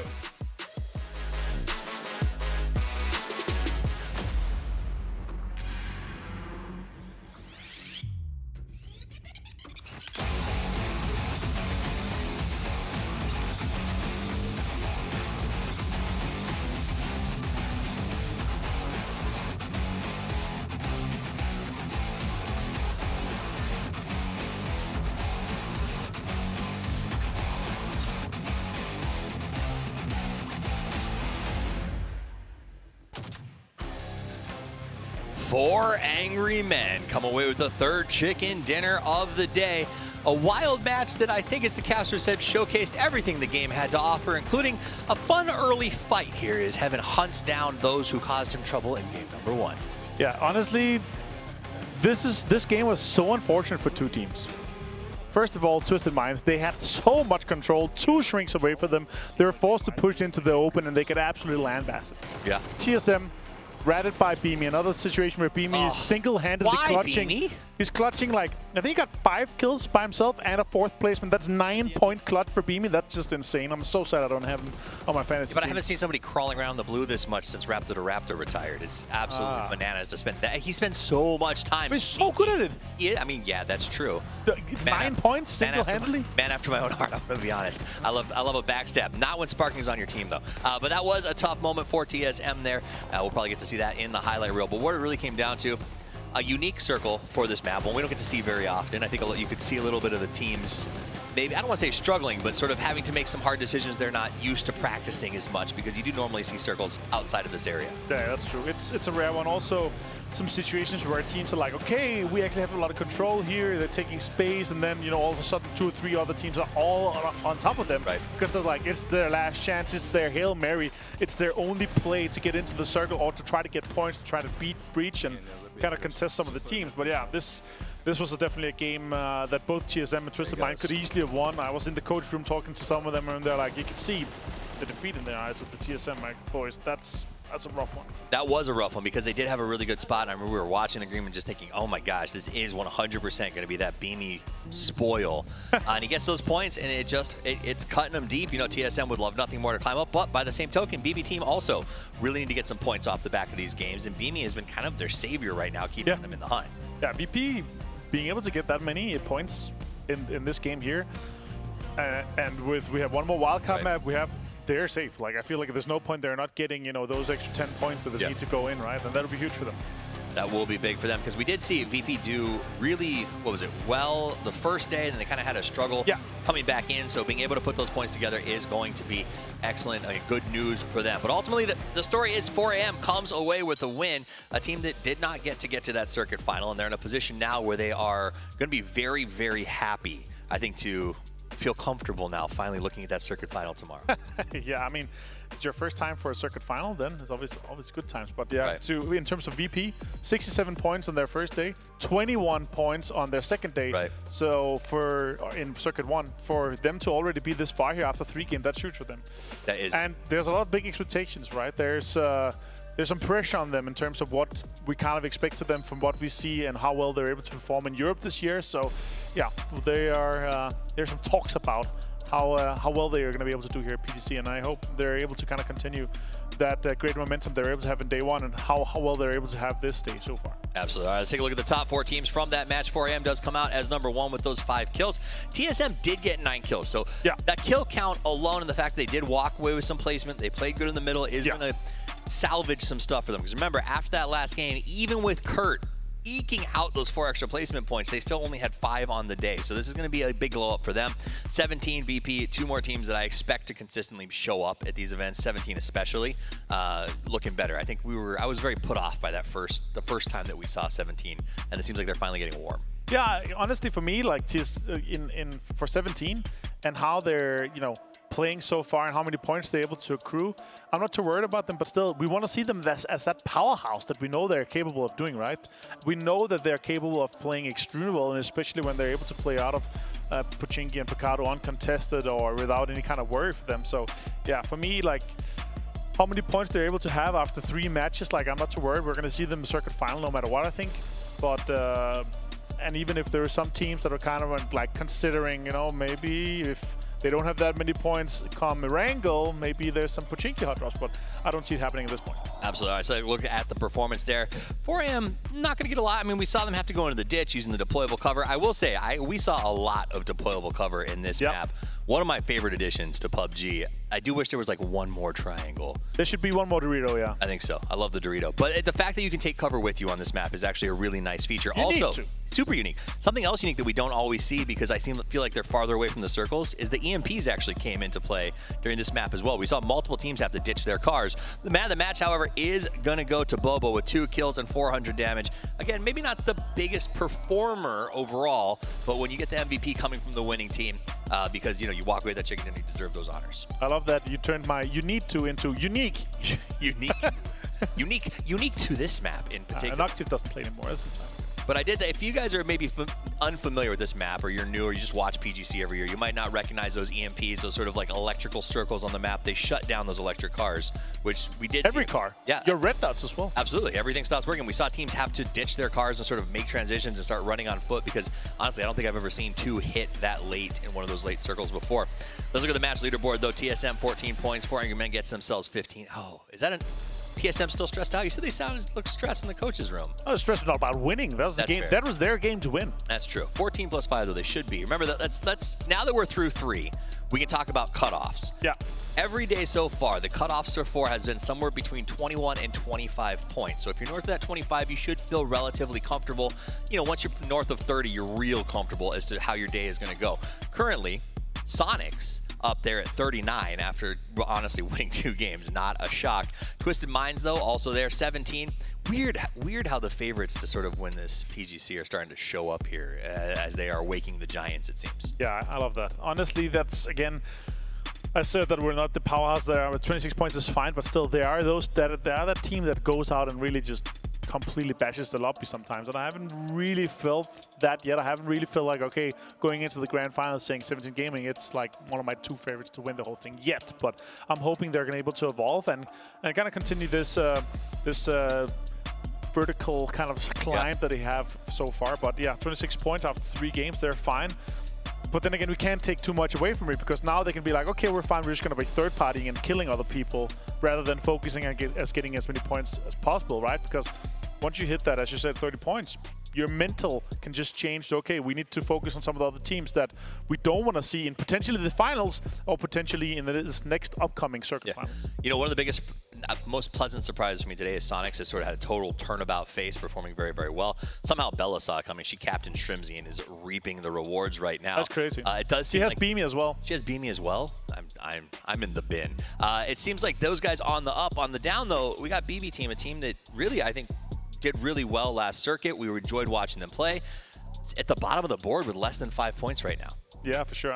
For me here, like last wildcard map, I'm excited to see what happens, but really big changes and really big kind of third-party situations is definitely going to be coming onto Erangel. Okay, and that is not Erangel just yet. We got to get our way through one more map, and it is just about us time for us to get into it. Players are ready, headsets are on, and the map is set. Let's get into our fourth match of the day. This is PGC. Let's go.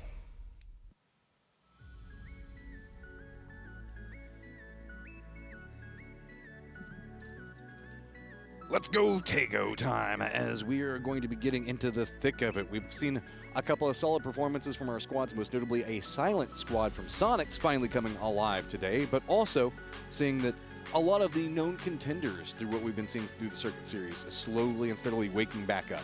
Yeah, absolutely. I mean, I think that's one of the bigger storylines that we're seeing, that a lot of the teams that we expected to be contenders have shown up today and showed us why we expected that. So, really enjoying a lot of these games here today. Really some high-level PUBG that we are seeing, as this plane path is easy peasy lemon squeezy right down the center.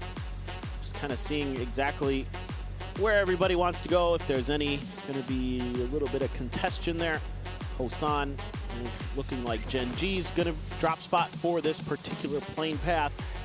Sonic's already out over the airport, so nothing too crazy that is catching my attention just yet. Yeah, I mean, it looks like most of the teams have gotten some decent space to work around. Following in back with what the teams... Whoa! Ooh. That is a shift up into the north. So we do have the BB team that's trying to fend up a car that they had set up, but Tosi's going to take that.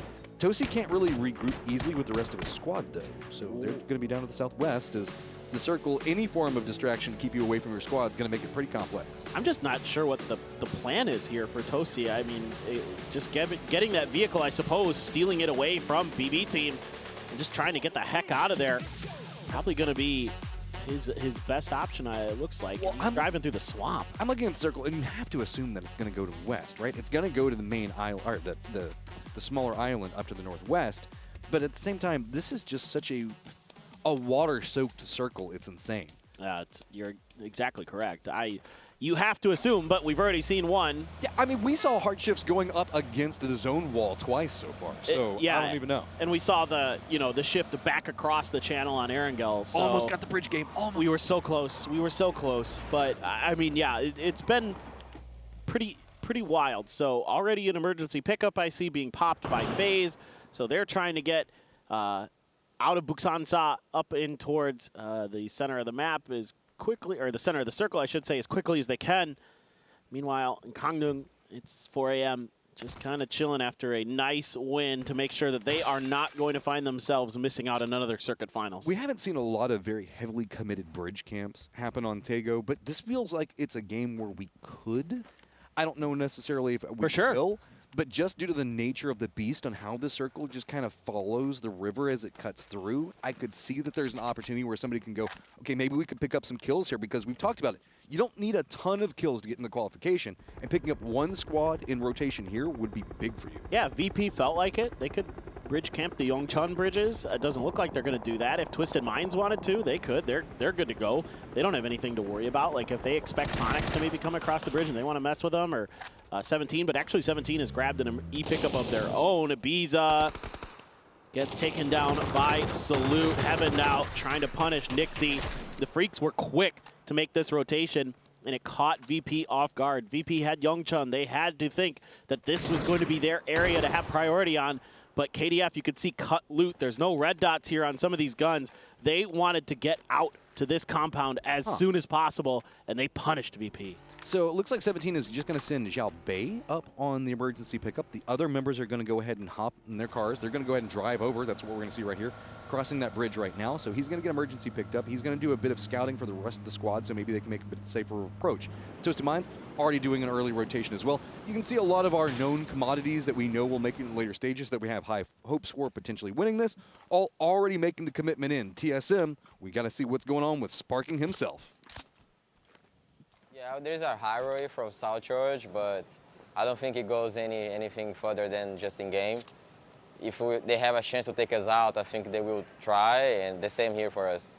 Yeah, joining a North American team made me, improve my English, improve my communication with people from other parts of the world, and especially doing, good network with people, other players as well. Okay, emergency pickups now starting to land. FaZe do manage to navigate it. There is the benefit of this has got a lot of very tall trees as well as the high ground that you can make a quick drop into. So FaZe going to try to exploit that and land real fast. Everybody trying to get towards this eastern edge of the mountain, trying to find some space over here. Again, this is all based on, how they understand circle probability and where things are going to go. And like you and I were just talking about, likely to come back over to this side of the river. So everybody wants to get their real estate, get their priority spots. FaZe may be thinking they could drop on that compound that we saw VP and the Freaks tussling over just a minute ago. Instead, they get thwarted because of the early positioning from the Freaks. 17 has found vehicles after their E-pickup, and now they're going to be making a drive over towards the coast. Gyumin somewhat close on his own, acting as kind of an anchor for this line of the Kwangdong Freaks territory control. Okay, so while this is going on, TSM making their approach. They're pretty far down south. So emergency pickup coming up from Genji. Team Zone is still on the outliers. We've got Falcons that have moved all the way up next to Army Base, not quite yet inside the circle. They're going to be coming in from the west.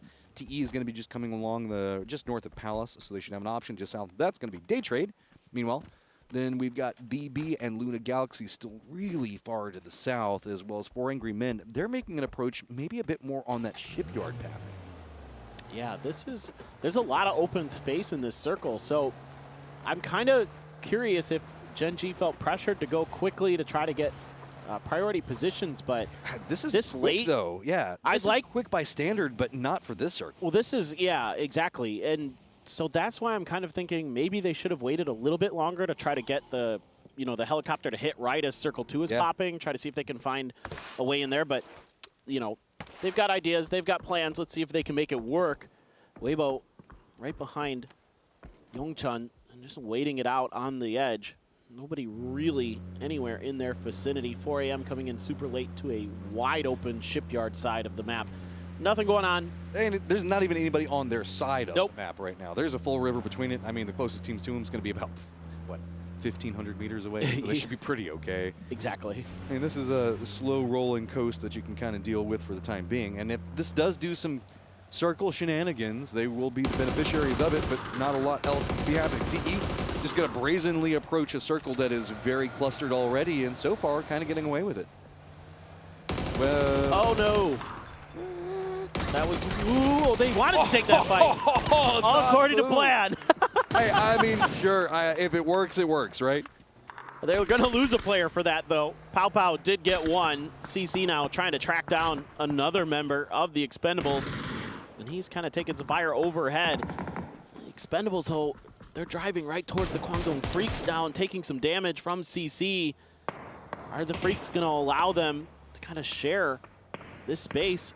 Just that one house up on the hill is all they really have. Tanvu's already loading up with a grenade, but opts not to throw it. Okay, so in one rough square on the map, we've got 17 Genji, VP, Twisted, TE.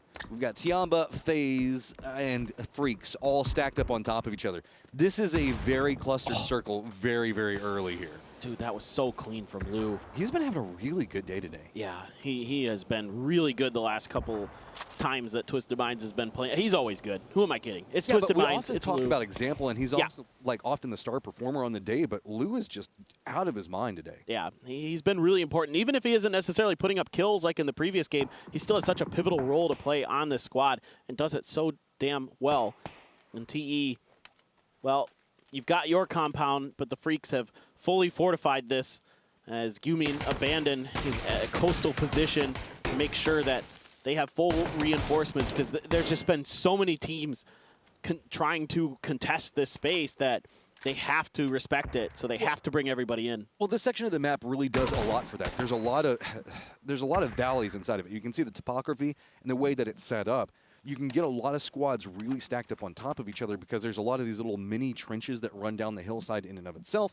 These guys can all kind of hide out in and makes for some awkward pushes, so nobody wants to overcommit in. And because there's so many people stacked in, even if you're at the top of the hillside, you don't want to go for peaks because you're getting instantly punished every single time. Yeah, and there's a lot of trees too, so there's a lot of places that you can hide. There's a lot of stuff going on in terms of hard cover that isn't just the hills themselves. So certainly, you know, you have to kind of play this as a squad and try to make this work. And Heaven trying to find that angle, hoping that somebody would peek through that window, using the smoke to cut off all the other angles, feeling comfortable enough. And we are going over here. There's no more doubt about it.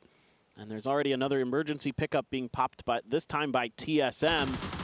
Let's see where they want to end up. But now things get interesting. This circle could go in a lot of different directions at this point. I mean, Geometry finally doing well for us at this stage, but we'll have to see how crazy it manages to get. I wouldn't be surprised if we do. Actually, TSM pulls away from their emergency pickup. They don't like it. They're instead just going to go for a bit of a push down across the bridge, which could be pretty safe for the time being. Luna Galaxy is going to be pretty close to them as well. Doing the same thing. For Angry Men is going to go with a car rush while having, I believe, one of their. Do they even have one of their members in it? No, nobody inside of theirs as well. So everybody abandoning the emergency pickup, while we do have one that even gets dropped in Sean. Yeah, no. I think this is pretty smart from TSM. There isn't going to be a lot in this circle that's really viable in terms of compounds that you could safely drop into. So instead, you're probably going to have some space on the edge. There's, like you're talking about, there's a lot of surface area on this mountain that you can work with. So why not just try to take advantage of that? Poor Beamy done got beamed. Now Sonic's under pressure. Oh, Rex just takes out H-Win in a heartbeat, loading up for the grenade to try to go for the flush, taking some grenade damage in response with Barpo on the other angle. Rest of Gen G now starting to counter move around this. Good shots coming out from Barpo is going to get the knock on a kickstart as well. So Sonic's in some trouble now in this situation.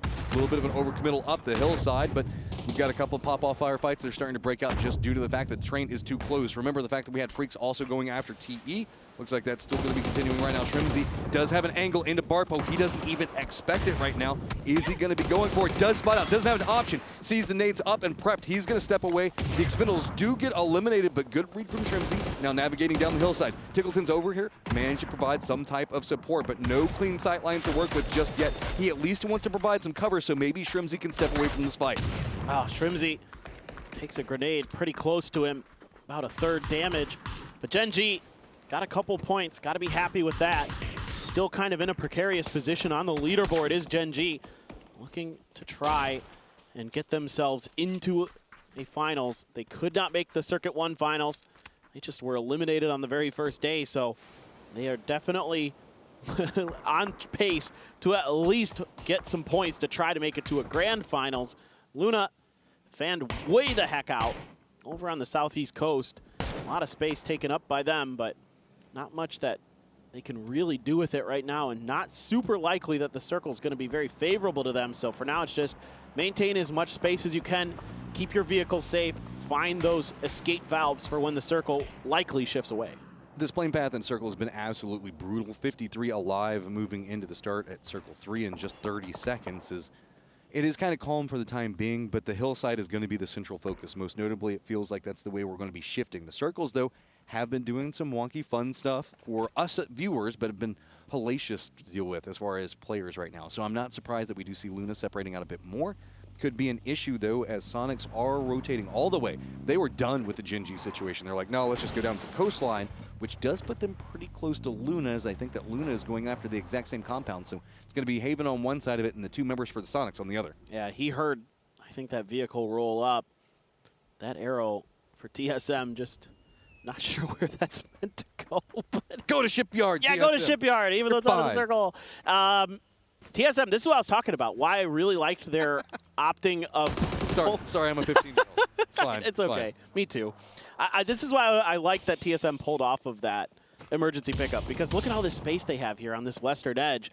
But look at everybody. You know, our observers seem to think that a lot of teams might want to go that direction, but I think TSM can kind of gatekeep Weibo from trying to come up this hill. Yeah. Keep a player up there and try to lock down some of that high ground, and then they can work low to high ground themselves as this game moves on.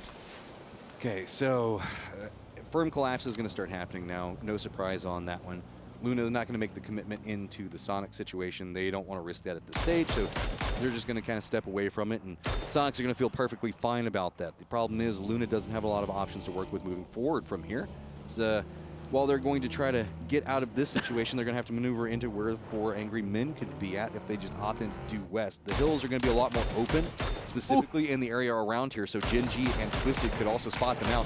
Sonic's not quite done with them just yet. Sonic's really wanting to just get something on the board for this game, and they're going to pick up another one.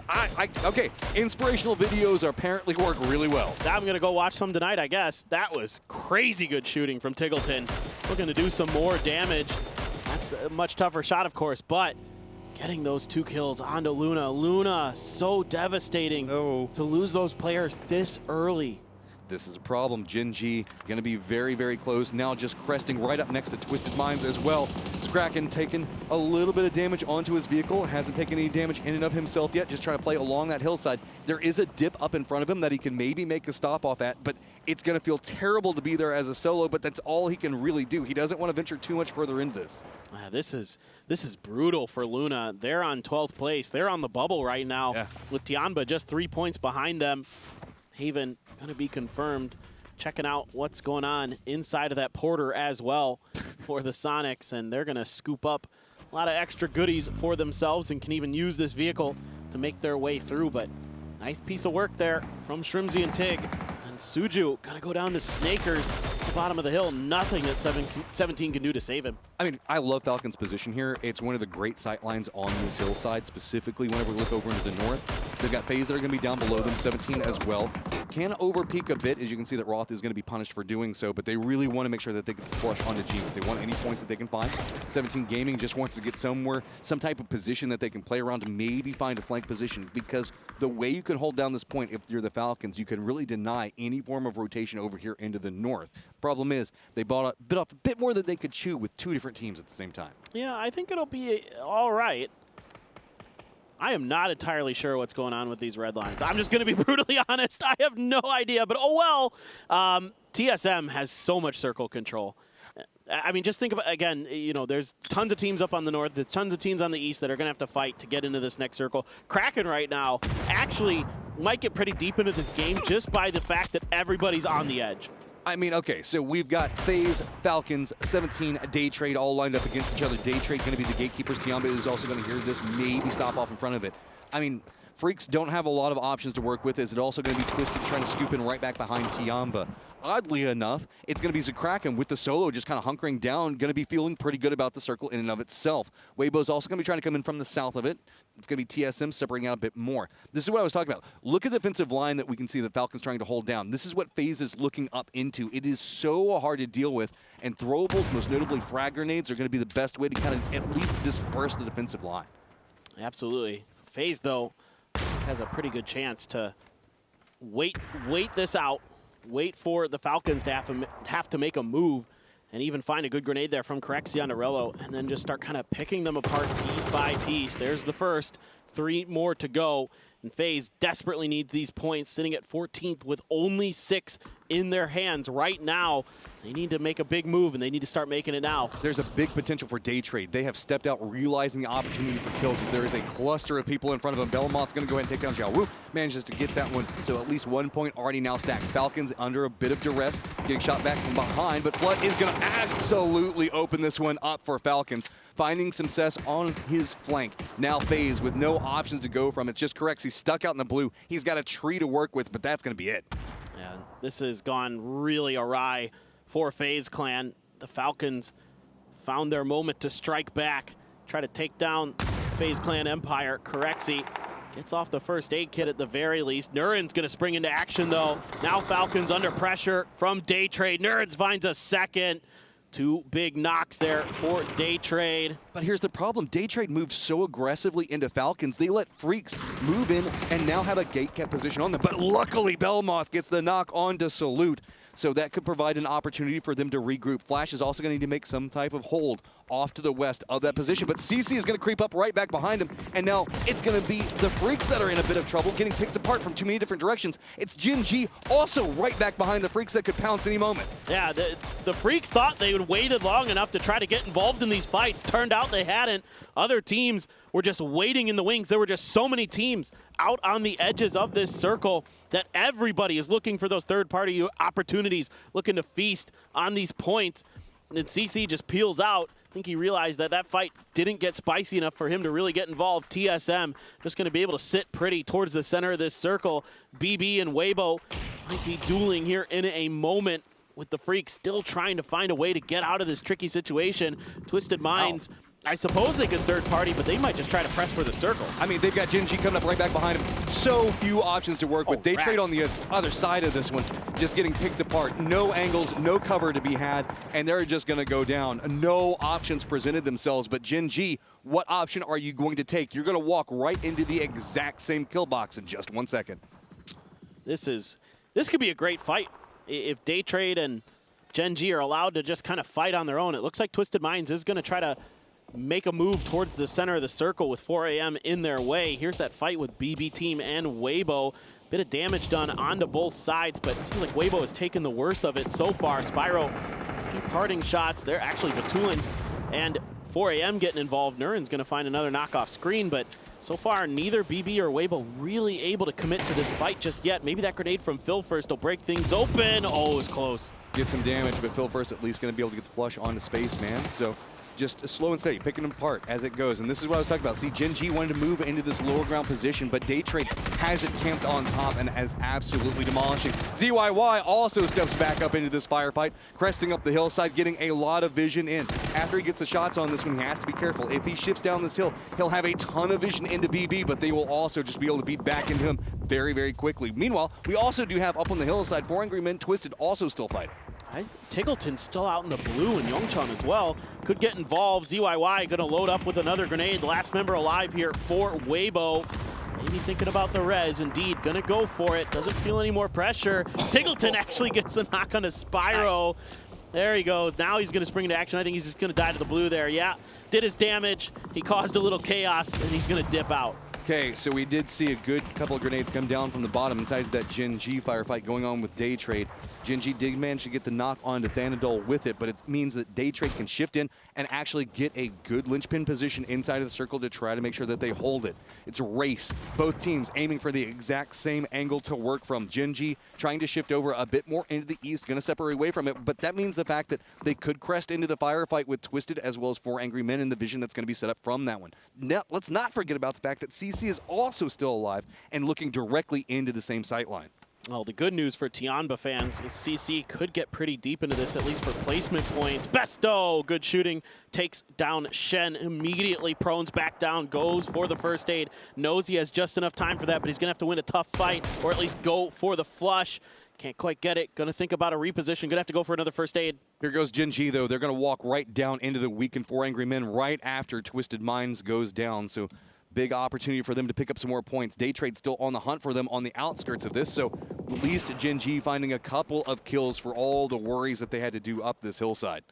Yeah, they would love to get another one. That grenade gonna bounce right close to Zepion. The car as well, almost landing near him. ZP, though, that rock going to keep him protected at least for a moment. But here comes Daytrade right back behind a perfect opportunity to pounce. So while Tosi does manage to take down Zepion, it's going to be a return firefight back, and Daytrade's Nurin does go down. Tosi coming up big, and now a new problem comes in as Mamu's going to hear this. What is that 2x spray with the Agosi? Really nice stuff. Unbelievable. Barpo out in the blue, though, trying to find this really wide flank. Only has 3 more first aids. I don't know if he's going to be able to get there in time. Maybe he'll get one knock on a flash and really just kind of ruin this round for Daytrade. You can see Tosi just on the hunt for crates right now, see if he can pick up some more tools to work with for these later stages. Barpo slowly creeping up back behind Flash, could pop off at any moment. Meanwhile, TSM just has a circle entirely on lock. All the firefighting happening into the north and the east, which they don't have the best sight lines on just quite yet. Daytrade, though, is going to be maneuvering into a point where they could pop into vision any given moment, but it'll be right around the same time that Barpo is going to walk up back behind him, and Mamu's going to spot out Tosi, get the knock onto him. There you go, 1-2 punch between the two. These are huge points for Weibo as well, finding themselves some much-needed points, placements. They'll do. You'll take them any day. I mean, certainly it looks like it's TSM's game to claim. However, Daytrade does get all three back up and running. Barpo dealt with. So now it's just kind of, how does TSM try to maintain control? You've got the links for sparking. Perfect shot right on the Mamu. Beautiful. Love it. Okay, so playing the lower sections. Daytrade just makes a firm commitment in the car, runs right down. Two members go down to Luke near instantly. It looks like TSM was denied in the last game, but they're going to have themselves a good opportunity against Flash now, as it looks like he's trying to shift in. Sparking now just going to retaliate back up the hillside, trying to shift in. Full on confidence. These guys do not even care. I love it. I love it for TSM. And it all goes back to them not using that emergency pickup, pulling off of that, going for the wide Western rotation. That is what puts them into the position to take that win. So the butterfly effect of PUBG in full effect, and works a treat here for these boys. I mean, it's all overall just well played for. They managed to get a good position inside the circle. They realized where it was going to be shifting into. But man, it was just so messy up in the north. Everybody was trying to wrap into a safe position along those coastlines, move down the hillside, and it just was a tidal wave of bodies trying to maneuver into just a constant kill box situation. Cascade of death. Yeah. I mean, just absolutely impossible to navigate situations like that. You just have to rely on instinct. Big shout out to Daytrade for being a big catalyst and picking up a lot of kills inside that one, but we are done with our wildcard maps. We have seen a great set of games. We have Aaron Gell next on the table.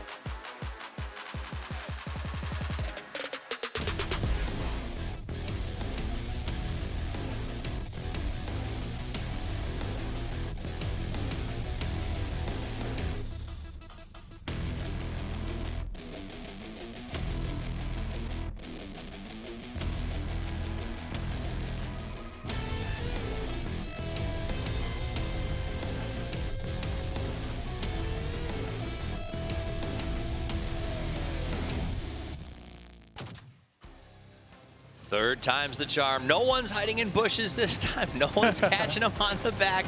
They managed to get a good spot, and TSM comes away with the chicken dinner in our fourth match of day 2, Circuit 2. Yeah, that's a huge one for them. Obviously, it's just about closing it out, right? And there are some other outside factors that really prohibited that from the other games that they actually had really good positions in. But here, they turn it around, they close it out really well, holding on to that western side. Obviously, that shift towards them was an impact, was a factor, but still, it was nice. You have to stay alive. You have to get as many points as possible, and they convert. And getting to that spot in the first place showed foresight. So they got to that spot, and honestly, I heard Clinton say at the end of that, or paper thin as you may, at the end of that broadcast, saying it was a cascade of death, and it truly was.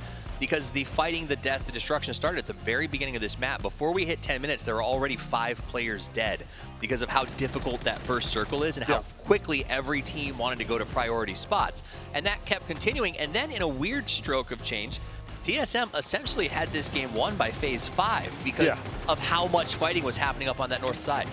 Yeah, exactly. And I mean, both on the north side and the southeast side, right? All the teams trying to cross that road, trying to get out of some of that hard cover, and yeah, overall, like 4 AM, some situations, Twisted Minds, like even with that zone, if that shifted anywhere central or anywhere east, it would be so much easier for all the teams. But there is just so much chaos. You see here, 4 AM, and Twisted Minds, of course. Weber got some pretty good positions out of that. They got some pretty good placements, but it was another case of mutual destruction for BP team and them, right? And it really makes it rough for them, and they stay around that 12th place for Weibo Gaming. Yeah, it is. So we're going to get a look at that board in just a minute. And remember, this is, as we head into the last 2 games of this day, starting to be the moment where it matters most for the bottom, because the bottom 4 teams do not get a shot at accruing points for the PGC Grand Final tomorrow. And that really is kind of, I think, where the story is starting to develop, is there are teams that are becoming very wealthy when it comes to those final points, and you don't want to be in a spot for Circuit 3 in that last circuit final where you're desperate to get those points, and there's teams who are just sitting up there like Uncle Scrooge on 60, 70, 80 points that you get to determine if you go to the grand final. Oh, there's some teams that are playing right now that you can deny getting into their second circuit final, right? Which would also be huge. So going into the last 2 matches, potentially could focus some of those teams and deny them their circuit final, potentially denying them already now a PGC Grand Final. But our top 4 teams here, Toughies, TSM on top. 6 kills, 500 damage. Not a huge damage kills game, but that was because they got a good spot. And honestly, I think they would have loved to have been involved in some of those fights. They had so much time over on that side of the map. The Sparking was able to drive out, loot up a bunch of boxes, go back. Like, they really were just completely uncontested because no one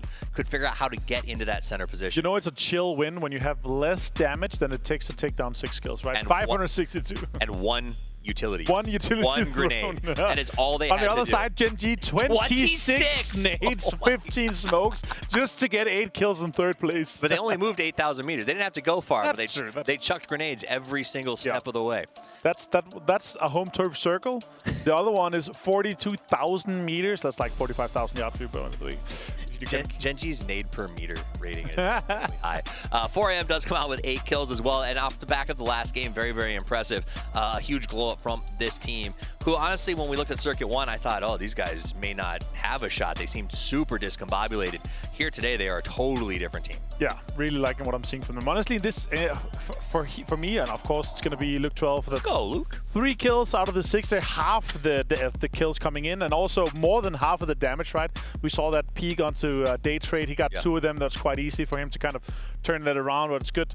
I talked to him, actually, and he's always one of those guys, you know, he likes coming in at 12, you know, 6-7 hours before the games are starting, and he's like, yeah, I like to get my preg out before all the stress kind of begins, so I can chill a little bit before everything starts. So I have a lot of respect for that work ethic. Yeah. He literally, I've been told by production that he's basically sitting in the chair waiting for them to come here and turn on sort of the internet access and get everything up and running because he wants to spend so much time putting in extra work. I like that. Gotta respect That's the best mentality you can have out there. Again, another really linear kind of top right, 16, 14, 12, 11. It's a lot of teams are getting a lot of these kind of points, and it's stacking out quite nicely, of course. Sonic's not getting that much, kind of evens out the top of the leaderboard a little bit, but still, this makes a huge impact once you get to a wrangle, of course. We have some teams that have plenty of points that they're not going to be worrying about, but once we get to that grand, or the overall total leaderboard, it's really going to be some teams that are going to be single digits, and it's going to be scary going into those last 2 games. Let's take a look at the overall leaderboard. I'm going to, real quick, say Sonic's, TSM, Twisted Minds, good for you guys. Now let's focus on the bottom, because those bottom 4 teams are the ones that get eliminated. They're the ones that are risk it being hunted right now as we go into this last match. Let's look at them. Luna Galaxy, Tiamba, FaZe, and BB team really shockingly low. Weevo also in a really tough position with 12. Virtus Pro at 17 and KDF. 2 bad games. You think that's... They need to have 2 bad games. They had 2 bad games. Okay. All right, they had the good Beamy game, and then they had the other clutch game. It's the only points they really got from this one here, 17. They need some big games here to make that happen. But still, what they just need to focus on is they see an easy opportunity on even Weibo, Luna, Tiamba, FaZe, or BB. That's where they should be putting their focus, rather than fighting some of the other teams that's already going to the circuit tomorrow. Because right now, even though we have a crazy 5-way tie with 26 points, those teams I would deem safe at this point, right? Because they're so far ahead of Weibo. Even if they started fighting each other and they get 1 kill per 2 matches, they're ahead. Because remember, the highest it's been is 25 points on that bottom 4 cutoff. It really is. But, I mean, even all the way up to first place, Sonics is even that far ahead of them. 15 points difference. Yep, absolutely. So from 9th to 1st, 15 points difference. Wild, right? Wild. The key, though, bottom 4 teams. Get ready to watch those in. Now, I will say this. The benefit of the bottom 4 teams is that none of them are what I would call the juggernauts, right? The ones that everyone's terrified of seeing tomorrow. Right. So maybe they'll get left alone. It could be something where the top teams are like, all right, you guys do you. Because one thing is you don't want to make big teams mad, but you also don't want to make unpredictable teams who have nothing to lose mad. Because they still get to play next week, right? Yeah, that's the scary thing, for sure. I gotta ask you, though. Freaks, so far, what do you think? What do I think of Freaks? I think a lot of us gambled on Freaks today, and I did not think any of us expected them to be struggling as much as they have. And honestly, it feels like they're just being caught in some early fights, in bad rotations, and it's not even necessarily their fault. They're just getting picked off. We'll see if it continues. 2 matches left. Will people be attacked? Will they be hunted? We'll find out when we come back. It's time for a wrangle, so don't go anywhere.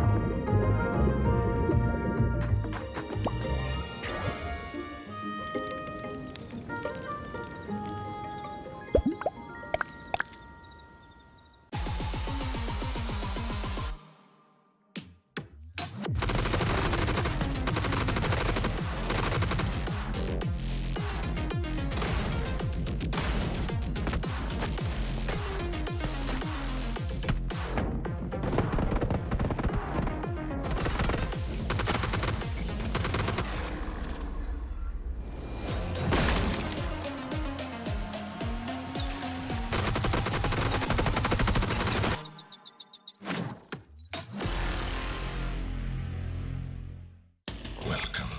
It is my pleasure to introduce you to Cruiser Chaos. We've set the stage, and Sandhawk stands ready. And now, it must be knocked down. The covert deliveries of heavy weaponry are not just for flash and flare. They are your new tools of survival. Each one finely tuned for maximum destruction. Likely more than you expect. This battleground, once familiar, will evolve into a more ruthless, more cunning, and, dare I say, more destructive arena. Let us begin. Now, we watch to see who will stand atop the rubble.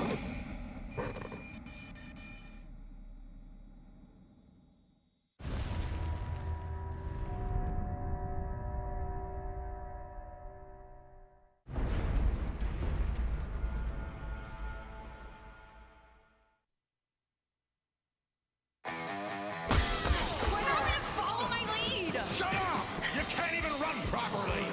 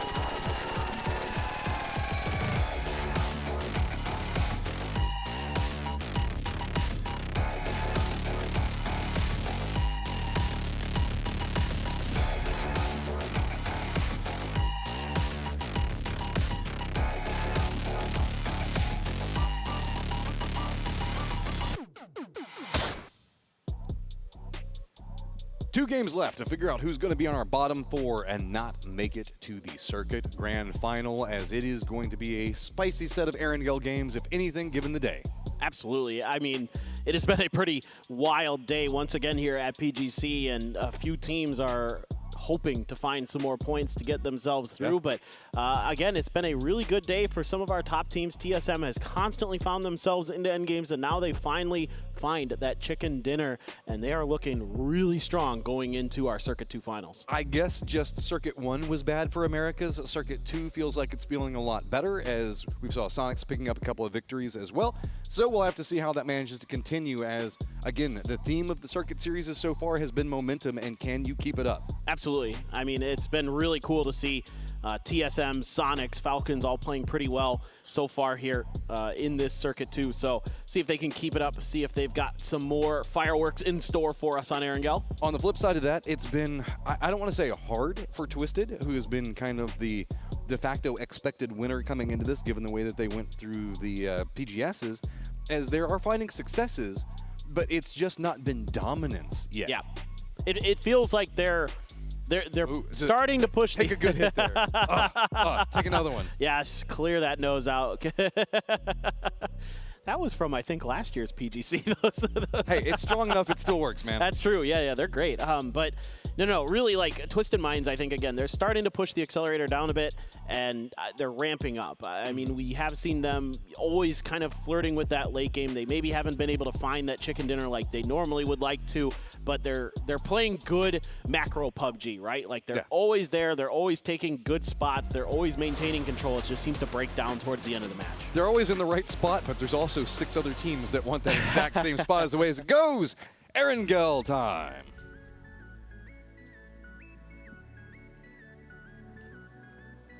Here we go, as we're going to get a pretty northern plane path coming up over Kameshki, or as I believe it was once time described to me as Kamikaze, because if you go there, there's no way you're going to make it out alive.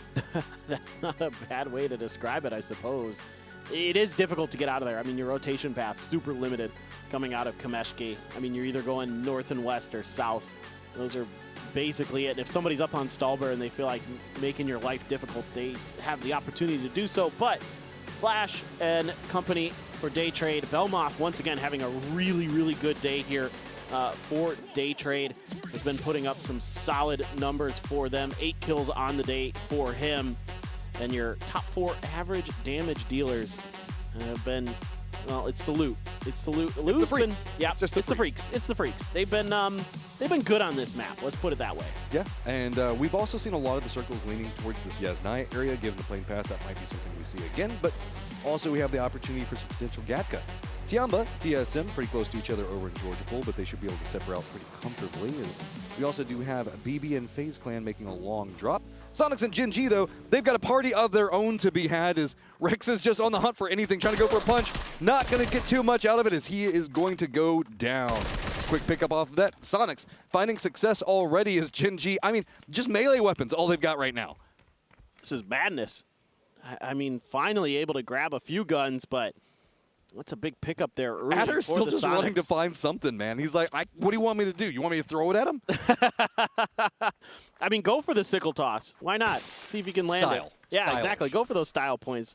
Kick, trying to maneuver down, seeing if they can potentially cut off Adder here, but Adder found an SKS, maybe not the ideal gun in this scenario, but it is something. Kick has a shotgun just across the way from him in the next building. Got a roof player with that MP5, but some pretty powerful weaponry already in the hands of the Sonic. A strong compound inside of the circle as it has popped. It is the old tempo location. If you're super old school, you'd be familiar with that. This is going to be right around the shark fin position that you can see being played. Now then, all the pacing has stopped. Everybody's kind of gone into looting. The problem with it is Tozy was having to play up on top of this roof to kind of keep an eye on everything. He's going to be very low economy. Adder did manage to separate away. We saw him pick up a couple of guns to work with, but this is just a brewing storm waiting to happen as Gen G already a man down. Well, Adder also got an AK, a very good gun to have. Shrimsy has one as well, but some powerful weapons now in the hands of both teams. Let's see if the Sonics can find a way to finish this off. Tosi had to cut himself off. Now he's trying to cut off the Sonics, but they're going to sneak right underneath his nose. That was very well played. Timed that one out perfectly. Problem with it is Gen G's already counter-moving around at Barpo. Kind of playing on that second story, waiting to see if he can find some pounce moments. Not going to lean into the window. Instead, he's going to go for the trap. Right outside on the flat top itself. He's going to hear all the pitter-patter of feet going around between them. He's going to get reinforcements from Tozy. Good little peek between the two. As both squads now know where the lay of the land is in this situation. But notice the economy on Gen G. They've got nothing to work with. Doors getting shot to pieces, so Tozy's just going to hide around the corner. Good spray coming out. Quick exchange between the two, but it's going to be Barpo holding the line for his squad. Goes for the spray. Sonics get picked apart. Barpo comes up big. Yeah, Barpo there just with an MK12. Able to find the damage. Oh, the Expendables! They come crashing in. They want a piece of the pie. They're going to dive through here. Barpo is going to clean up some more points. Clory's not sure what the heck is going on around here. Looking for those long-range shots potentially. Actually saw Adder over in the other building as that Dragunov one-taps him.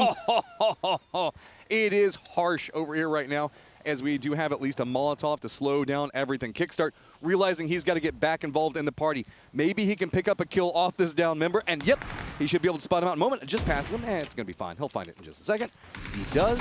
Meanwhile, here comes all of the Expendables, realizing the opportunity that's going to be in front of him. Barpo, though, won't relent. Finally goes down, but manages to pick up some points for his squad. Yeah, who knew the MK12 was also a very good close quarters gun. Barpo just absolutely demolishing people with that thing. Still though, kickstart out in the open. Oh, of course, Luna Galaxy 2. Let's just add in more fun to be had as he's going to go ahead and pick up kickstart. Sonics get eliminated. That is 2 squads down before we even have phase 1 close. I'm a bit surprised. I didn't expect this. I mean, hey, I'm having fun. So analyst desk, have fun trying to figure out who won that hot drop. Not the Sonics and Genji. Yeah, not either of the Neither of teams them that hot dropped. Yeah, it turns out that tends to be the case sometimes with hot drops, is nobody actually really wins. But I guess maybe Genji kind of won the hot drop in a way. They lasted a bit longer, sort of. Barpo feels like he won the hot drop. Hey, Barpo won. Let's give the gold star to Barpo for that one. So while that was going on, we did also have the Freaks TSM already maneuver into position over here. We saw Tiamba just a second ago as well. So a lot of our teams now already getting into a good position as we have an interview with 4 angry men. Hi guys, I'm standing here with 4 AM's very own ZPN, and you were the yesterday's highest damage dealer, and today you definitely contributed to securing that chicken on Rondo. So I want to ask you, what is it that is working out so well for you? 对，昨天你是伤害第1，然后今天在刚才的荣都里你没有吃了鸡，然后你在这个方面也是贡献很多，所以就是什么东西让你今天发挥的这么好？主要我们第1周没有进，然后我们在房间里面讨论了很多吧，然后我们认识到自己的不足，然后我们讨论了自己失误在哪个地方，然后我们这周做出了调整。So in the first week, in the circuit 1, we did not qualify. So in the hotel, our teammates, we talked a long time and we discussed our shortcomings and the errors that we made. So we improved ourselves, and in this week, we performed better. Yeah, you are definitely popping off. Best of luck to you for the remaining matches, and we're gonna go back to Erangel. Bye-bye. Bye-bye. All right. So 4 angry men making their rotation in right now. Going to be passing by Boatyard Ruins through the Badlands. Not a lot of big hurdles going to be in front of them. Going to be closest to Twisted Minds, who's already collapsing in between a, what is it, a 2-1-1 Freaks lineup? Looks that way. Maybe the Freaks can kind of do to Twisted Minds what Twisted Minds did to them earlier in the day on Miramar. But looks like Twisted Minds are just going to stop in Gatka momentarily. I mean, you do have a couple players that can watch Twisted Minds, try and keep track of them as best as possible. Human and Heaven going to be paired up for this particular hold. Just trying to see if they can find some angles. And for now, nothing really brewing. I don't expect Twisted Minds to overstep. I do see Lou fanning out a little bit, but seems to be A-okay. Falcons already making their way into this next circle, driving past some fields, trying to get a little bit more central. Although there's still a lot of different directions that this particular circle could shift, everybody would seemingly want to get just north of the quarry, try to lock down some of those compounds in that area. There can be a few of those, especially if there's a field finish that are extremely strong. And oh no, oh no, oh Nurens, Weibo is just slaughtering Day Trade. I mean, they just rolled right down into this valley and just get demolished. There's no easy pathing for them to deal with. As a reminder on the day, we're still in the elimination phase for this circuit. So the bottom 4 teams will get eliminated. Luna Galaxy, Tiamba, FaZe, and BB being the teams presently in that position. But not a lot of points that they've got to make, as anything that can happen on Erangel they can manage to find. Issue is, Tiamba is way too close to TSM, who's got points to play with. Yeah, absolutely. This is potentially really scary for Tiamba, and you saw in the interview earlier that TSM and Tiamba have a shared drop spot on this map that they don't want to share. So if TSM has kind of sussed out that this is Tiamba, you might see them really bite down and not let go to try to really screw over Tiamba's chances of making it to a finals. But Tiamba has the better position. They've got the compound. They've got the ability to kind of wait this out for sure. There's plenty of time. They're central west of the current circle, so this doesn't really have to kick off. The impetus is on TSM to create an opening if they want to make this fight happen. TSM not prone to taking an early game fight unless they just absolutely have to. We do have an emergency pickup also coming in from FaZe. Curious to see where they put priority into the circle, as their plane path does actually end up right on top of TSM. The other emergency pickup looks like it is being called out as well, and that's going to be from 17, but that might just be a delay.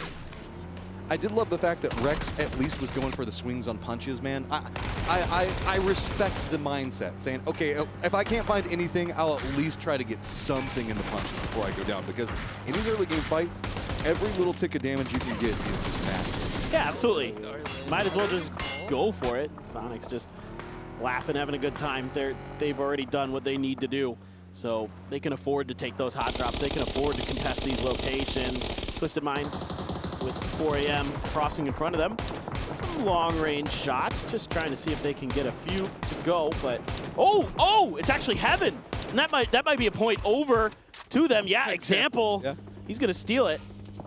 He's gonna feel good about that one. So, see, 4 Angry Men just trying to navigate right up along this hillside, getting away from the Freaks and the Twisted Minds situation. Looks like Twisted Minds are actually gonna move into a 2-2 to get a better firing line on anything, and maybe do a little bit better in the geometry given how the circle could line in together. So the way we see it, 4 Angry Men have a couple of places that they could stop off right now inside this hill. Probably going to be right around there, as their vehicles don't look like they're going to carry them too much further. Yep, and this is just kind of like classic 4 AM stuff. They like these dips. They like their car forts. I don't know if they're actually going to stay there or not. If they did, it wouldn't surprise me too much. Based on how they've kind of been playing, FaZe needs points, and they need them now. And they are over on the northeast corner with one player fanned out with Jeems on the other side of the quarry. So if there is a quarry shift, they are in an okay position to maybe do some damage in this game. Luna needs points as well. They're right next to FaZe, fanned out quite a bit more around the edge of the quarry for now. So it all just kind of depends on the circle for both these teams. They would love to see a southern shift, as they could really maybe find some good opportunities to get in a compound, hunker down, use that high ground on the edge of the quarry, maybe harass some other teams. But there was a lot of if-then statements there for FaZe. Uh-huh. If this goes here, then maybe this can happen. It's a good position for now-ish. I mean, it's about as close to the center as you can hope for.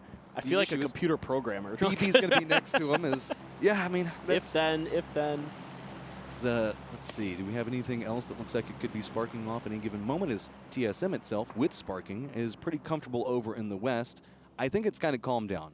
Yeah. Really, it's just going to be a lot of 2-2 splits, trying to hold down as much territory as possible, so that way if anything does go awry as far as circles, you have some options to play from. And essentially, we've lost 3 teams. I mean, Belmoth still alive for day trade, but for all intents and purposes, like, so much space has opened up inside of this Phase 2 circle because there was the hot drop, and then some other players were dying, and yeah, this has afforded these teams a little bit of extra breathing room to try to control territory. But FaZe is, they're getting antsy. They need points, man. Yeah, I get it. Sit back. You got to try to make something happen. I mean, I would rather be the catalyst in the situation of an early game firefight than have it just kind of run up on me. So, if anything, try to fight for the territory, see if you can spot out a member, get an early knock, early kill. Gustav going to spot one, and yep, going to go ahead and take down Vinny and get the flush on it very, very fast. Yeah, that was a nice sneaky move.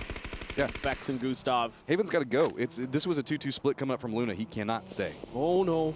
Oh, that's so scary. That's so scary when you hit a rock like that. Oh, no, he did it again. Oh, no. He should be able to walk, though. I mean, run. There's some firing lines that his teammates can work with to try to assist, but he's on the weak side for it. They are going to only be able to spot any form of top peek in the circle. If then did not count in Corey this time. Well, I would say the good news here for FaZe is by doing this much damage to Luna and putting them on the back foot, you could open up the southwestern corner of the next circle for yourselves potentially. Yep. See if they can get the job done. It's 4 AM. A dash again across another field, this time with a lot less fire coming their way, at least so far. You've got Twisted right next to you once again. They're driving right at the Falcons.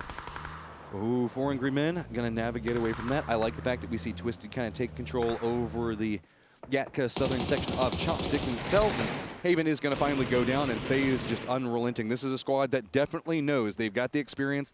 They know exactly how to play whenever they're behind, and they need to climb up the leaderboard to qualify themselves. Oh, for sure. You know, these players have been around for a long, long time, and they have great heads on their shoulders.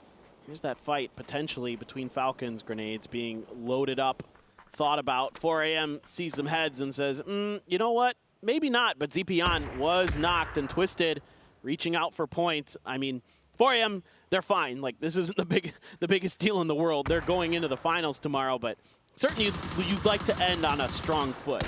And I mean, Twisted just wants anything they can have. They want to start the momentum rolling in their favor.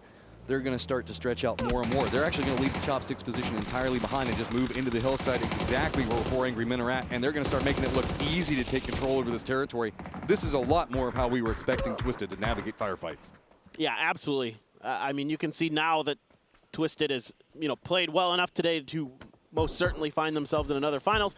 Might as well just go out and take those opportunities when they present themselves and kind of ruin the other team's days as much as possible. Because, again, I think a lot of people might not know this, but once you're knocked out of a game, once your team's out, you have to sit there and wait for the match to finish. And it's so mentally taxing. Uh-huh.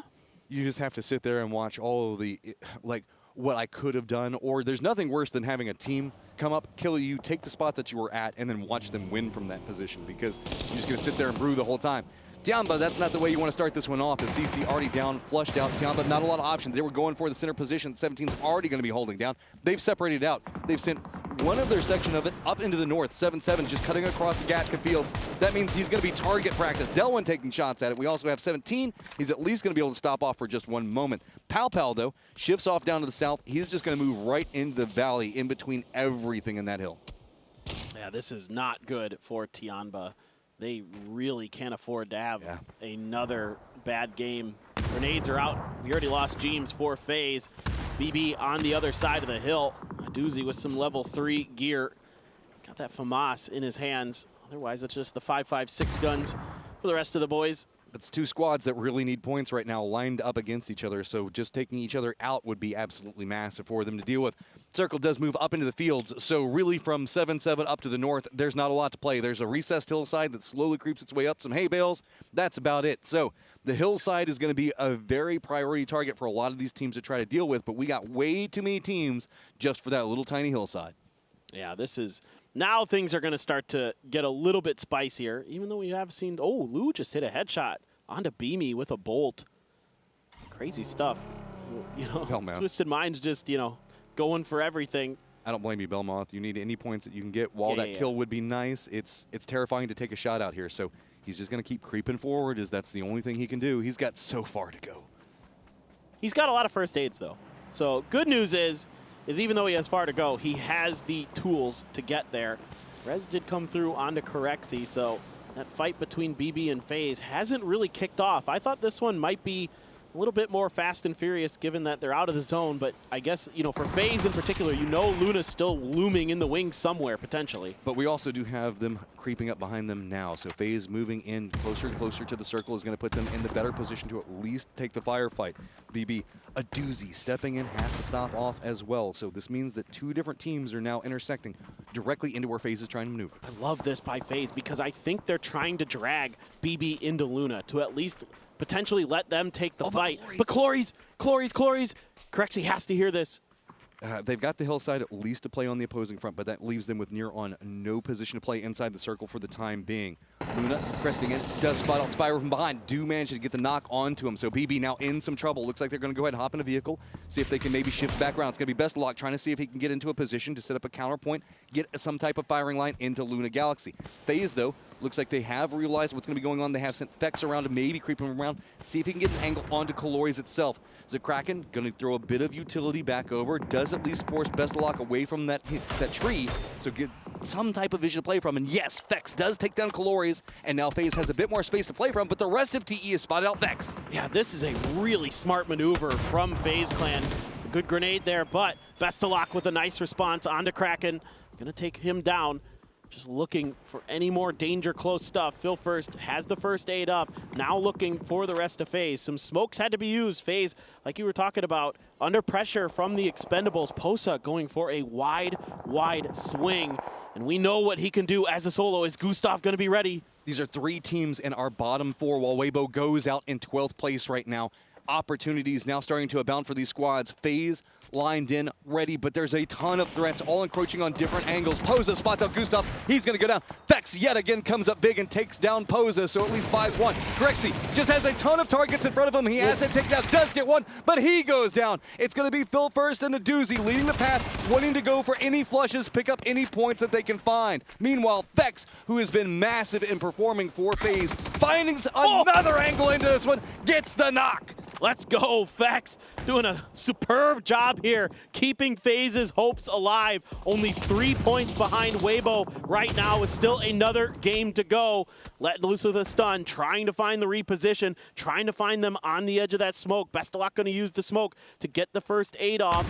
Phil first at half health, trying to suss out exactly where Vex rotated to. Oh, this is so sneaky, moving over into this rock, but you can see that it is red. BB is aware. We got 2 members now looking over here. Vex, he's got his back up against the blue zone. He's got to make something happen off of this. Goes for some sprays, doesn't connect the way that he wants it. You can see that BB really also wants to go for the flushes out. Good shots. Vex finds yet another one, but BB gets down. It's an outside position coming in from Duck Juice that manages to polish him off. It's brutal for BB, still at the bottom of the leaderboard after such a strong Circuit 1.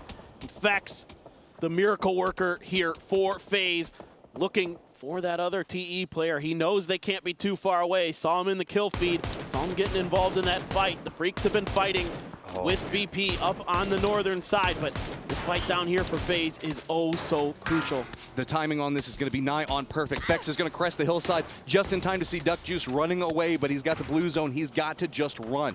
It doesn't opt in for any shots, and that's beneficial because that means that Duck Juice can kind of shift away. Delwyn doesn't move in. Shift his focus back down into Vex's position, so maybe Vex can sneak a bit of placement points or at least backstab on Duck Juice. Just one moment. I was going to say, this is crazy good for Vex. He actually has some space to rat on the edge of the circle there. That is going to be the Freaks going down in the long run in the fight with Virtus Pro. Taking a look at some of the various kills that happened throughout this particular game. Pow pow. I love that. Every single time it happens. It is so good, but Weibo, man, you can't afford. You know, you got a few kills, sure, onto day trade, but you really needed a few more to really feel comfortable. VP got some big points. Duck Juice is able to take Vex out. So that means that pretty much our bottom half is all dead. Opportunities for VP to climb into a much more comfortable position. Spindables continuing just to rain damage upon Purdy Curdy and the rest of TSM. Not a lot of options for them to work with. VP just going to be right back behind Sparking as well. Sparking's just out in the field. That's never a good position to be playing from. Meanwhile, down in the hillside, we talked about that there wasn't a lot of space to work with. It's going to be 17 Gaming, Falcons, and Twisted all playing from there. Oh, hit this shot. Delwyn, I don't know if that was his or somebody else's, but Beamy's taking quite a bit of damage there. VP stopping out there. Delwyn has the cannon, turreting from up on the hill, doing some serious work.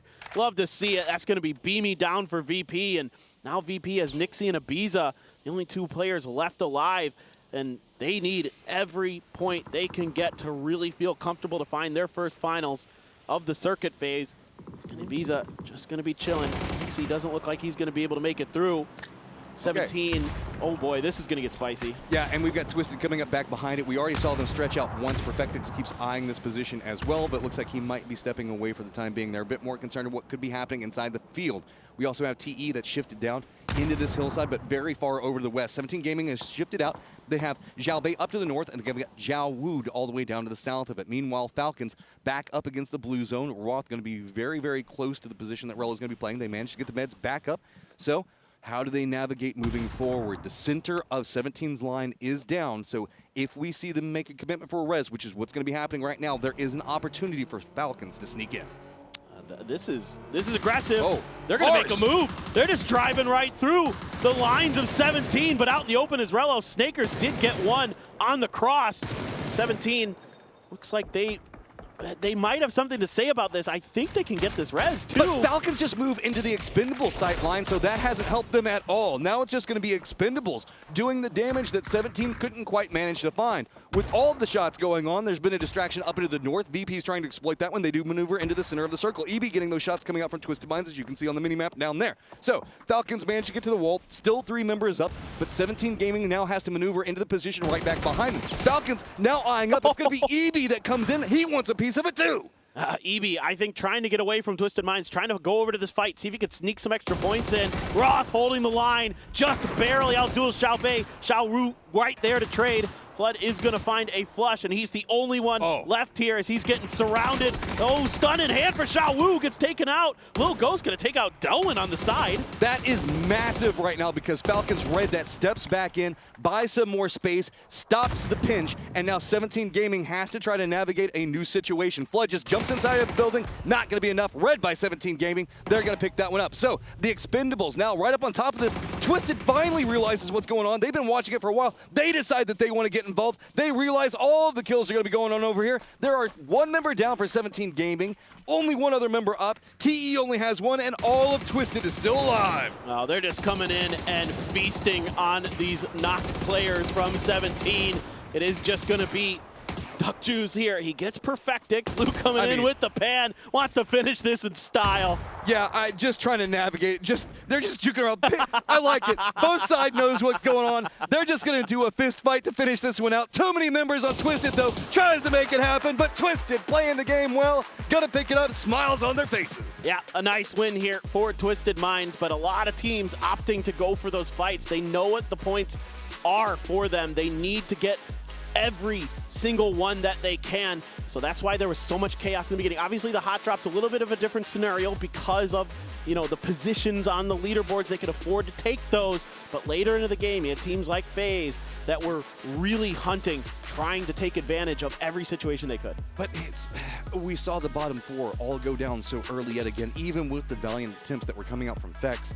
It was a crazy set of games, but it feels like we're starting to find the opportunities. I mean, when we get a fist fight to finish it out, you know that the players are having some fun. Wow, love it. It's like in hockey when sometimes the players are just like, you know, we're just going to fight. We're just going to drop the gloves. We're not even going to get to the puck drop. All right, but we are going to take a quick break before we go into our final match of the day here at PGC.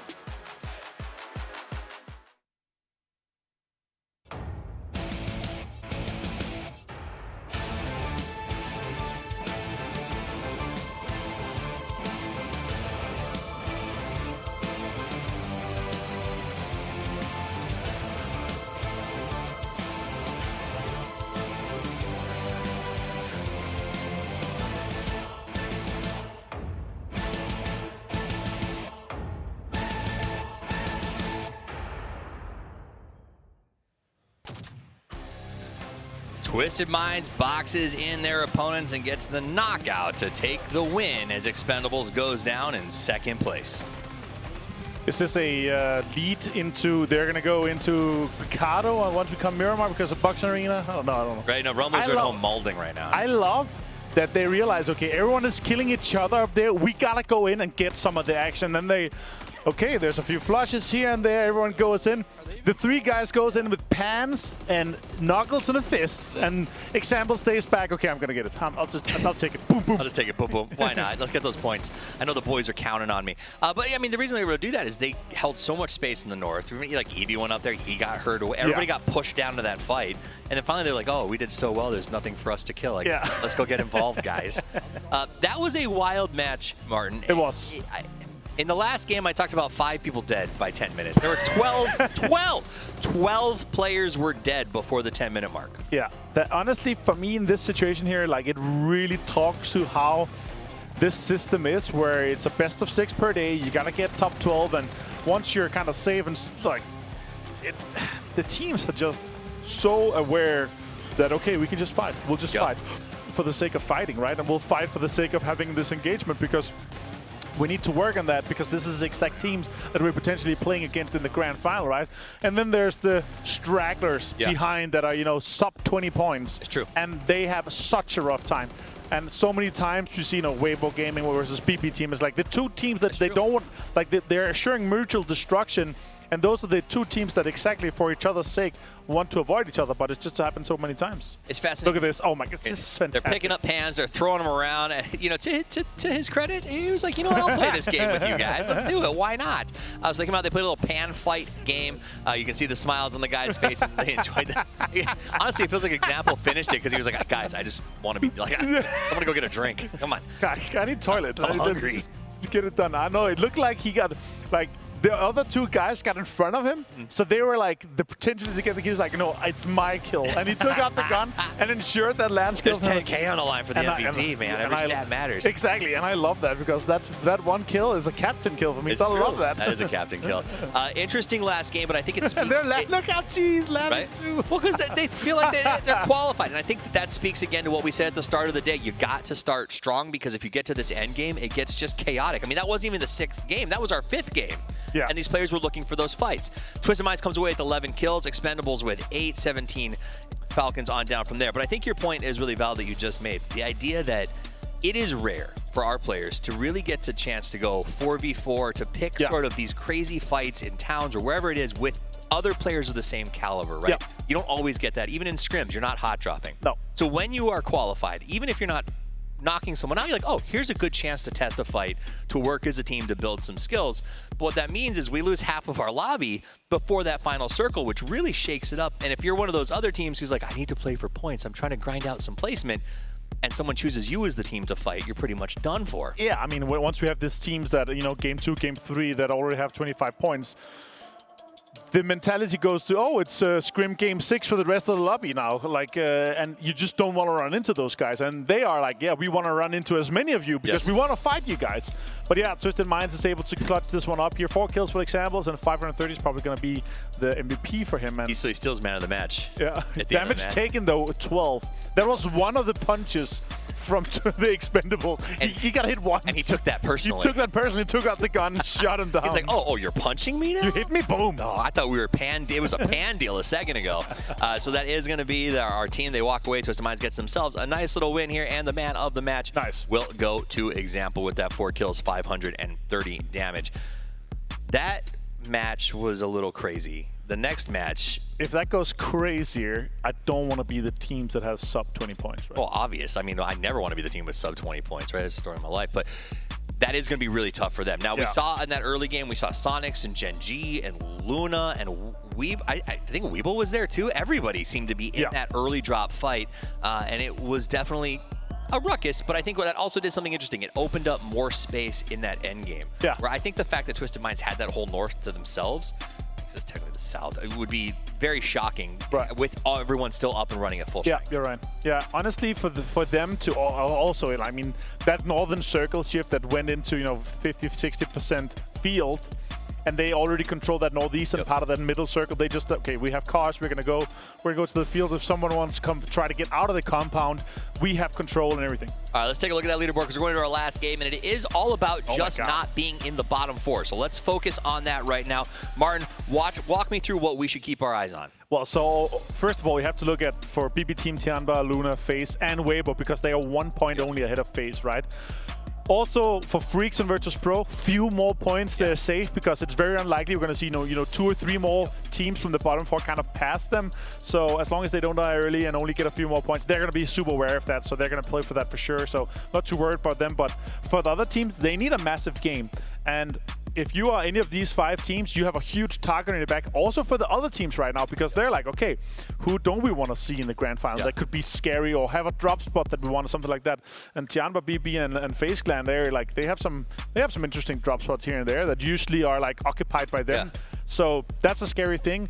Right now, you know, FaZe, they have, you know, the 9th place from the last circuit, so they could kind of survive only getting into the circuit 3, but still, it's scary it's scary missing one of those circuit finals. How many times have we seen a team miss something because 1 or 2 points was left on the table? You don't want to miss that. Something I found fascinating in that game is our 12th place team and our 14th place team, Weibo and Luna, both got involved with that early fight. They saw that knock happen with Sonics and Gen G, and both of them came over, and I assume that's because they knew, hey, we're at a point where 3 or 4 points could be our difference here in terms of the cutoff, but ultimately it was their downfall because both of them were so aggressive to get over there and steal them. They were actually fisticuffing each other at that point. So I do think that's, again, where the struggle comes in when you're so desperate. It's the hyena mentality, right? If there's someone struggling, we have a huge opportunity to third party. If they're wounded or struggling, anything, we could go in and sweep up, and we could actually potentially go out with 4 guys alive with more gear, better gear, more utility and stuff like this. It's really crucial for some of these teams to kind of clean up, and especially if you know that you can come in kind of scotch-free, that's definitely what you're going to be doing. Absolutely. Well, it is time for us to get ready for our final match match of day 2 here in Circuit 2. Let's head to the grassy pastures one last time with Paper Thin and Matchroom.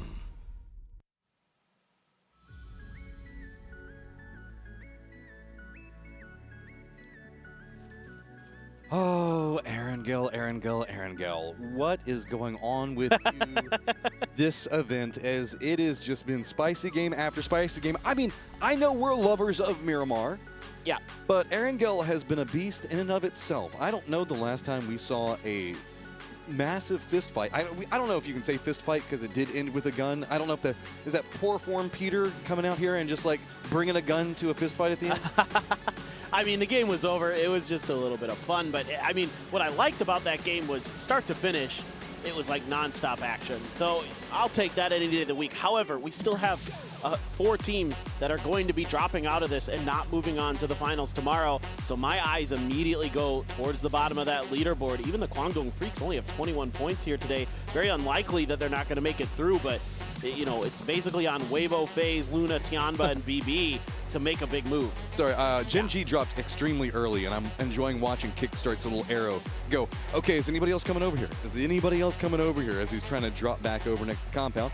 Meanwhile, 17 Gaming, TSM, going to be stacked up on top of each other in some fashion, as 17 Gaming looks like they've decided that they want some crates. And look at this. It's going to be Pachinki for Tianba.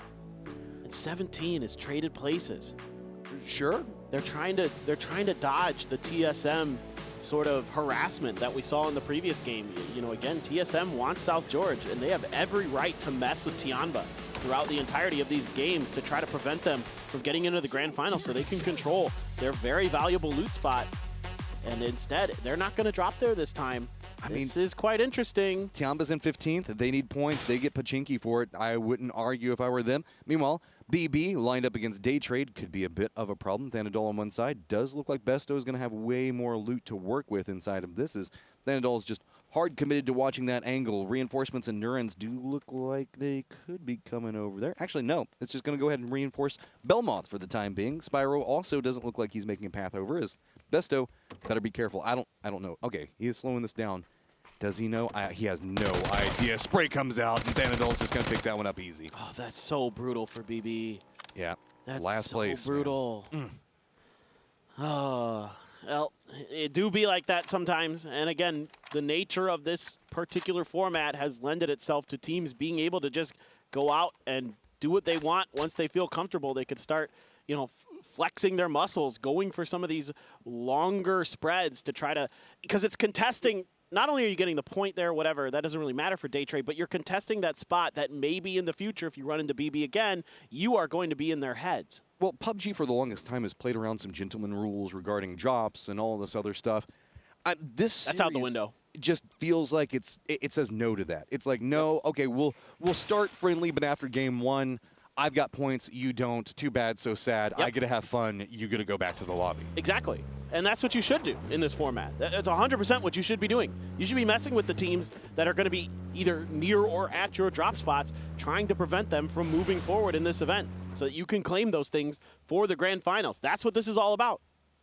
Twisted at the top of the leaderboard. It feels like that's pretty good, as we are kind of expecting that situation to be going on. Sonic's going to be back behind them, but again, eyes drawn down to the bottom. It is still neck and neck, as just a couple of points can separate out. Our bottom 4 teams are eliminated, as we're going to be moving into the grand finals for Circuit 2 tomorrow. So FaZe, Luna, Tianba, BB all need anything that they can find. And to be hamstrung a player early for BB is, again, can't be understated how brutal that is. 17 moved all the way over to the ruins. TSM setting up on top of Everest to get a look at what's going on in the circle in front of them. TE still hanging out there as they drop Gatka. And let's take a look at some highlights from the Guangdong Freaks. 다리 때리기. 자, 들어와서 다리 쪽을 바라보고 있는 살루트 선수인데요. 살루트! 자, 도면 쓰러지고 있는 상황. 네, 차량 타고 그냥 들어와서 세 분이. 자, 안쪽에 이렇게 화염병으로 불질렀는데 기절로가 안 나온다. 바로 뒤쪽 통로에 있다. 네. 계산 나왔죠, 이거? 바로 던져주면서 야! 누워까지 낚았어요. 자, 일단 빼먹었고 살루트가 지금 들어와 정리. 지적인 포인트긴 한데요. 네, 게다가 지우민! 큐민이 하나 끊어냈습니다. 자, 위치. 자, 마지막에 정리가 됐어요. 자, 그리고 다나와 광동을 잡으러 네, 왔습니다. 서로 싸우고 헤더가 지금 옆구리를 뒤에 빠져있는 해븐의 위치도 굉장히 좋았었는데 네, 이노리스가 빠르게 발견했고요. 샬롯가 자, 들어가면서 광동! 와, My takeaway from that is Salute's good. He's pretty good. He is pretty darn good. He's already got one world championship. Who knows? Maybe the Freaks can find another for him, but seems like they've kind of let off the gas pedal a little bit as the second circuit has moved on. But you can take a look at Gumin's settings there. Looking pretty. Hey, another 400 DPI player. I respect it. Yeah. No. I mean, it's a lot of players play on low DPI. It makes it a little bit easier for them to control their sprays. I'm always curious about what their horizontal sensitivity is. Actually, because that is very important. They don't show that. It's actually super important for tracking vehicles and stuff like that. But anyway, neither here nor there. Twisted Minds going up to Potato. Going to be setting up for some early info, some early positioning. I don't expect that we're going to hard shift down to Sosnovka Island, but you know. So we've got ourselves some highlights from 17 Gaming as well. Let's take a look. It's going to be enough. He is solo. He's been wrapped up on, and Xiaobei is going to get that one done for 17. Follow-up grenade from Xiaobei as well. Won't find its mark as Gumin is repositioned, but the spray from long range onto Heather will. Gumin's going to have to do it alone. Doesn't have much HP to work with, and no chance, of course.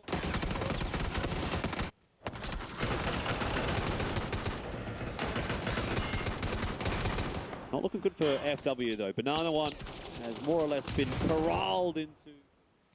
Well, it looks like Gen G and Falcons have bumped into each other as Adder is going to find out Flood, get the knock onto him, as Gen G also does have one of their members down in Barpo. This is just going to be more of a compression that's going to be happening right along the coastline, so a lot of our teams kind of eyeing just that area west of Farm. Absolutely.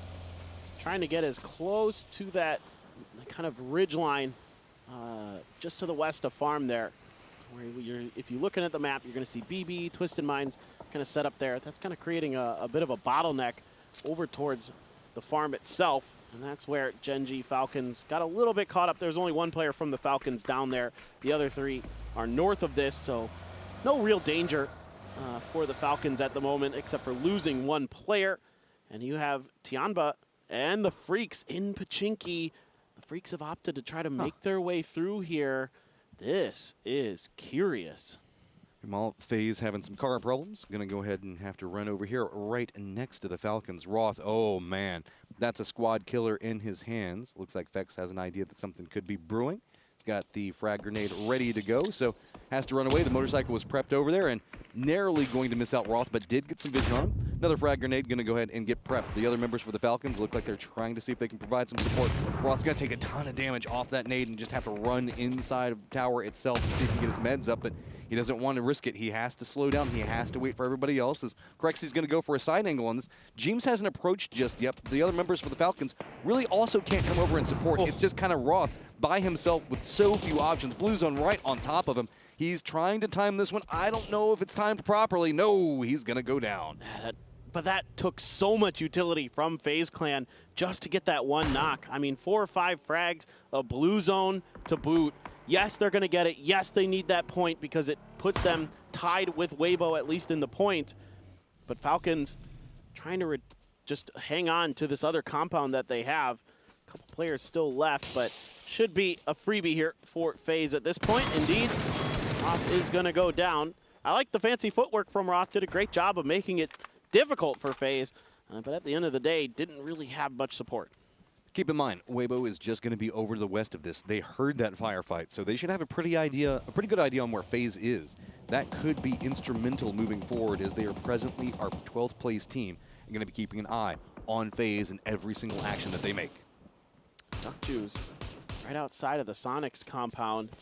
Neither team needs the points desperately, so a bit of a pride fight. Tanboot did find the opening knock. Door going to be shredded by Tanboot right after that. Throwing a stun in there. Going to hear those shots from Kick taking a look over to see if he can find him. While this is going on, we also do have a gatekeep that's going on down on the bridge. It's going to be Luna Galaxy going after 4 Angry Men. Another squad that needs a ton of points, but it's going to be a quick exchange between both squads. One member down for Luna. It's going to be 4 Angry Men just trying to get away from this, and there is a small cost that happened in it, but Luna wanted way more out of this. Meanwhile, Sonic still just trying to see if they can take care of Tanbu, who's a ton of members up for TE up on top of these buildings. They're going to lose both of them as now Tanbu in some trouble, has to step away. Vinny in the bottom right-hand corner of your screen in the picture-in-picture chasing down the 4 AM player who had to drive off the side of the cliff. Should have a pretty good chance there to take them down. Luna needs these points oh so desperately. Now this fight between the Sonics, they've almost got the Expendables down. Oh, duck juice. Man, oh man, that was a good shot. All right, so you can see a couple airbursts going off as Luna Galaxy still on the hunt for any point that can maneuver around them. They want it all, and they need it, but no, it's going to be HS that gets the knock back. Luna in a lot of trouble at this point as they're trying to make some type of play around the circle. Does pop, does favor Luna's position for now, but all of the West pretty much open, and there's a ton of teams stacked over here, all on top of each other. BB, Twisted, Gen G, Day Trade, Freaks. This is just a cluster of teams to gatekeep out anybody trying to approach. Oh, and FaZe lost a bunch of their players off screen, so they are in danger of being one of those bottom 4. Rillo did find a grenade onto Weibo though, so who knows? Maybe FaZe's hopes can be kept alive. Jeems did pull off of that fight. Still have this one going between Luna and 4 AM. Luna has found 1 kill confirmed so far, but they're going to lose Kraken for it. Luckily, the circle has popped over here because this is taking way too long. Luna wanted this to be so much cleaner, and it has just been a mess for them. HS gonna have to deal with 2 members lined in, but oh, what is this? Good shots coming out from HS. Luckily, the Posa follow-up comes up big. They want to try to get this res now. They lost their player on the other side. Meanwhile, Kickstart still dancing. Finally, gonna clean out the Expendables. And Kickstart's gonna let them know. Lets out a yelp. Nice stuff from the Sonics overall here today. Really starting to get their mojo. Starting to find their groove. As Luna sees Bobo smokes, they know he's behind that rock. Do they know exactly where Zepion is as well? A lot of smokes here expended by 4 AM. I think the problem, though, is Belmont has also spotted out those smokes all the way across that little inlet there. So I think he's waiting for an opportunity to take a couple of shots in. Belmont, just no opportunity just quite yet. Okay, Luna, what do you do at this point in stage? Do you know exactly where 4 Angry Men are at, but you only have 2 members up. You know that they only have 2 members up. You need every single point that you can get. You don't want to go after the hunt. Maybe if you can get another knock, you could go for a press into this, but Bobo is not going to go down. And it feels like they're trying to bait it out. Say, hey, why don't you come over here? Zepion is going to take the bait. He's going to roll right up next to him, take some damage, but does not go down. Trying to find a crossfire angle here is Zepion. So that's going to make it a little bit more difficult from this glass house for Luna. Try to really do some damage. Weibo stuck here in a long, protracted battle with VP and the Falcons. I mean, VP would be smart. Try to knock Weibo out. They're one of the few teams that are even remotely close to them. Might as well go for it. You know, you probably done enough here as VP, but you could definitely make sure of it if you wanted to. And it's only phase 2 blue, so this one doesn't have to get super hot and heavy just yet. Visa and company looking for something. Oh, and here we go, this replay where FaZe crumbled. I mean, Rello, he's got so much clutch potential inside of him. Yeah, just picks up a ton. FaZe, they know that they're in trouble. Jeems at least pretty close to the circle. He can hear all the firefight going on back behind him. Meanwhile, Freak's in some trouble as we do see TSM lined in, as well as it's going to be Twisted Minds. With a new circle pop, it looks like we're leaning more and more into the exact location that Luna and 4 AM were at. Bridge becoming more and more of a factor. What is this circle? I don't know, but I like it. I do too, but unbelievable. Okay. Crazy. Here's the issue, though. Luna separated away from 4 Angry Men in the position that they were just at, but that puts them at the crossroads, which is going to get a lot of attention. Twisted also rolling over here. Looks like they're going to be running up right on top of the Freaks, picking them apart in their rotation. There's going to be a ton of squads also rotating in back behind. The 17 Gaming, eyes on the prize. Looks like they're going to be shifting in from the west. We still have Gen G as well as TSM needing to make a move down in the circle from the north. Sonics as well. VP still has multiple members that need to cross in. Let's not forget, we still have the Falcons, VP, FaZe, Weibo situation that's going on. I mean, James is actually driving back away from the safe zone to come start hunting down players. This is madness. Oh, but he's going to get spotted. That's terrible. He goes down, and that means FaZe cannot touch the top 12. Yeah, now you're looking at Luna, who went from a bridge camp to being center circle. Crazy stuff. Now you go from a completely different mindset, from trying to farm kills on the edge to now trying to maybe get deep into this game, get some placement points, just try to outlast some of these other teams that are in the bottom 4. Weibo's in a boat. They're trying to go over to the other side maybe, or just trying to get underneath the bridge and try to make their cross. Maybe see if they can find a vehicle on the other side here or something. This still could get very, very interesting towards the end. I don't know about beaching that boat, though. I mean, you could have kept it. There's another one. It's fine. Yeah, I know, but it's just options is the only thing that I want to lean into at that stage. Is it looks like we got a couple of aerial pickups that are going to be coming into play. 4 Angry Men's got some fun on top of it. It's going to be Gingy. That angle is beautiful. Bobo takes down 2. That is some fancy spraying from Bobo there. Just completely cutting off Genji's entry. Yeah, okay, Adder, you've got a Panzerfaust, but you got to get in a position to use it first. Going to step out to try to go for the frag. Bobo's trying to get ahead of this. Panzerfaust in hand.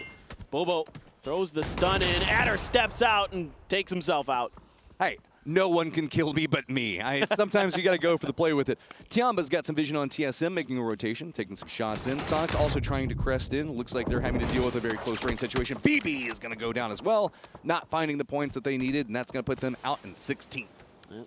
Tiggleton just out there having some fun. Kickstart trailing behind, but Sonic's trying to get into this next circle. A lot of fire from Daytrade towards Kick, making it really hard for him to group up with Tig. Instead, Tig's just going to have to chill at the shack, see what's going on around him for now. But again, really, Tianba still 4 up.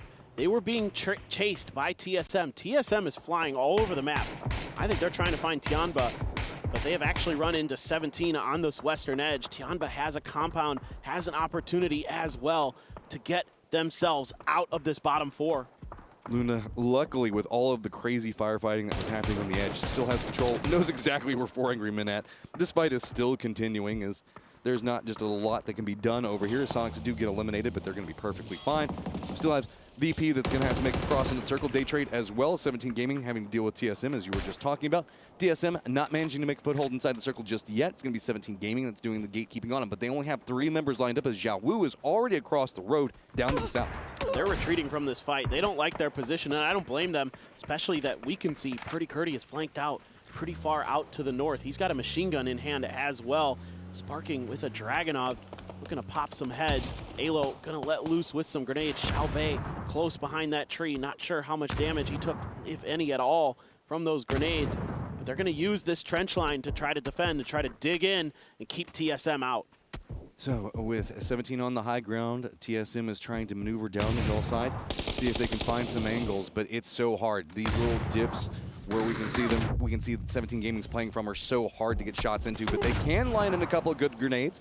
Does manage to drop in back behind, almost like in the corner pocket pool. So Alo's going to be leading the forefront on this one. He knows that he's got an opportunity, but he has got to at least get the starting knock. It's going to be Pretty Curdy that actually managed to take out Xiaobei and takes down Suju as well. It's going to be TSM in control of this firefight for the time being. Purdy does go down after his position is revealed. Little Ghost now going to start trying to find some more, but it's going to be Xiao Wu. Came back. He's got a Panzerfaust late in this firefight. Could be big. It does take down Sparking. Yeah, great stuff from Xiao Wu. Expects the peek from Luke, and he's going to take him down. A nice 2-piece here for Xiao Wu, down to 6 HP.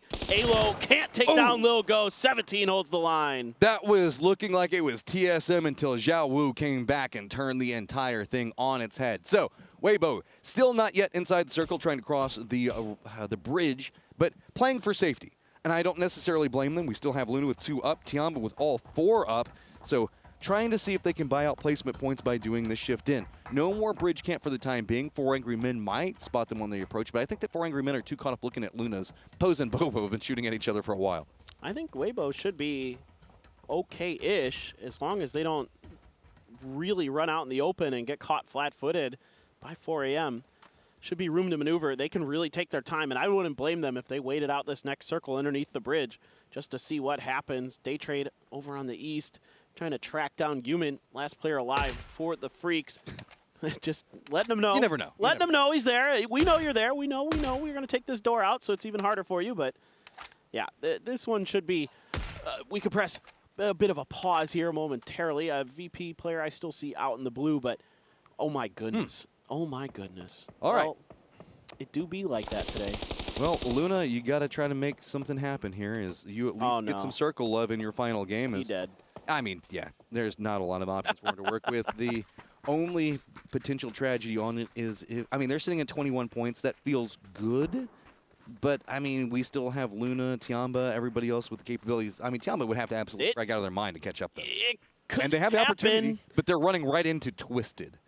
It could happen. It just, a few things have to shake out kind of strange, but there is a world where the Freaks actually don't make it to the finals of this circuit. Day Trade, they're crashing in right between two different teams. I don't know if this is going to work out for you, Day Trade. You're going to be rolling up right next to Tiamba. Twisted obstinate placement inside the circle. Going to go ahead and play for safety on it. It's going to be right as Tiamba is making their rotation. So Nade's going to be coming out pow on the forefront of this one. Nade's going to be landing very, very close. Belmoth playing the low side of the hill. Is going to be the first one to get spotted. CC takes him down, and now a quick exchange between the two. Flash, realizing the fact that he's been caught out, has to run away from his car. Nade's going to come down, but too many good firing lines. Tiamba, we said that they needed to have a massive game with a ton of kills. They're starting it off well. Yeah, this is a really nice maneuver from them. Good response with the grenades. They have guns ready to flush out the player who has to back off from them. Nuren's going to try to prone, using that bush for a little bit of extra cover. Here comes some mortars just to add into something. Sanadol, though, has a Groza. It's going to get the knock onto CC. Tiamba cannot really afford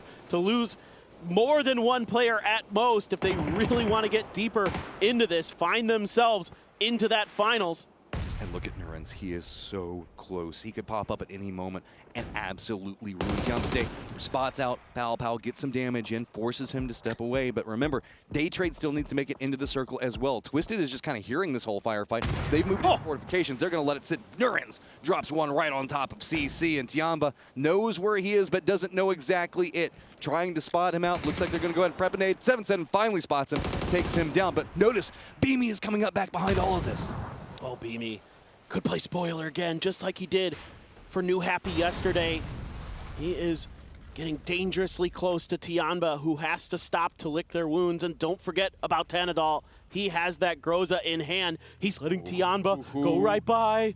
Creeping up right back behind it, waiting for the moment. Meds all trying to get in a better situation. Oh, Tiamba's lining up inside of a car. He could open up, goes for the spread of one, picks one up, doesn't get the damage onto CC, but does pull it up onto Pow. Now how much damage can he pump out, but does go down. He stops everything from Tiamba in its tracks. Beamy gonna be coming up back behind this though. Oh, Beamy, oh, Tiamba, they just don't have time to get all these reses.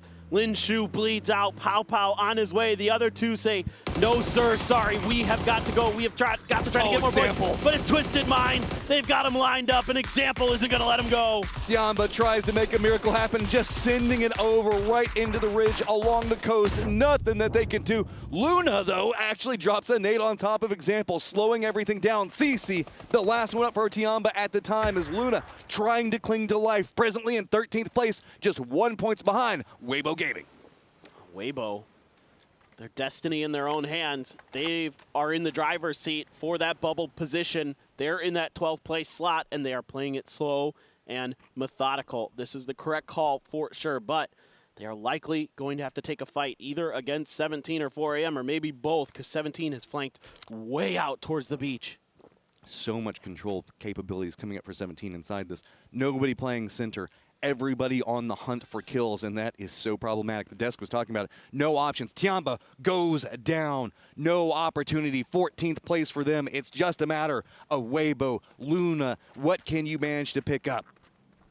This is tense, to say the least. They're creeping up on the Freaks, man. Yeah, dude, this is going to be interesting. 17 is just so aware. They know that somebody could be underneath that bridge or in that position, and they're trying to sniff it out. Beamy must be just feasting on first aids because he is flying through them, trying to get through this phase 6 zone. And here we go. They're at the rock. Do they know? Oh, they've spotted out. They know exactly that there's two members up there. They don't want to take the fight yet. Oh, I think that they got spotted in return, though. Nades have been prepped. Look at the arcs coming right on top of him. 17 shuts that down in a second. Oh, beautiful, beautiful timing from 17. And Weibo, just Mamu, the only one left. Seeing if he can do anything here, but I don't know what he can do. There's no way he's getting out of this. He's going to have to try to wrap through the blue to go around the other side. He's climbing up the rocks. Okay, but I mean, there's so much open space he has to cross one way or another. And he's got to throw smoke, so that's going to give his position away. Yeah, I don't like this. Now you're going to reveal yourself. Everybody from 4 Angry Men was looking down into 17's position, and there you go. That's how Tiamba had to finish it out, and it's just a matter of time. Who can manage to qualify off of it is, okay, it gets more and more complicated. Luna still alive, but they've got Twisted Minds right next to him, presently in 13th, tied up with Weibo.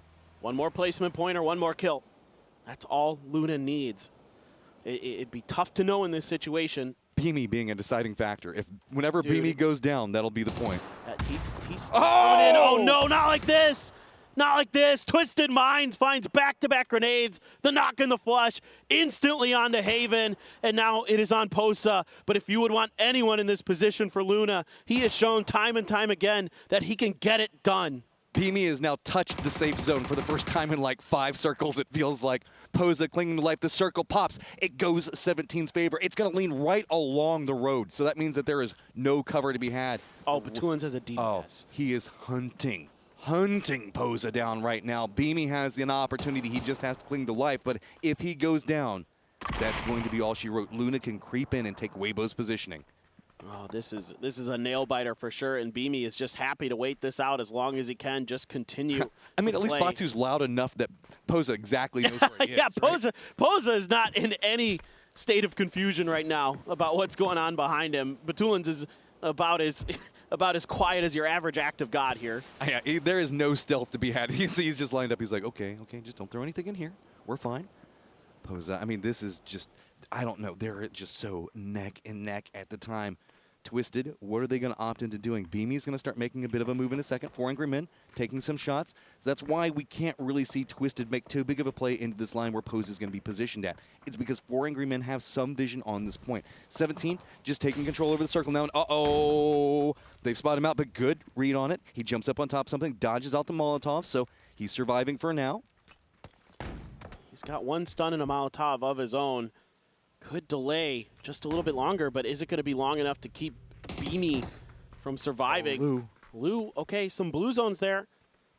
They're just trying to flush out this building. They don't fully realize it. I think they think it's clear because of the mollies, man. Okay, so they're now creeping forward. Beamy, you can see, taking a ton of damage off in the distance. He's still inside the blue zone, just trying to cling to life. The 2-1 thrust squad. Oh, they spot out Posa. They take him down, and that is going to deny it out. Luna Galaxy in 13th place. Weibo manages to survive. So with this, Beamy clinging to life is what managed to provide it. Well, there you go. The rest of this game now just for funsies. Zipian and Bobo take an angle down on top of Twisted Minds. Twisted Minds, good diligence there, and now they're gonna fall under the DMR here of Zipian. Easy pickings, yeah, Twisted Minds goes down in 4th. This is the Posa problem. We've seen it actually affect a lot of teams where you just have to deal with Posa and he slows you down so much that it just denies out any positioning. So it is just gonna be 17 Gaming lined up against 4 Angry Men. Should be a nice 2 win. Angry Men. Fair enough. Should be a nice easy win here for 17, you would think. And they've got 4 AM pinned on the bad side of the circle, so they're just going to try to run in, go for the finish, throw some smokes out, try to clear the way. Just a matter of how effectively they can do it. Helps when Little Ghost hits good shots like that. Xiaobei just going to go ahead. No, you don't get to surrender this to Blue. I want to finish you off myself. I've got a gun, I've got a target, I've got a goal. Running up into it, Zhao Pian just holding the stairwell, waiting for it to happen. Flash is coming in from everywhere. Just trying to cling to his position for now, but he knows the blue zone's coming in after him. The wide windows, no options. It's just a ton of people coming up after him. They know that they want to try to surrender it over to Blue. Not going to let it happen. Nade's going to go out. There you go. 17 Gaming picks up the last game. Well, there you go. We now have our 12 teams that will be moving on to the Circuit 2 finals tomorrow. Late win here by 17. A great day overall for them. A great day for some of our top teams from the year. Really starting to shape up as PGC goes along, and you can see the heartbreak here for Luna. They were so close. So freaking close. Just one kill Beamy going down. So many different things could happen, but the way that the circles went, it felt like they had opportunities. But remember, they were originally playing right next to the bridge. They were doing the bridge camp. They had the opportunity to actually have the in-game position. Weibo just found out. I think they thought they didn't make it, and they just found out they did. It went from grief to relief in a heartbeat. That was just a nail biter all the way through. It was just neck and neck. I loved that game. It was chaos, yes, but it was also a lot of very smart, heady play. Absolutely. That's what you wanted to see here for our final game of the day. So with this, let's go ahead and get everything set to go to the Circuit 2 Grand Final with the Analyst Desk.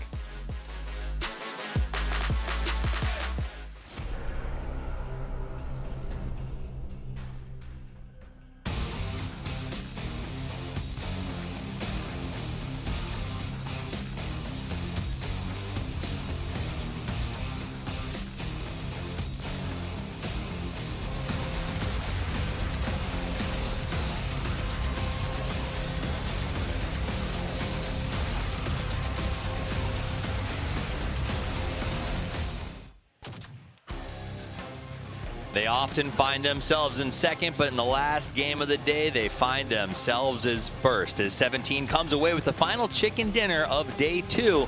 But the real story seemed to be the crushed dreams of Luna as Beamy just kept surviving. That wasn't his fault entirely. It was entirely his fault. If he had died out there, they would have advanced. They could have gotten one more kill and they would have advanced. That's a good point. No, I mean, you're right. That's always your fault if you don't advance, 100%. Don't leave it to the last game, right? Yes. But here, Rello destroying FaZe Clan Dreams. Super well executed by him, obviously. So able to get a clutch on a 1 versus 3 versus FaZe Clan. That's kind of rare to see. But Rello, he popped it off. And yeah, some interesting moments throughout the game, I would say here. But yeah, situations for KDF where it's like, this is not the KDF we saw in day 1 and day 2 of Circuit 1, but yeah, maybe they can bounce back and show us what they're made of. Yeah, I mean, I think that's what it all comes down to, is who is going to be able to have that bounce back as we get into this. And just a minute, we'll take you through all the leaderboards, remind you who gets to advance. That's a couple of times we've seen Panzerfaust used against people's own faces. So I actually asked Bert Curdy about that Panzerfaust on the Miramar game, right? And apparently, he shot it so premature that because he saw him, that when you load the Panzerfaust, it gets ready to shoot, still pointing downwards. And he was just spamming 1 click, so it was pointing downwards and it shot the ground just below him, right? And then you take out the gun and he already knew where he was. Nobody likes when your Panzer goes off. A little bit off, but here, yeah, Daytrade actually clutching a bit versus Tianba. Tianba, they had some fortunate situations with all of a sudden being able to get Pochinki for no reason, and 17 didn't go there, but they couldn't make of it, and now you fall to your death, and yeah, I don't know what that is. Yeah, I mean, even with Pochinki, it just wasn't enough for Tianba to manage to get themselves into this one. Tough day for them after yesterday being such a strong day in terms of how they finished. It just wasn't, I mean, I was impressed. They got the middle of the map. They sort of got a nice little shift to the south. I thought this could be a chance for Tianba to save some points and get into it uncontested, and they just couldn't quite get out of Pochinki. They couldn't. They had 23 points when they went out in day 1 of Circuit 1, and here they get even less, and that's just not enough. You gotta step up. And yeah, Weibo, of course, celebrating that Beamy didn't die early enough. They obviously didn't know, but still, Beamy managing to survive with that one. I really want to know how many first aids he consumed throughout that entire run from Pochinki's side down towards, then looting. I love that. Went to day trade and Tianba looted, I don't know, 3 or 4 or 5 dead boxes with another set of first aids and just kept spamming first aids. And I love that. That's an insane moment for him to get in. And yeah, they managed to get into their circuit finals here for tomorrow. So that's great for them. He was like a little scavenger making his way across the map, just grabbing everything he needed. But very smart, and Beamy has proven that he really understands how to survive when all else is lost. This guy has salvaged so many points for his team, not just today. It's actually pretty impressive. Super underrated player in my opinion. Really, really nice to watch, and very measured. Everything seems well planned out. It's fun to watch. Now, opposite of that, we saw Luna really in that shack. You can see them heartbroken right now. It came down. They got the gas station. They were there for so long. They thought they had it, but they didn't. In fact, we're going to hear about some other players that had it today. Let's go over to the stage where Bella is chatting with some of our players.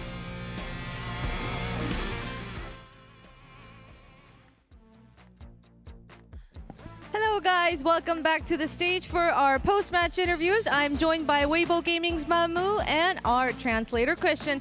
That was a crazy call last-minute game and you made it into 12th place just in time. Mamu, talk to me, what is going through your mind right now?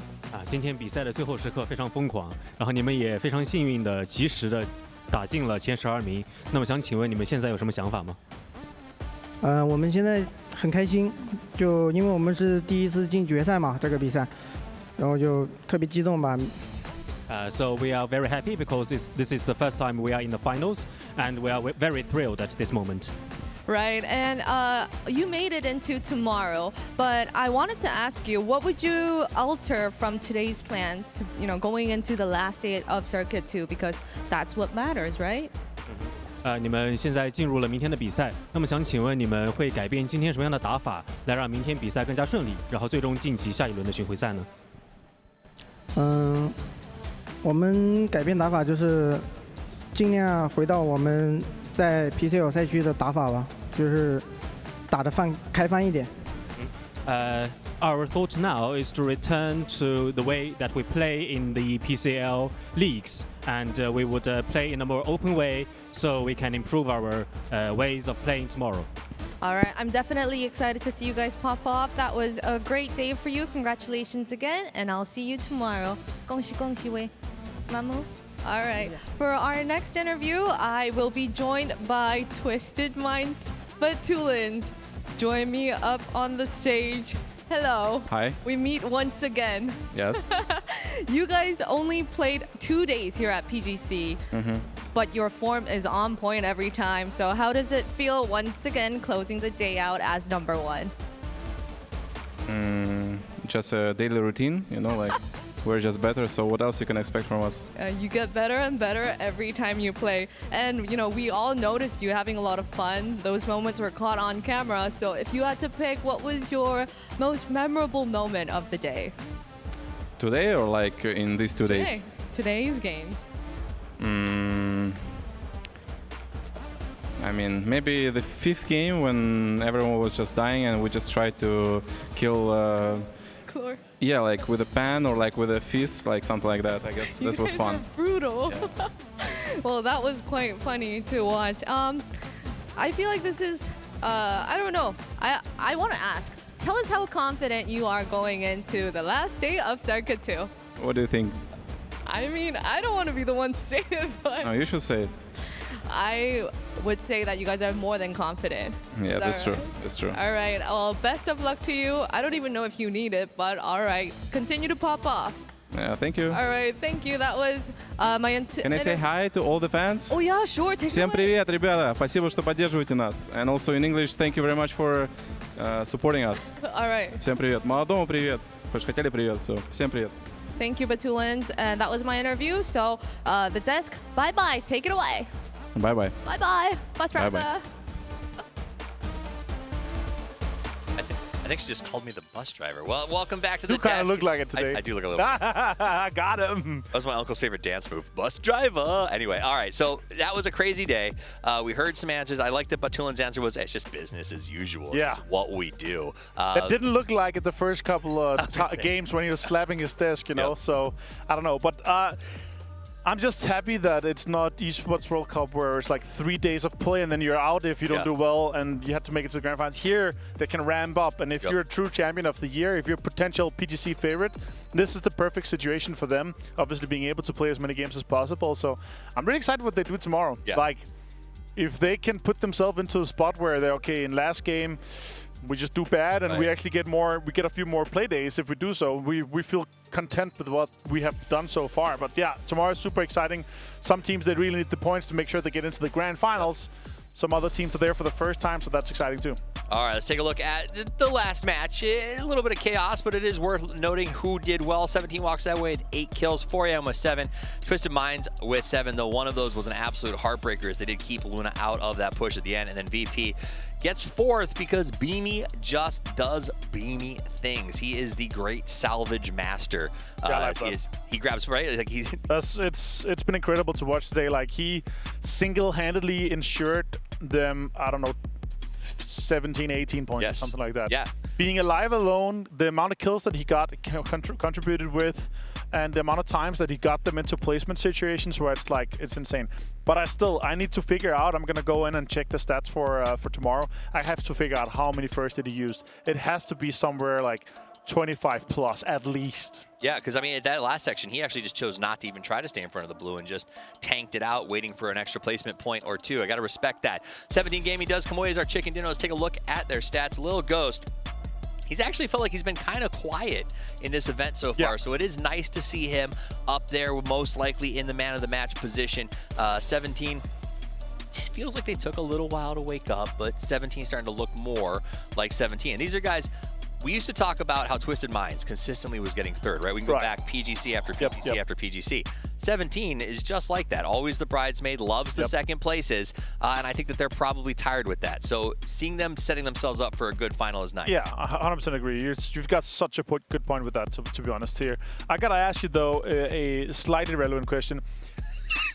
For him, for this stats here, is he upgraded to Poltergeist yet, or where are we at in terms of, or are we waiting for that until tomorrow? So we called him the Poltergeist back at PGS1 last time we were in Malaysia because he was unstoppable, right? Almost like Tycon Hamas levels of just absolute brutality, and it feels like there's been a bit of a fall off for a while. Am I poltergeisting him?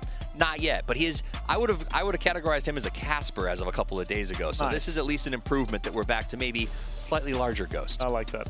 Number one, though, for both kills, total damage, and average survive time here. But look at that. Beam single-handedly put VP in 4th place for average survival time. I like that. That's great. That's hilarious. Yeah, but 39 kills, it's a little bit of a testament now that they're kind of the juggernaut a little bit back for these guys here.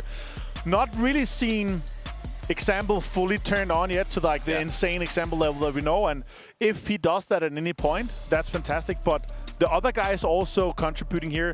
Like Petulins, for example, #1 in total fantasy points today. I think Example was 3rd, so it's really good to see the other guys also in there. Perfected had a great day too. Yeah.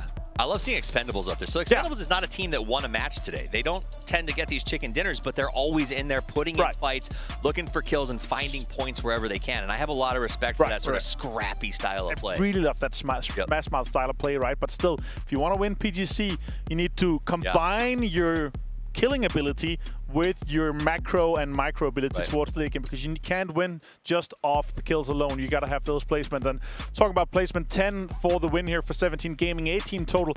Today, of all toughies, it feels like it's been so linear with the points. Like all the top, like so many top teams are getting, double digits. It's like 18, 13, 11 here. Multiple other games, we're getting, 4 teams on double digits. But it's been looking really good for Twisted Minds, 64 points. But our mid pack is just so close, right? 32 points for Gen G, all the way up to TSM on 4th, 10 points difference only. But all that matters is not being in that bottom 4. The slate wipes clean tomorrow, and for yet another day, the cutoff basically comes down to the same point total. How many times have we seen this cutoff be less than 1? And that just speaks to the need to start these days faster. Luna left it to the end. And you saw how happy Weeble was after that game, because again, they left it to the end as well and just had to survive. Tiamba also barely fall off there. They did manage to get some points. They were closing on that gap, but got picked off as they tried to get to gas station themselves. And FaZe Clan and BB Team, for me, this is a shock to see both of them down here, and not only down here, but with so few points. Yeah, but BB Team had 45 in finals, circuit finals, so they're actually fine. I feel like 35 is going to be enough. But for FaZe, they were 9 from 32. They need to get to another circuit final. Yep. All right, let's take a look at the participating teams that will be taking the place tomorrow. Now, these teams will all earn points to get them to the grand final of PGC. That means that literally, I think Sparking said it best on the first interview of the first thing. Every point matters when you get to the final day of the circuit, because that is going to be what translates forward. So we got Na'Vi, Eternal Fire, T1, and Petrichor Road joining the fight. Here's the interesting one. Petrichor Road already north of 60, which means that they have the opportunity to come in tomorrow and do whatever they want to any of these other teams. So Petrichor, the first team to really get to a point where they can throw their weight around. It is really scary for any team to run into Petrichor Road tomorrow. If you need circuit points, circuit final points to get into the grand final for PGC 24, you do not run into Petrichor Road tomorrow, or even T1. They're 51 too. That's also super scary. I mean, as we start off with Erangel tomorrow and finish in Miramar, is this one of those situations where, like, if you're a Twisted Minds even, do you start to consider changing your drop just because you know Petrichor is going to be looking for you right off the jump potentially? They have 43. Like, they're probably. I feel like it's going to be such a low cutoff. Like, it could hypothetically it could be below 30. Like, it's super scary to be some of these teams here, to be honest. But yeah, you don't want to run into some of these teams if you're a first timer in a circuit final, right? You really want to avoid some of these big boys with 40 plus because they're just gonna shove you around, and you're looking in there to get your kind of first scraps of points. Some other teams there for the second time, they're looking to get some a little bit more, but still, it's gonna be a scary day. And that's really for me, for the circuit finals, and like to kind of wrap it up a little bit. For the circle finals, like, it is so scary if you don't have north of 30 going into tomorrow. Because if you run into the teams that have that many, they're not gonna care. They're gonna like throw 4 bodies at a 4 versus 2 fight, and you're gonna be down to 2 guys you have to salvage, and it's such a rough situation if you don't already have points. So that's going to be really interesting. So everyone's going to have to head home and really think about what they got. And if they want to, they really need to go ahead and overpower their game, which if they want to overpower their game, they probably can with op.gg. A big shout out to them, our partner here for PGC, our PUBG Esports main partner. I also want to give a shout out to Tropicana Gardens Mall, our venue partner for this event that has made all of this possible. Some of the coolest food options. If you got to come here, you got to see it, you got to try it. Trust me, this place is amazing. TT Racing, who's provided the chairs so our players can focus on the screens, not on their seats. And finally, Akupa, the hand warmers that everyone is absolutely loving up there. It doesn't matter how cold it is because your hands are always ready to go, hot and ready to hit that trigger. And finally, our last partner, Media Icon Lights right here. You can get one of those for yourself. You just scan that QR code on the screen. It was a crazy day of play. We saw fist fights. We saw hot drops. We saw 12 before 10, dead before 10. It was a wild day. So let me get this quickly. Final thought, either takeaways from today or what you're most excited for tomorrow. Yeah, super scary games today, right? You have so many situations where the teams are just fighting for no reason, but they don't care. They're already top safe, they're safe. Tomorrow it's going to be completely different. We're going to see teams that are coming in for the first time, trying to get some of their circuit points. They're going to try to get some of these important points to get themselves to the PTC finals. And for me, it's just about avoiding that. And that's really what I'm looking for tomorrow. These teams that are coming in for the first time or that don't have that many points, they got to get as many as possible and avoid those big teams. In the same way that we said you never leave it to the last round of circuits to get to that next stage, you never want to leave it to the last circuit final to get the points for the PGC Grand Final. That's why tomorrow is going to be a big measure for a lot of these teams. It's going to be lots of action. It's going to be lots of chaos. So make sure you're here. On behalf of all of us, the broadcast team, Crafton, and everyone else, thank you for spending your evening with us. And until we see you tomorrow, play more PUBG.